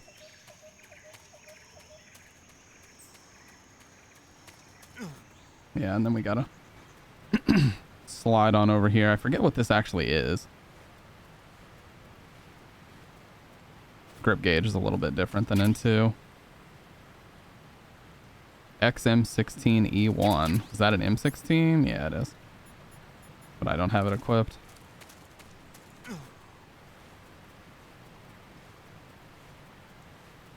And we have pentazamine already, so we can use the sniper, but I'm going to try not to do that because I'm trying to get very low kills this playthrough. I already got one, but that was unintentional, to be fair.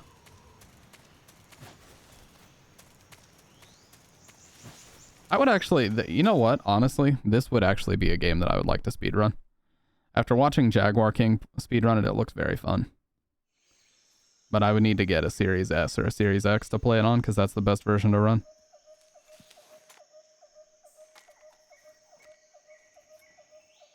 I'm just playing this on the lowly PS3. Major, I've reached the abandoned factory where Sokolov is supposedly being held. This place is a dump.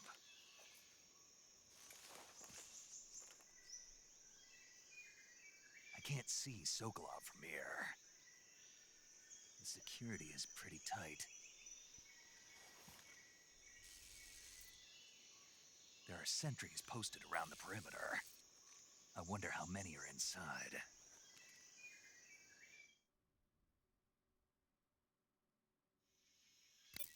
Your objective, Sokolov, is inside the factory. They should be holding him in a room in the northeast section. Northeast section. Got it. I almost never finish games. The speedrun feels so proud of my league. I really enjoy watching speedruns, especially when people are playing like the highest difficulty and just making it look really easy. That's super satisfying to watch. Right. Oh, and one more thing, Snake. You mean there's more? No, it's just that when you get to Sokolov, I want you to tell him something from me. And that is? Sorry for being so late. Is that all? Yes. Understood. Beginning my approach to the target. It is mesmerizing, yeah. Like watching Jaguar King play this on European Extreme and making it look so easy. It's just awesome. So we're gonna very quickly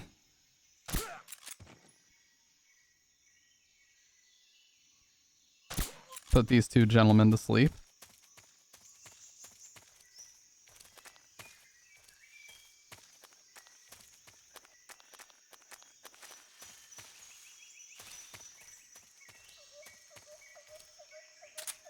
And we're gonna handle this guy.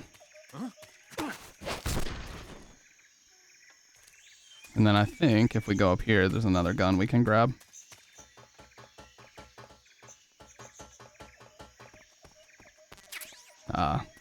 Oh, the suppressor for the M16. Okay, that's good.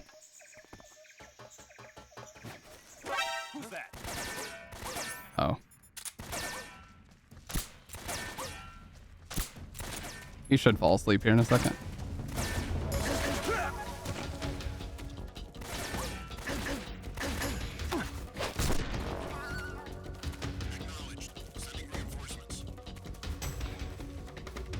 Highly skilled, by the way.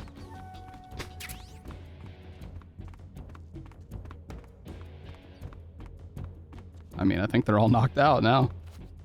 Yeah, this is where Sokolov is, but you can't get him until the alert evasion status is cleared.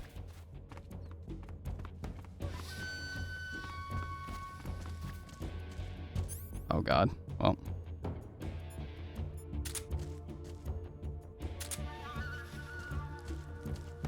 Oh Jesus, this is so bad. Okay.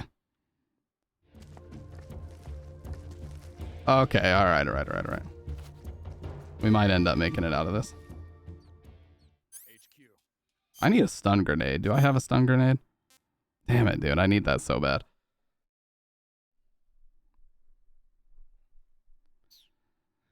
I know, man. Every time I watch somebody play a game that I've been interested in playing, it just makes me want to play it even more. We've lost sight of the enemy. Commence alert formation.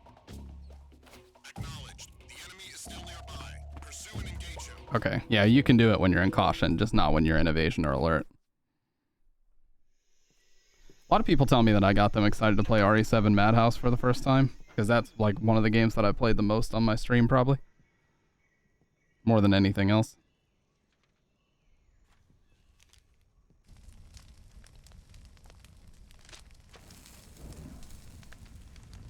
Man, this game just reeks of 2004 PS2. You know, everything's got that blur, the jagged edges. I love it. Yeah, I fucking love RE7 as well. Get it from me. No. I'm a CIA agent. I've come to escort you back to the other side of the Iron Curtain. You're CIA? Yeah. I was sent by Major Zero, the man who got you out 2 years ago. Zero? I have a message from him. What is it? He said to tell you sorry for being so late. Did he now? What does it mean? It means he's a man of his word. But we've got no time for From Louisiana backwoods originally. Oh, damn. So it's like your back door, you know? Who's they? Or where you're from. That's really cool. Of Gru. You in the West know him as Thunderbolt. Thunderbolt? He's a member of the Army's extremist faction, a man who seeks to seize control of the motherland. Ever since the Cuban Missile Crisis 2 years ago, Khrushchev has been pursuing a policy of peaceful coexistence with the West. Despite resistance and criticism from hawks in the army and the provincial authorities, Khrushchev has managed to suppress the opposition so far. But the failure of his agricultural policies has put him in a precarious position. By the way, this game has probably one of the best intros, if not the best intro of all time. The intro cutscene with the credits.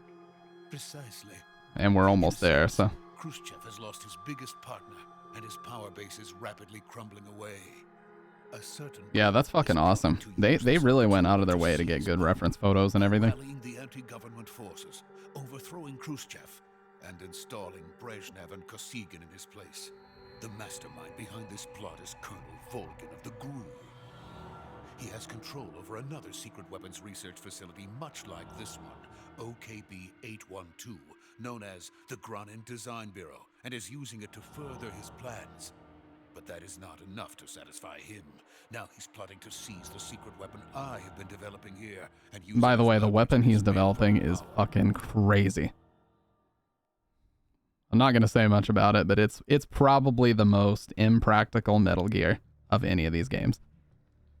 The intelligence says that they It's are fucking going to crazy. make their move during the test. Then the soldiers outside. Exactly. They wouldn't need that many men just to keep me inside. Their orders. Sorry, I had to blow my nose. prevent Nobody Colonel needs to see that. Volgin from capturing me. Even if it meant killing me in the process, or so it would seem. Oh, 100%, yeah. Volgin will come. I'm sure of it. You must get me out of here before then. Leave it to me. Like that the cutscenes maintain whatever camo he had on. That's cool. By the way, your Russian is superb. Where did you learn to speak it? From my mentor. Is that so? America is truly a frightening country. Having second thoughts? No. I have no love for this place. Let's go.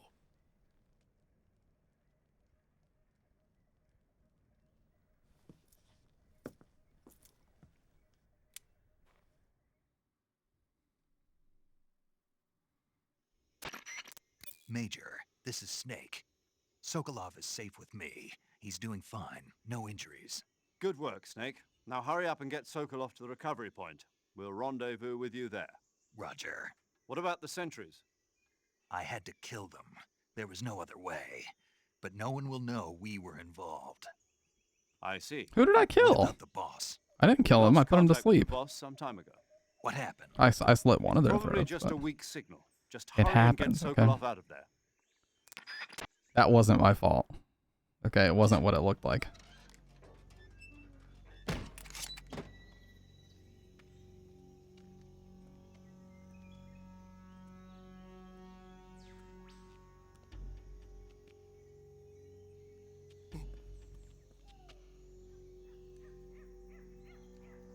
Yeah, so it's interesting we're hearing English, but they're speaking Russian, obviously.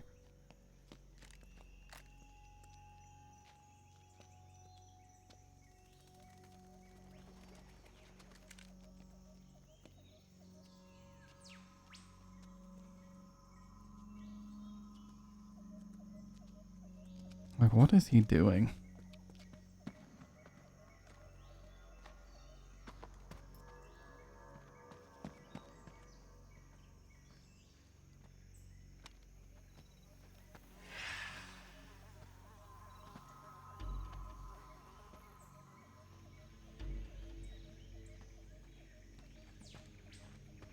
Freeze!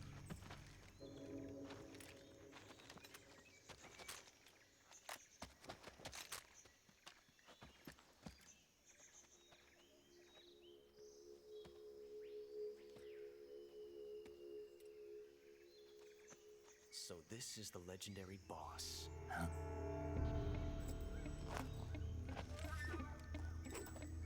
Now we see a young version of him. We meet at last.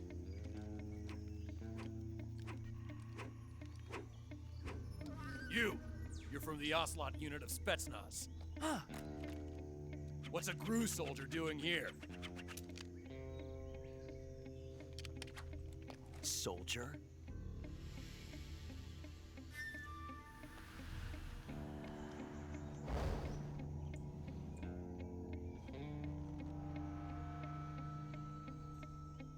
He's the Ocelot commander.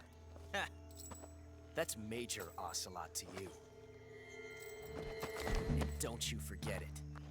He's so fabulous in this game, dude. The whole way through. Sokolov is ours. Now get out of here. And Ocelot never lets his prey escape. What?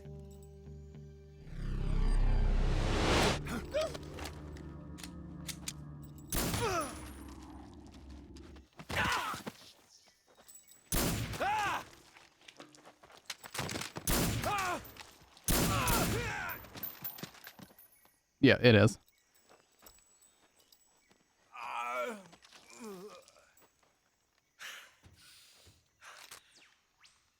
The juggling? Is that what you're talking about? This is the one with the juggling.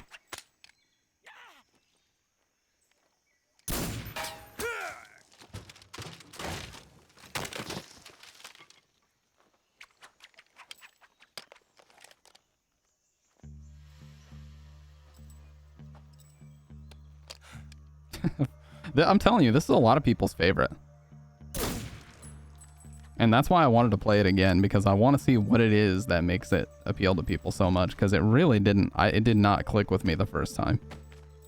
So I'm hoping that a second playthrough I can kind of get it, you know? Say it feels good to kill a comrade, even if it is for the GRU. Sokolov, take cover.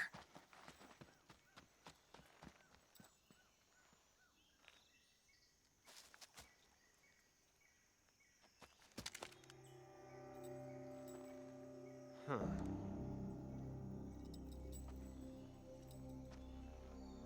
You're not the boss, are you?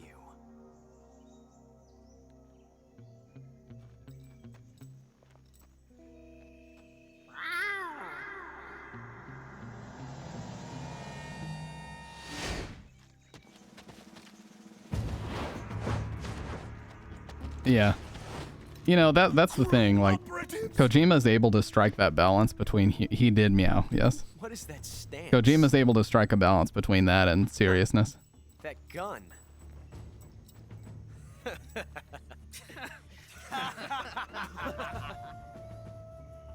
If you're not the boss,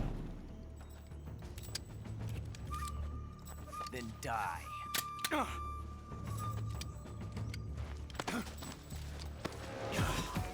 He let his gun jam. What a fucking idiot.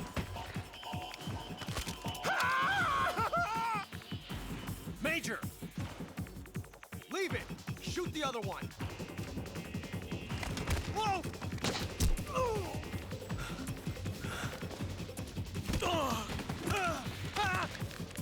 Just meowing to the jungle, yeah. To call his boys in from the Ocelot group.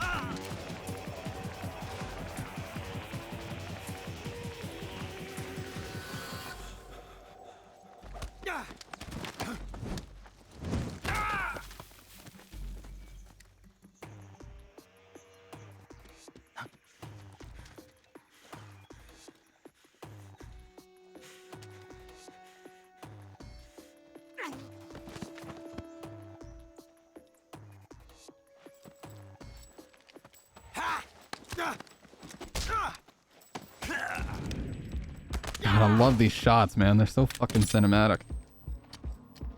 So fucking awesome. You can just watch this shit all day.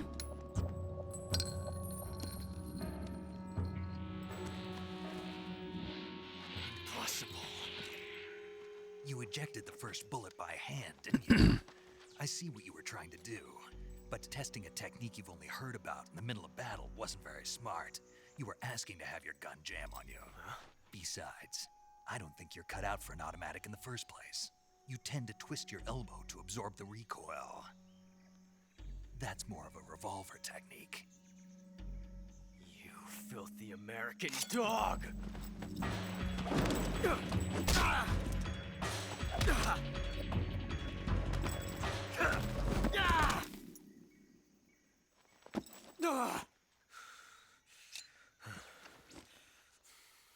Back when Ocelot was just oozing with soy.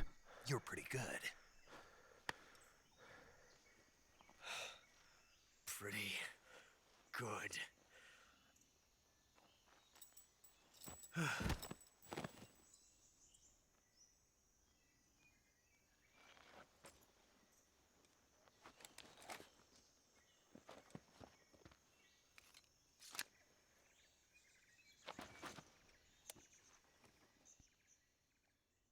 Meanwhile, Sokolov's just cowering in the corner.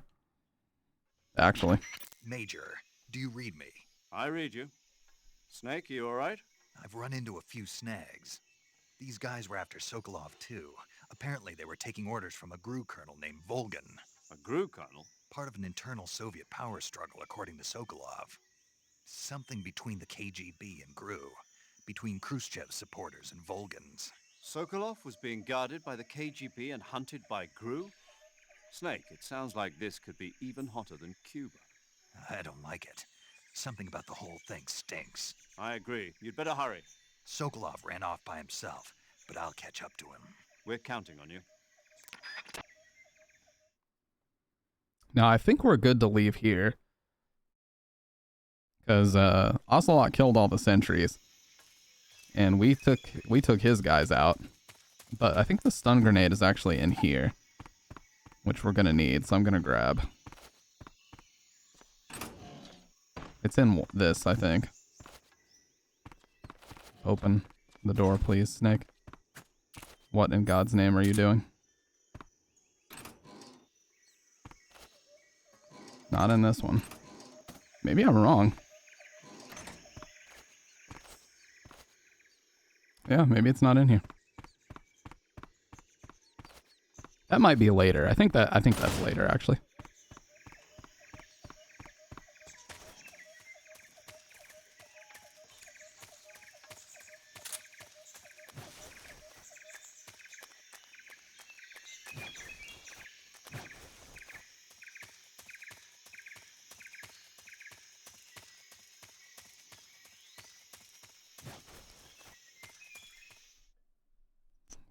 I actually just almost dumped water on my keyboard. Wouldn't be the first time. You okay? Those men were from the Ocelot unit. Spetsnaz? Yes. The best GRU has to offer.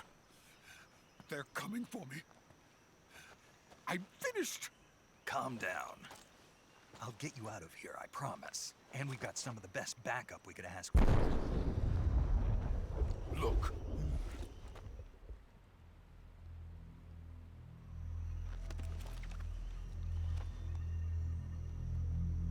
That's what they were making you build? Yes. The Shagohod. The treading behemoth. A tank capable of launching nuclear IRBMs. It can launch nuclear missiles from that kind of terrain? Oh, yes. And without support from Oh, dear God. Hopefully it was one of the newer iPhones or Androids that are waterproof, though. IP67. Is that thing finished? No. This is only the end of Phase 1. It won't be truly finished until we complete Phase 2. Phase 2? The weapon's I spilled coffee in many keyboards before, and when I used to use milk and creamer in the coffee, like, that's just it. You gotta just throw the fucking thing out because it's gonna mildew. Goddamn disgusting. Yes. And then the Age of Fear will truly begin. A world war. I had no choice but to cooperate. I didn't want to die. I wanted to see my wife and child again in America. Please, take me to America, quickly. They cannot complete it without my help. Got it. Let's go.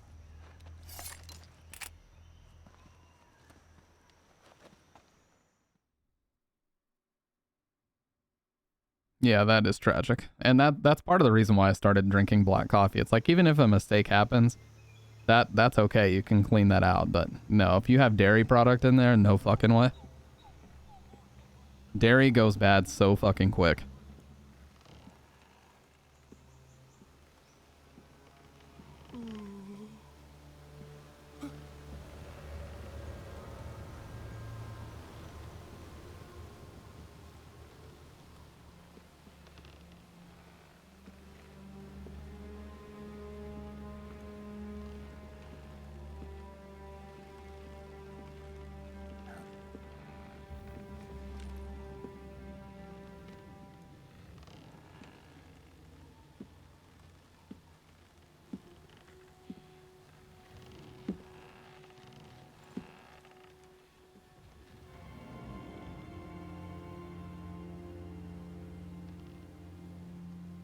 Boss?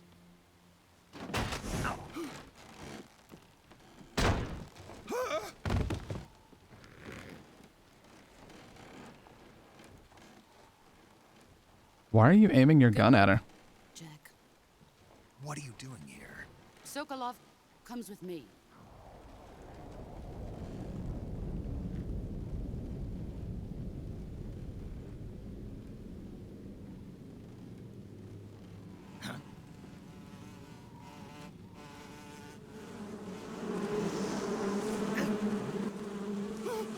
RIP the bitrate. This is gonna ruin the bitrate.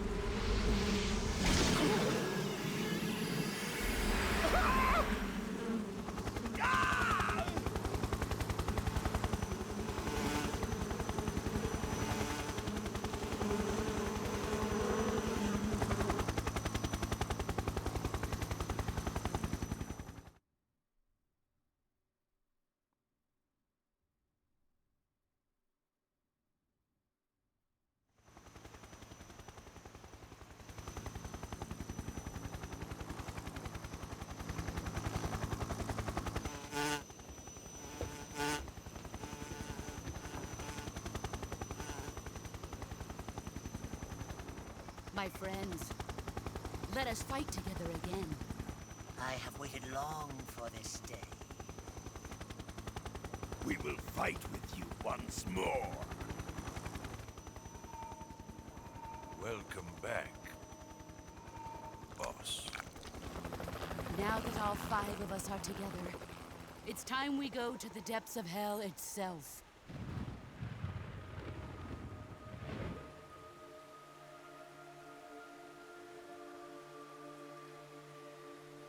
It's raining blood. Is he crying?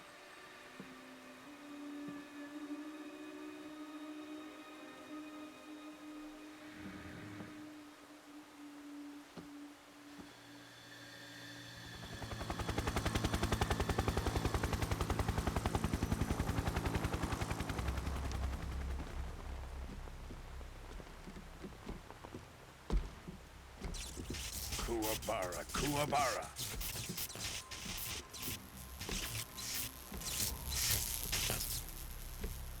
Yeah, I was always wondering how they explain these guys existing in the 1960s and even before this. Apparently it's parasites is their explanation. Joyful scene. I don't know about Volgan, but the rest of them they explain with Welcome parasites. to my country and to my unit.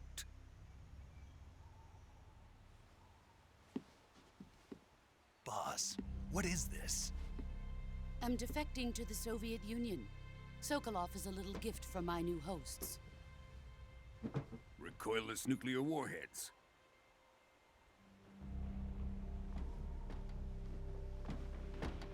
These will make a fine gift for me. This can't be happening.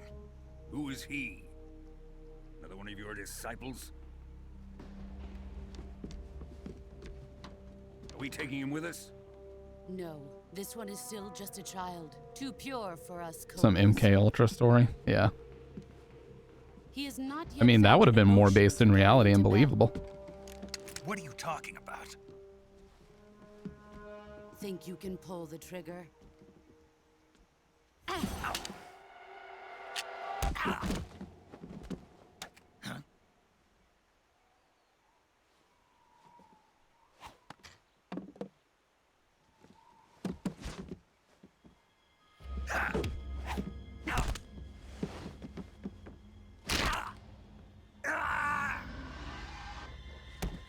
Yeah, people also don't like that he's portrayed as slow and stupid in the beginning of this one. He's seen my face. We can't let him live.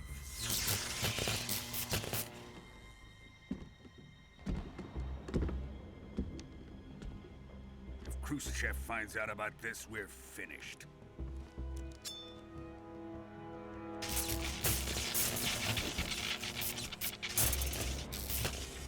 He must die.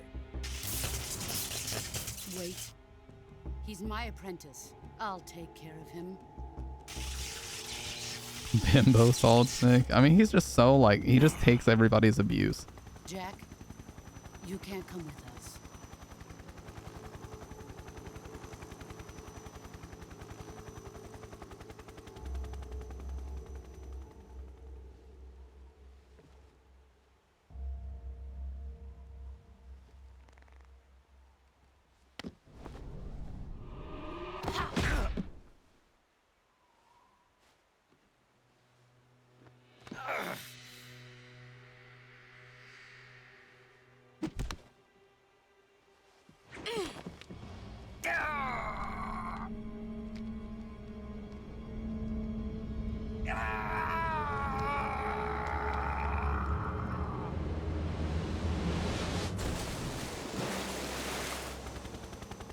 The new blood has been rejected.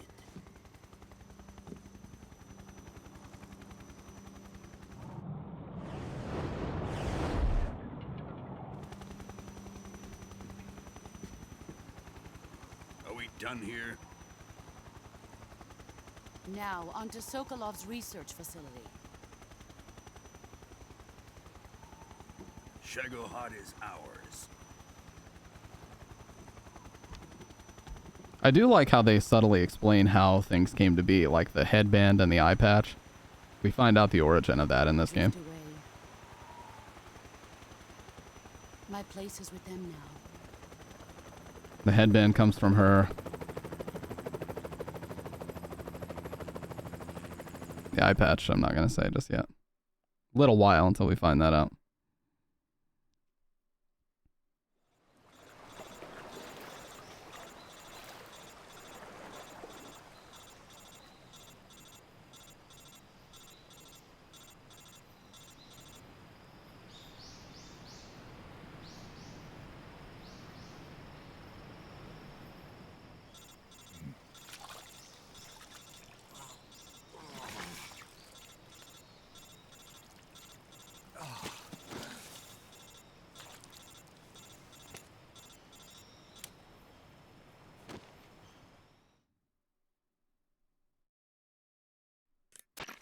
Snake, can you hear me?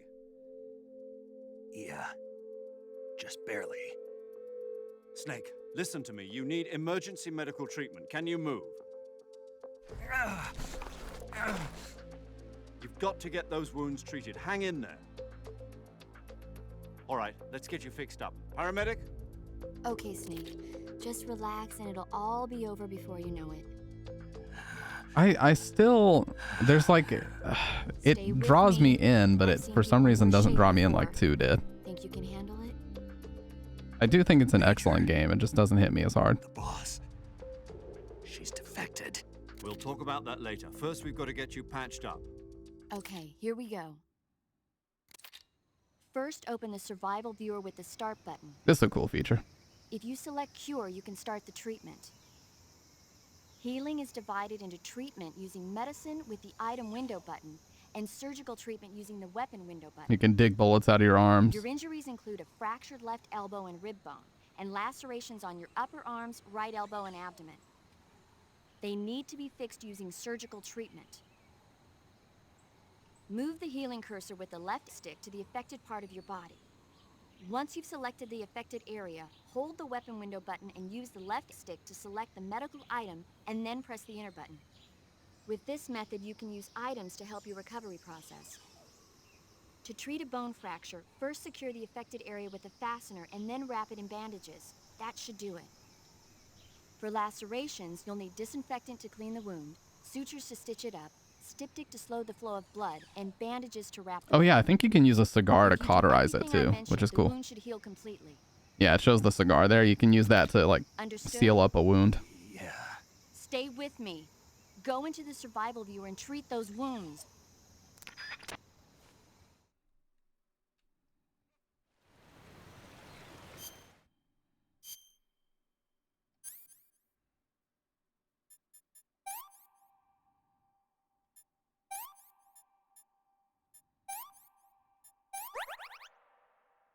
Okay, cut. So it's disinfect, styptic, bandage, suture.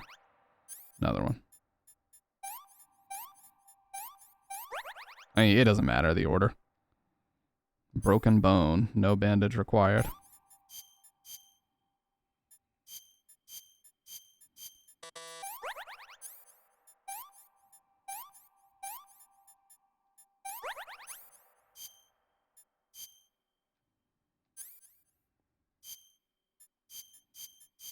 I don't need any of that.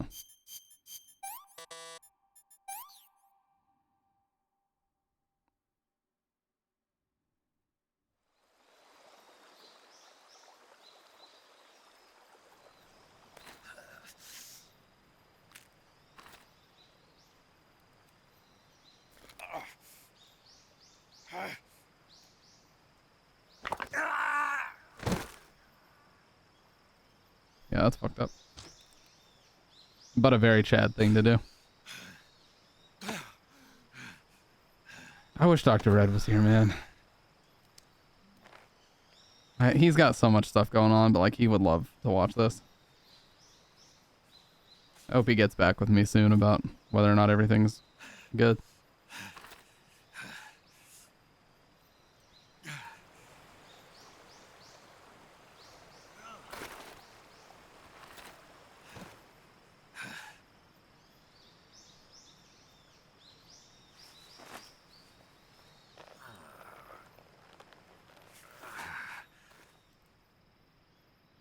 Good job, Snake. We're coming to get you now. Just stay where you are. We'll drop a recovery balloon. Can you set it up?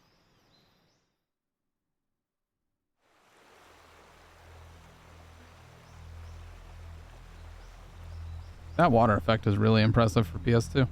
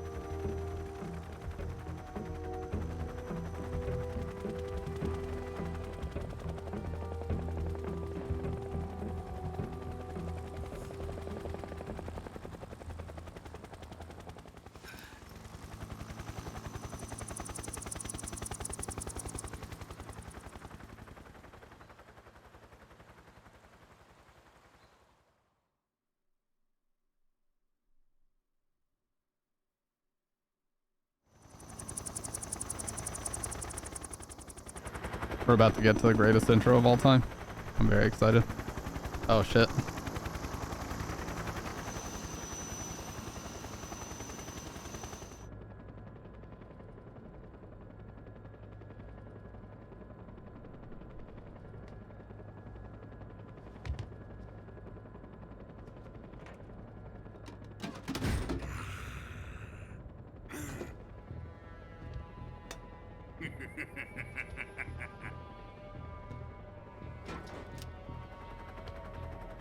Excellent.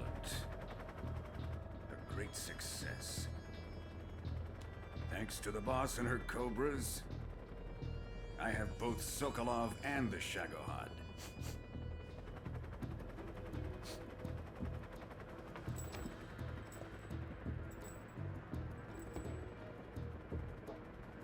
What are we going to do with the girl? Who is she? Apparently she's Sokolov's woman.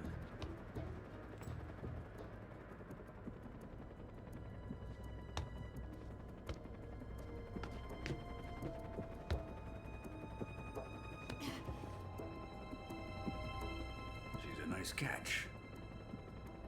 I'll take her. Not so fast, my dear.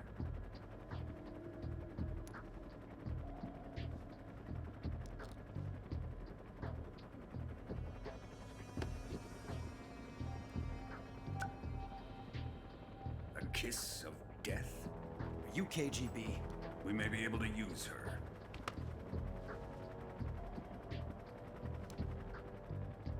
She has spunk. Their eyes are so weird. They keep jumping all around. I don't know if that's intentional or not. There's a lot of weird stuff that happened Shall we take her back to the base? with the Blue Point remasters of these. And that might be one of We have them. no further use for Sokolov's research facility. I think it's time I gave this marvelous new toy a try. Colonel, even if they are our enemies, they're still our countrymen. But it won't be me that pulled the trigger. It'll be our friend, the American defector. You're going to nuke your fellow Russians? Remember the Alamo. Colonel! What a guy.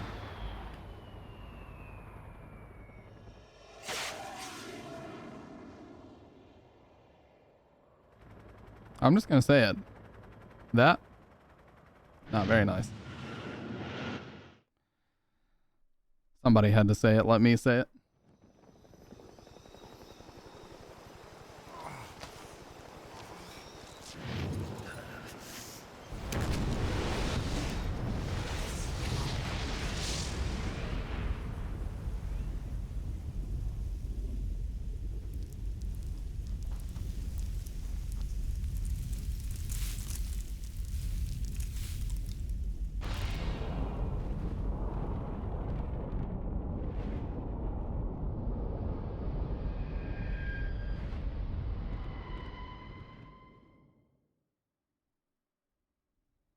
Oh, I think it's time. I can only imagine the hours because we spent like 2 hours fucking playing Street Fighter. This is gonna jump up so much here. Unless the pause menu doesn't count. It does. Oh my god, 2 hours to do 2 hours to do the prologue, holy shit. Fuck yes. Okay, I'm just gonna shut up during this. Just enjoy. Just enjoy. What a thrill, with darkness and silence through the night. What a thrill, I'm searching and I'll melt into you. What a fear in my heart, but you're so supreme. I give my life, not for honor, but for you. In my time, there'll be no one else. It's the way I fly to you. I'm still in a dream, snake eater. Someday you go through the rain, and someday you'll feed on a tree frog.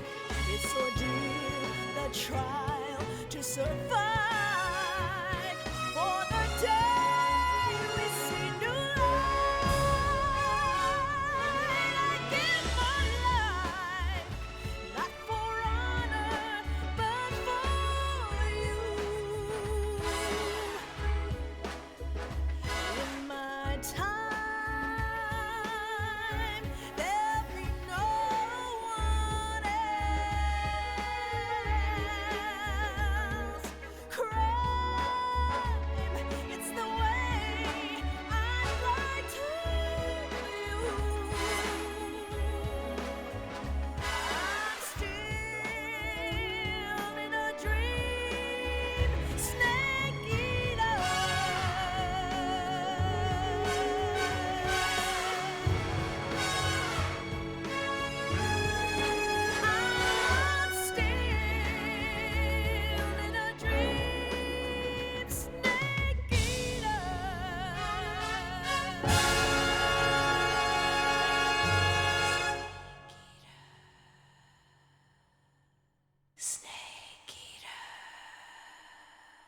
You can do that if you press R1 a second time.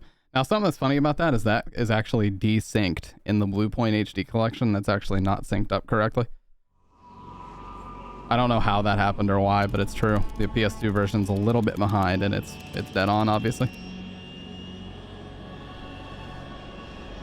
I'd love to play this on original hardware someday. Altitude 30,000 feet. Approaching Soviet airspace. Arriving at the designated drone launch point. Drone oil pressure and voltage are nominal. Payload oxygen supply is nominal. Power supply to payload antifreeze system shows no problems. No gusts. All systems go for drone detachment. Snake, we can't risk a halo jump this time around. Airspace security has gotten tighter since we were last here. We can't get as close to the ground as we did during the Virtuous mission. So instead, we'll be using one of our newest weapons. Snake, you're being given... I know, man. It's so fucking great. Hey, have a good night, man. Appreciate you hanging out. Show your patriotism. I'm definitely going to be playing more of this tonight. We may not finish it tonight, but I'll be streaming again tonight, and we'll play it again. This is going to be the main goal until this is finished. So how does it feel to be a patient in one of the most advanced ICUs in the world? Would you do me a favor and tell the suits about visiting hours? I'll never get better with them assaulting me day and night with their questions. Must be part of the top brass's inquiry. More like an interrogation. According to them, I'm a traitor and an accomplice to the boss's defection. They're just looking for a scapegoat. Does that mean they're after you too? Let's just say neither one of us is going to be made a national hero out of this. Does this mean Fox is going to... Yeah, sorry for the game hopping tonight. Like, we played Signalis and Street Fighter in this. Like, next stream, it's all this. 100% focus. Jack, it's time for Fox to clear its name. What are you talking about? The situation has changed. We've still got a chance to come out of this one alive. Yeah, what kind of chance? Don't get too excited. Here, have a cigar. It's Cuban. This reminds me of the Peace Walker cutscenes. God, those are so great. I've got to play Peace Walker, man. What an excellent game. Meeting with the CIA. They decided when they're going to execute us? No. Something even bigger. Yesterday, the White House received an unexpected call. President Johnson? Yes, I hear you, Mr. Chairman. It was a hotline call from Khrushchev to President Johnson. From the head of the Soviet Union? That's right. A few days ago, one of our country's main design bureaus, OKB-754, was destroyed in a nuclear explosion. At about the same time, our anti-aircraft radar picked up a signature that appeared to come from one of your military aircraft. Does any of this sound familiar to you? In retaliation, I have placed our armed forces on secondary alert. Depending on your response, I may be left with no choice but to order the military to maximum alert and unleash Armageddon. With the help of your predecessor, I was able to survive the Cuban incident. But my power is not as great as it once was. If I am to survive this crisis, I must have your full cooperation. I should have contacted you myself. Did you know that one of our soldiers defected to your country a week ago? No. So you haven't heard then. The man who arranged the defection was a GRU colonel by the name of Yevgeny Borosovich Volgin. Volgin? Of the Brezhnev faction. Go on. Who is the soldier? Her name is the Boss. She's a living legend. During World War II, she was the one who led us to victory in that war. God damn, she led the... In Russia, you know her as Voyevoda. You mean the Boss? The mother of your special forces? Yes, that's the one.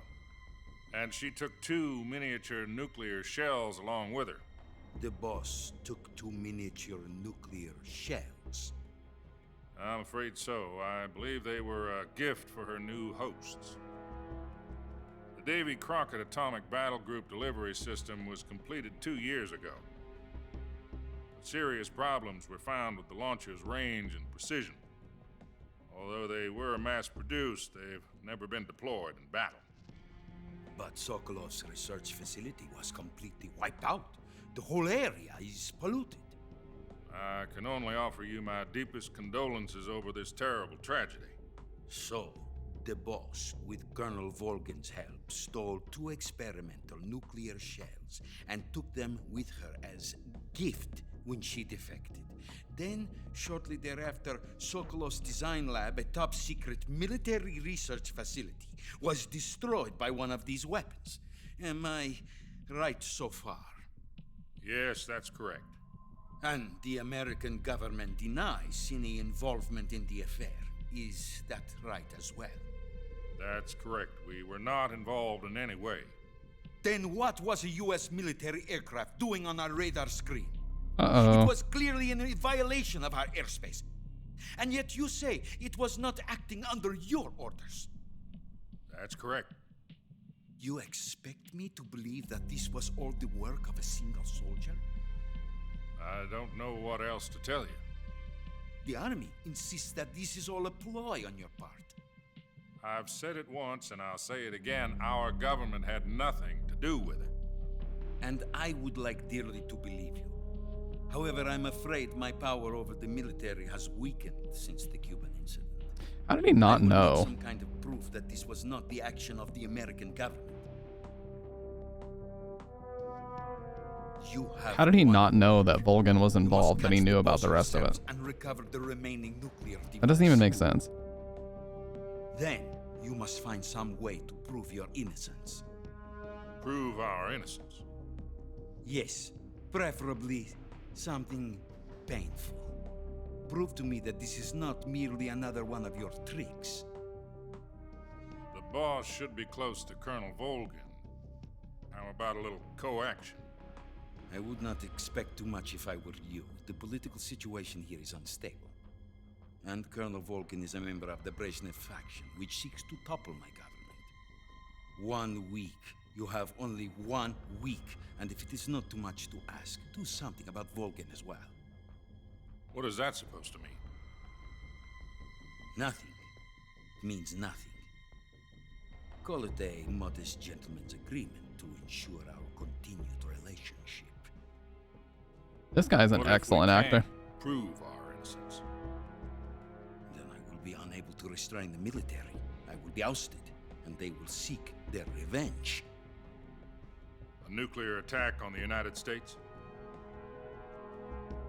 I leave the disposal of this situation entirely to your discretion, Mr. President. Disposal? If you fail, it will mean the beginning of a new world war. To put it simply, in order to avoid a full-scale nuclear conflict, we have to prove that America was not involved in that explosion. And eliminating the boss ourselves will prove America's innocence? Right. The higher-ups have decided that you're the only one capable of pulling this off. You were her last apprentice. Screw this one up, and we'll both be 6 feet under. Yeah, you're gonna have to start learning quick though, because holy shit, you got fucking destroyed. Are the Russians going to be helping us? I love this shot. KGB has promised to lend us one of their communications Well, the gauge satellites cluster. so that you and I can talk to each other.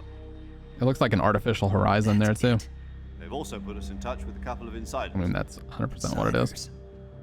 There was a defection in September 1960. Do you remember it? You mean the 2 NSA codebreakers who went over to the Soviet Union? Precisely. Since then, He looks so much cooler with the headband, man. Fucking awesome. This kind of situation. Their code names are Adam and Eva. I've been told that Adam has infiltrated Volgin's ranks. I've also arranged for him to provide you with an escape route. You'll need to rendezvous with him when you get there.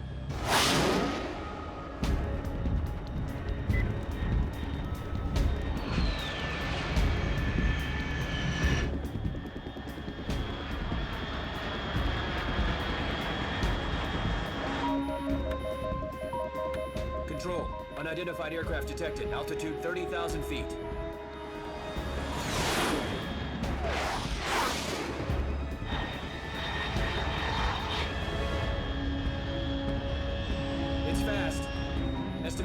exceeding Mach 3. Bearing south. I'm about to lose it. Dude, this is so impressive for PS2. Honestly, how the fuck did they pull this off?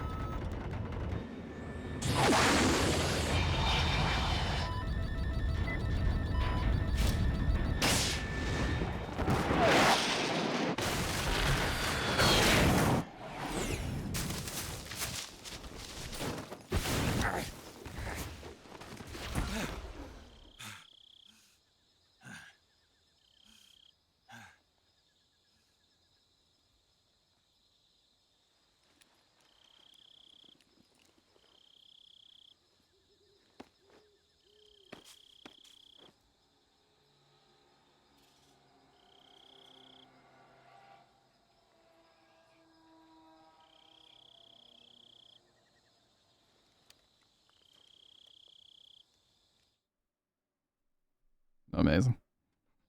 Actually, the production value and the cutscenes in this are crazy. Loud and clear. Glad to see you landed safely. I got blown pretty far off target. Snake, let's go over your mission objectives one more time. Rescue Sokolov. Find out what's happened to the Shagohod, then destroy it. And finally, eliminate the boss. Eliminate the boss. This mission will be codenamed Operation Snake Eater. That's because the I'll be title. taking on the boss in our Cobra unit, right? Don't forget about Colonel Volgin. I'm not a hired killer. I know, but that was the Kremlin's demand. Demand? You mean it wasn't just a request? What's it to us if the Khrushchev regime is threatened by the Colonel and his faction? If supporting the current regime helps us avoid a nuclear exchange, then that's what we'll do. And what are the CIA's demands? Our priorities are the rescue of Sokolov and the destruction of the Shagohod. Roger that, Major Tom. Hold on, Snake. What now? I'm changing my codename. It turns out Tom wasn't the most auspicious choice. What do you mean? Well, the truth is, when I chose my codename, I picked the wrong one. The wrong one? Did you ever see the movie The Great Escape? It came out last year. Oh, must have missed that one. Charles Anyway, Bronson. It's based on a true story about prisoners who escaped from a POW camp in Nazi Germany. The prisoners dig 3 tunnels as part of their plan, but the Nazis find 2 of the tunnels before they're finished. The prisoners succeed in escaping by using the last remaining tunnel. The names of those 3 tunnels were Dick, Harry, and Tom. I get it. You used the name of the tunnel they escaped in as your code name because you thought it would bring you good luck. Yes, that's exactly right. At least, that was the plan. But I got the name wrong. The one they escaped in was Harry. Tom was one of the unlucky tunnels. It was discovered by the Nazis before it was finished. I watched the movie again just to make sure. In fact, I even ordered the actual film from the movie company. yeah, it doesn't sound like the greatest name to use. So what should I call you? You know, let's just use Zero, like we've been doing all along. All right then. Major Zero it is. We'll start over from square one. From square zero. My frequency is 140.85. Oh, I almost forgot. Paramedic is with us again on this mission. I'm so Is this stupid. her last chance too? If we fail, she'll have her medical license revoked. It's more or less the same kind of fate. Her frequency is the same as during the Virtuous mission, 145.73. She'll be recording your mission data as well, just like the last time. Data. That frequency is also the same, 140.96. And there's one more person on your support team. His name is Mr. Sigint. He's an expert on the latest in weapons and equipment technology. Yeah, kind of like the Nastasha in Going the up first against game. some of the world's most advanced weaponry when you infiltrate the research facility. If you have any questions, just ask him. His frequency is 148.41. Mr. Sigint. Got it. Adam, your KGB contact, is waiting for you at the abandoned factory up ahead. The same factory Sokolov was being held in last week. Yes, meet up with Adam first. He's cleared the way for you to rescue Sokolov. How will I know this Adam guy when I see him? You'll know once you reach the factory. The whole area's been polluted by the fallout from that nuclear blast. No one else would dare come close. The password is, "Who are the Patriots?" and Lali Lule Lo. Lali Lule Lo. Gotcha. You've been equipped with a 45 for this mission. Be careful, it's noisy. I thought standard Fox procedure was procure on-site weapons acquisition. The circumstances are different this time. You're now on an official mission for the United States government. It would be necessary to make your presence known to a certain extent, to the Khrushchev regime at the very least. But remember, this is still a sneaking mission. Snake, if you fail this mission, it will mean an all-out nuclear war. Keep that in mind and proceed with extreme caution. Understood. Commencing Operation Snake Eater.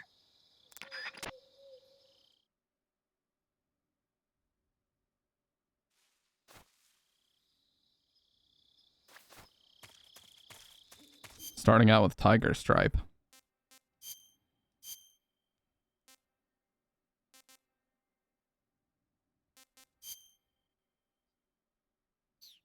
Oh yeah, you get this fun little Raiden mask. Oh, Kojima. With the fucking Easter eggs, dude.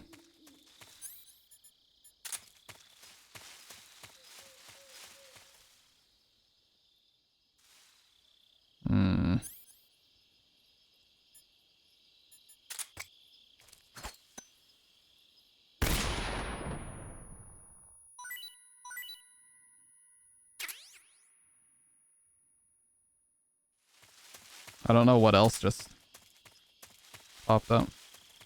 But I was only doing that to get the snake. Reticulated python.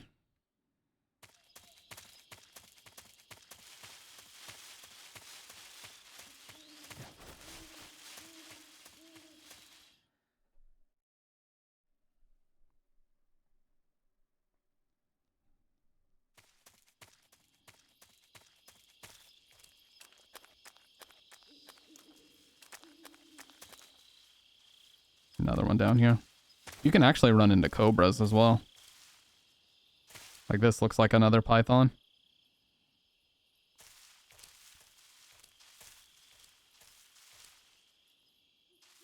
Yeah, same here. Just depends on the area. And it's hilarious because you can actually throw the python at the people.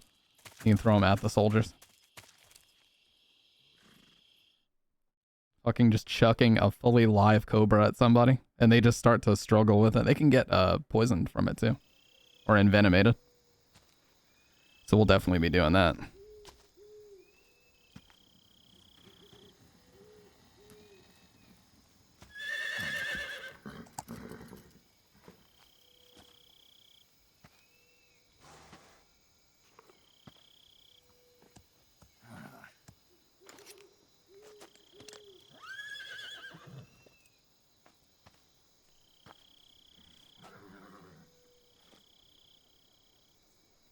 Looks like death wasn't ready for you yet.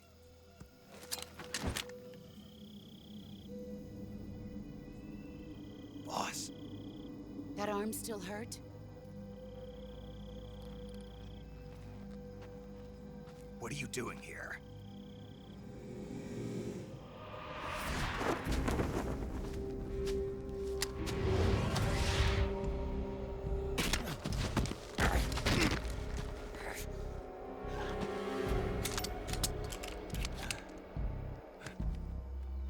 Go home. Her outfit is fucking crazy. It looks like a space outfit. Actually. Go home. Gru and my sons are waiting up ahead. You don't have a prayer of finishing your mission. You're not even armed. Boss.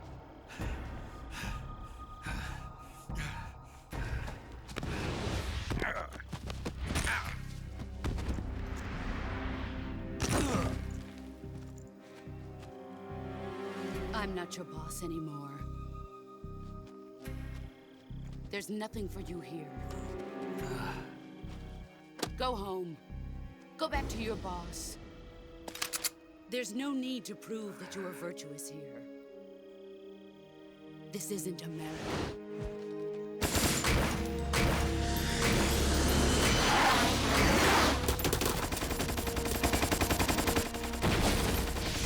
That's not how the bullets work, by the way.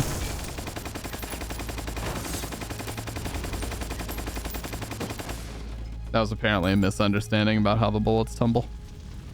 That should stir things up a bit. You'd better hurry.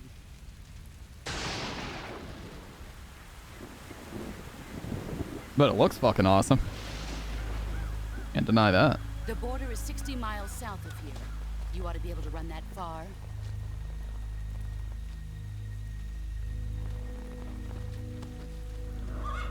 Why'd you defect? I didn't. I'm loyal to the end, to my purpose. What about you, Jack? What's it going to be? Loyalty to your country or loyalty to me? Your country or your old mentor? The mission or your beliefs? Your duty to your unit or your personal feelings?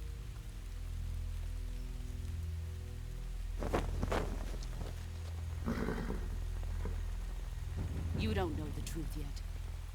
But sooner or later you'll have to choose. I don't expect you to forgive me.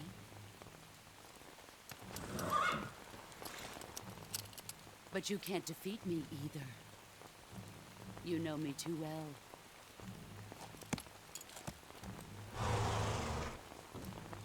Just look at that bandana. If you can't put the past behind you, you won't survive long.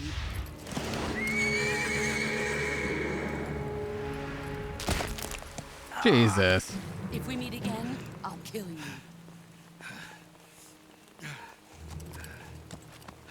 Now, go home.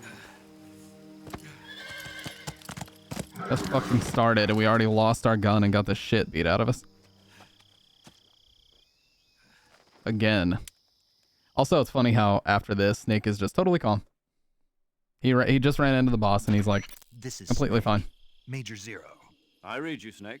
I was ambushed by the boss. You were what? The drone's been shot to hell. It's up in flames. That's not good. Enemy scouts are going to come looking for you. Yeah, I know. But what was the boss doing here in the first place? There's got to be a leak somewhere. No, that's impossible. The man the boss is working with, Volgin, isn't exactly on speaking terms with Khrushchev. I lost my gun. The boss destroyed it. Snake, I know how you're feeling. It's hard for me to believe, too, that a legendary hero like the boss would go over to the Russians. That she'd double-cross us like this.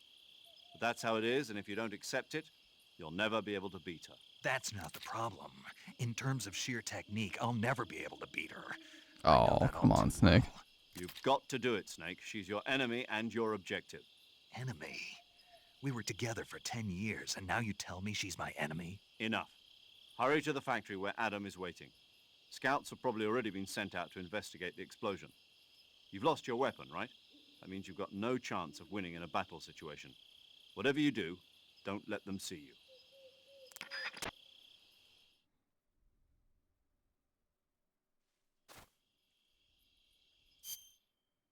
Is our hand fucked up? No, it's fine.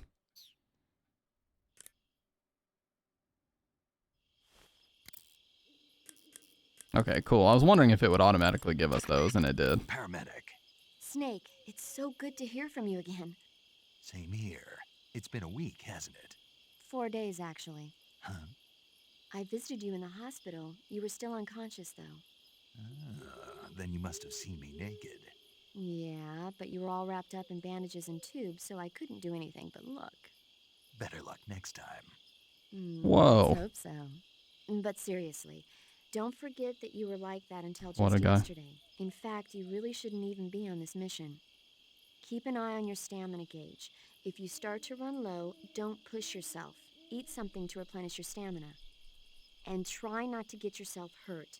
If you're wounded or get bitten by a venomous animal, go into the survival Yeah, there's gear poison dart frogs immediately as well. and It's treat not just yourself snakes. using Cure. Yeah. I can see you still know how to nag. You're welcome. And I can see you still don't know when to keep your mouth shut. Maybe so. By the way, I heard you're going to lose your medical license if this mission fails. Yes, there was talk of that, but the mission won't fail, will it? Of course not. Good. I believe in you. But you know what? I really don't care about my medical license. Didn't they use that to force you to participate in this operation? No, I volunteered. Why? So that I could watch over you. Huh. Snake, you're the best agent I've ever seen.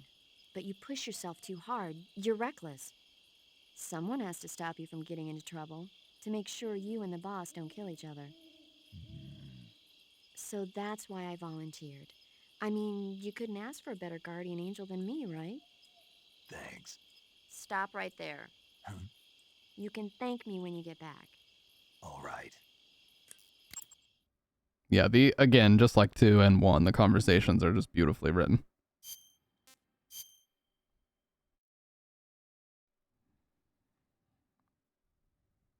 Oh, okay. It took a really long time to save. I was like, what the hell? Okay, good luck, Snake. Thanks. All right, guys. I'm going to go ahead and call it for right now. But like I said, I might be back on tonight to play more of this because I am off work today. I fucking love this game. I just kind of want to get into it. I just want to immerse myself into it. By the way, here come 2 guys to set off a fucking alert.